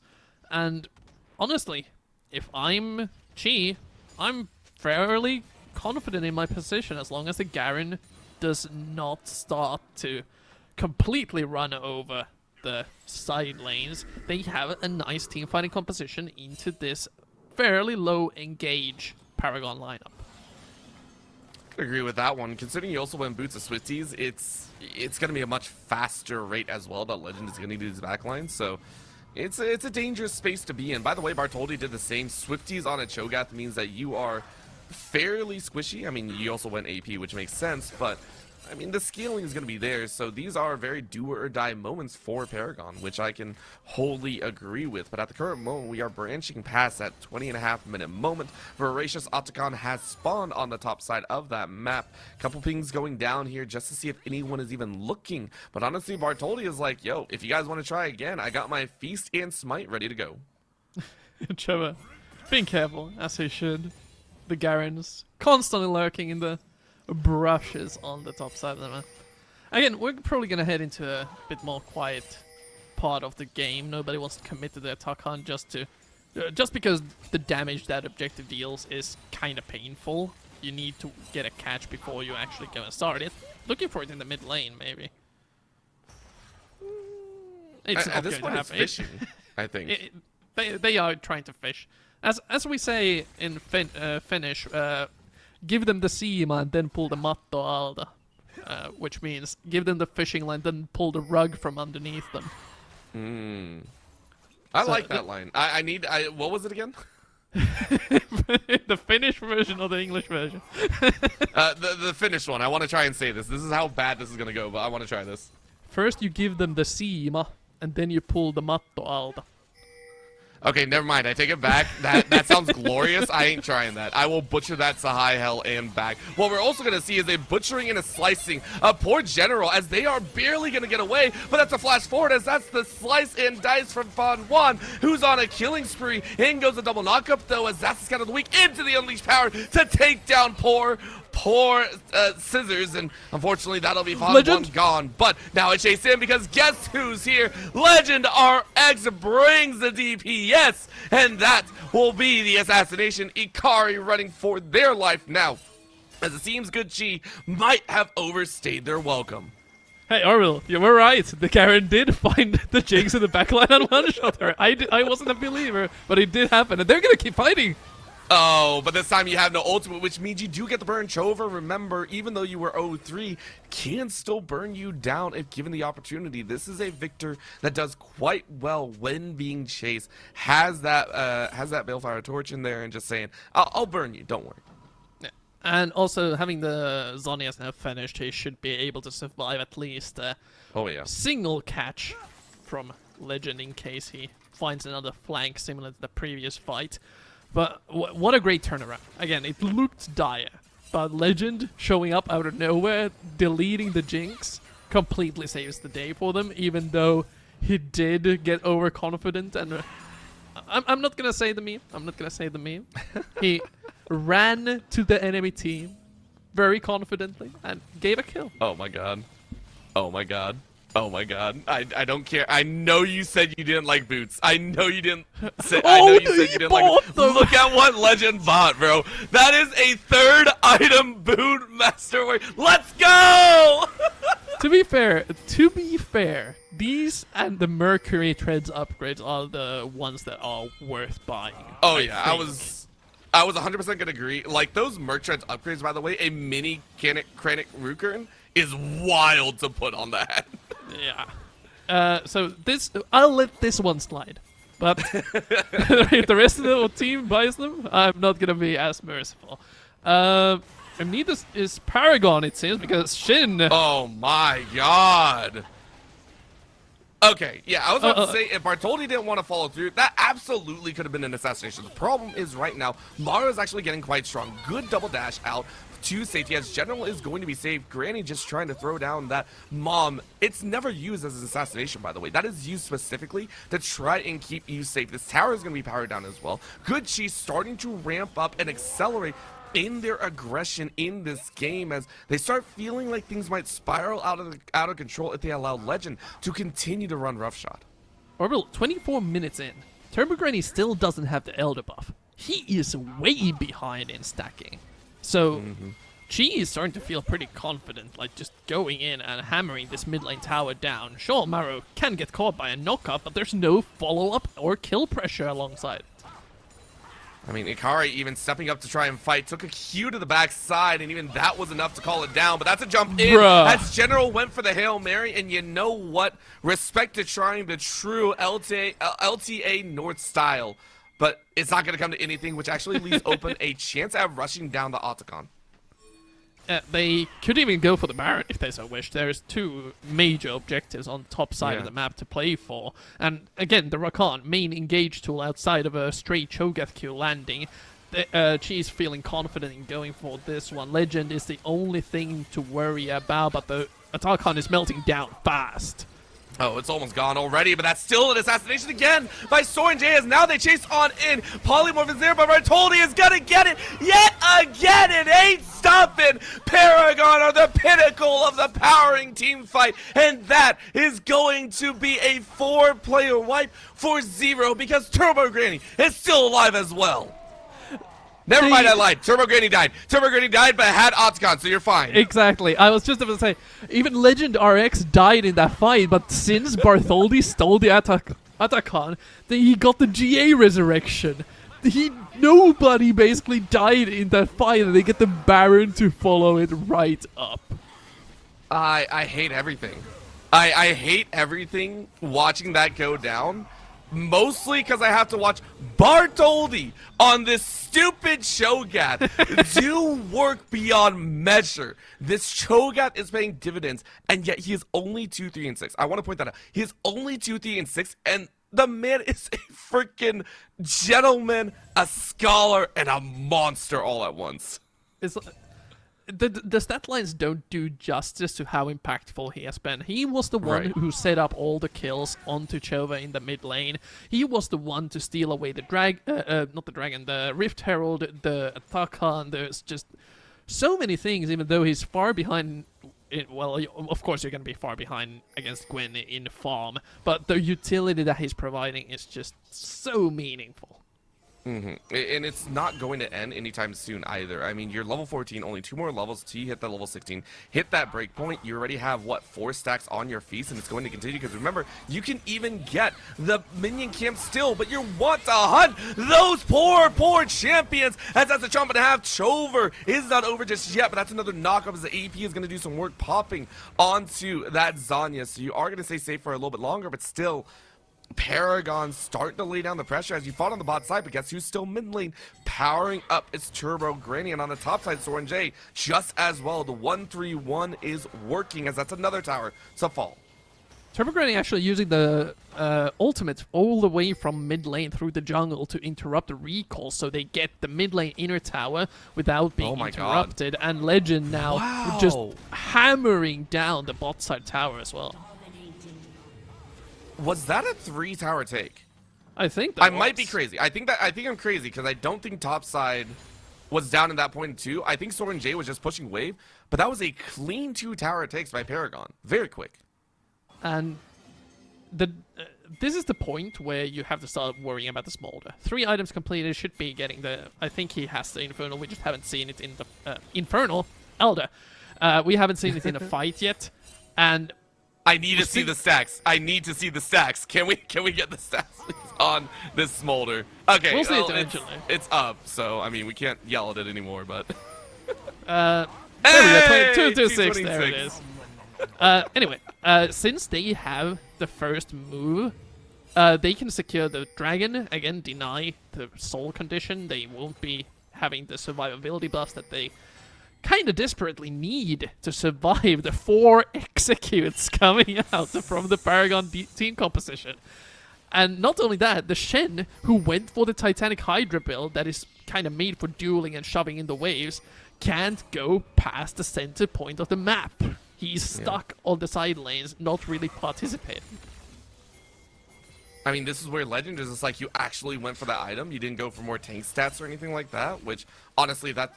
I would kind of be screaming as well at this point. Your team just needs beef. You're not going to be hanging on to this, as right now, this is a beatdown of the tower. Soren J is level 18. You are easily chewing through this inhibitor tower. That is now 7 towers to 2, as Paragon had been unchecked. Ever since the first 2 towers of theirs fell, they have been all in front. They're gonna look at this because Lineage is just hard pushing this bot lane. Take a look at that. No one is challenging this Garen because you can't.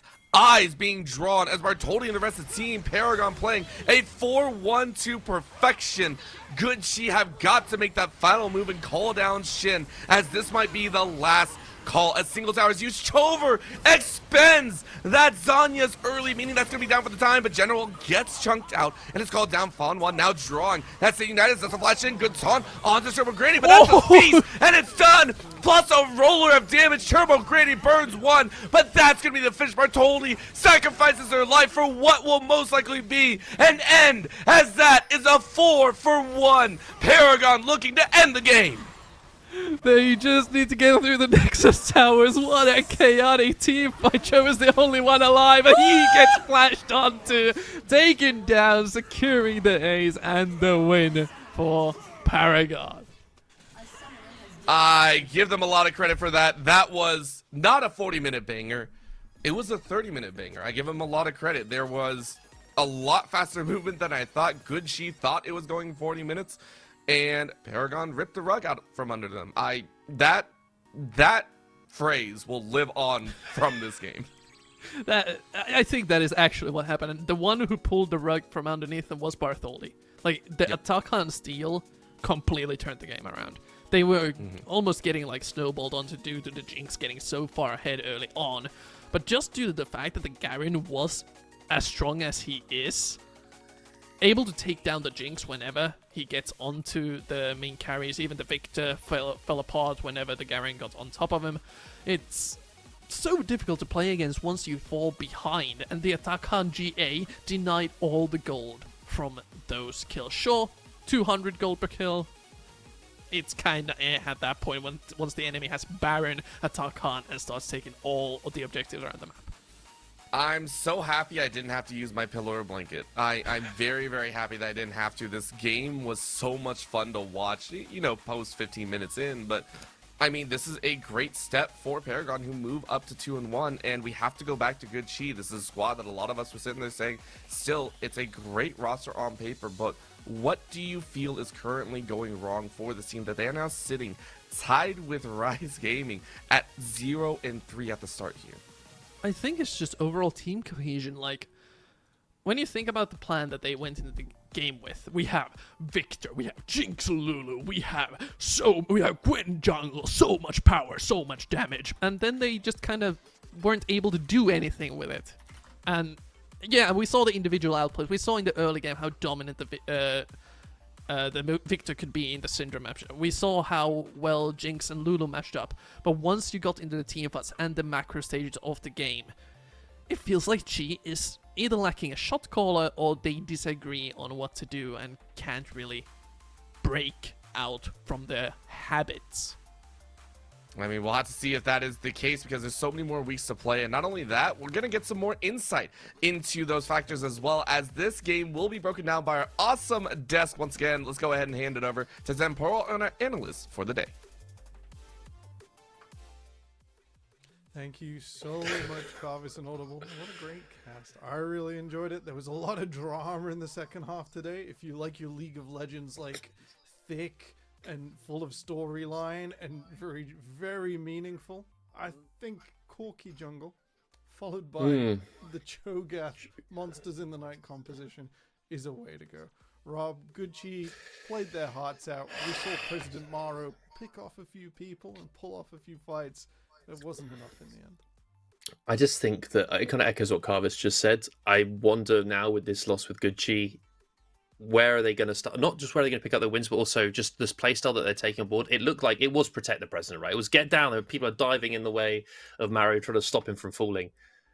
And it just wasn't enough against the draft. Let's be honest. You know, if someone said to you, okay, we're going to play Garen, Cho'Gath, Syndra, and then we're going to go for a Smolder, 4 executes on a team, you'd sit there and go, well, it sounds like you're just trying to like get one of those challenges that they added to League of Legends where you've got to have that many people on your team and you've got to get a nice little badge on your account kind of thing. It just, you know, people would say it wouldn't necessarily be cohesive. I have a few concerns about maybe, again, shot calling issues. They just seem a little bit like they have an okay, like the early game here, I wouldn't say was okay, but generally the games they've had have been all right early on. They sometimes get leads in their games, but they seem to just, something hits at like 20 minutes and they just like lose their minds. And they just seem to not know, do we want to like push out waves? Like how are we going to play team fights? Like how are we going to play around these objectives? They just don't really have any kind of setup. It just seems like very, very lost, which is very surprising for a roster that I personally had quite highly. I mean, today I also had Paragon quite highly in my rankings. So I had them in the top 5 as well. So it was a battle of teams that were around that 3rd, 4th slot. And I think Paragon just came out on top completely. Yeah, welcome Rift General. What a turnaround for Paragon. They looked ecstatic on the Rift. They were like, yeah, we're going to play our champions. We're going to have some fun. Do you want to shout out the Gucci's lanes were ahead on the first few levels? I really think, especially top and mid, but generally all 3, we're just having a good time. The Jinx was pushing out. Smolder in the first few levels, not very good. We saw Sorenjay have to base very quickly. We saw Shin taking over the 1v1 with the Shen. It's not all lost, guys. You do have to go through those steps, though. I think back to basics for macro and just making sure that you're not stuck in that position where it's, we want to do this thing, but my minion wave's dying, but this is doing... That stress has got to go. And then some more exciting performances. Rob, we've had to say bye to Rev. He's had to go and take an evening. So before we say goodnight to everyone else, any closing thoughts? People have wanted Fearless Draft for years. What they should have done is watch the UKL, the final 2 games of the day, because you don't need all those bans in Fearless. If my mid laner is going to play what could have been Heimerdinger, got banned, play the Corky jungle. You want variety. Players want blood, and I think they should continue watching the UKL for interesting picks because who cares about LPL and LCK? They're tryhards. They're just tryhards. Pinnacle of organized play. You know what I see? I see players with stories. I can only keep this skid up so Pocket picks, Corky jungle, it's absolutely incredible, especially when you make it work. Well done to all teams today. You've all shown up pretty fantastically. I think the level is starting to rise. I think the pressure is starting to come on, and whether the teams will achieve that bar will have to be seen on Thursday. Join us for week 2, day 2 of the 4 Nations. Same time, same place. And we'll see you later. Good night. Bye.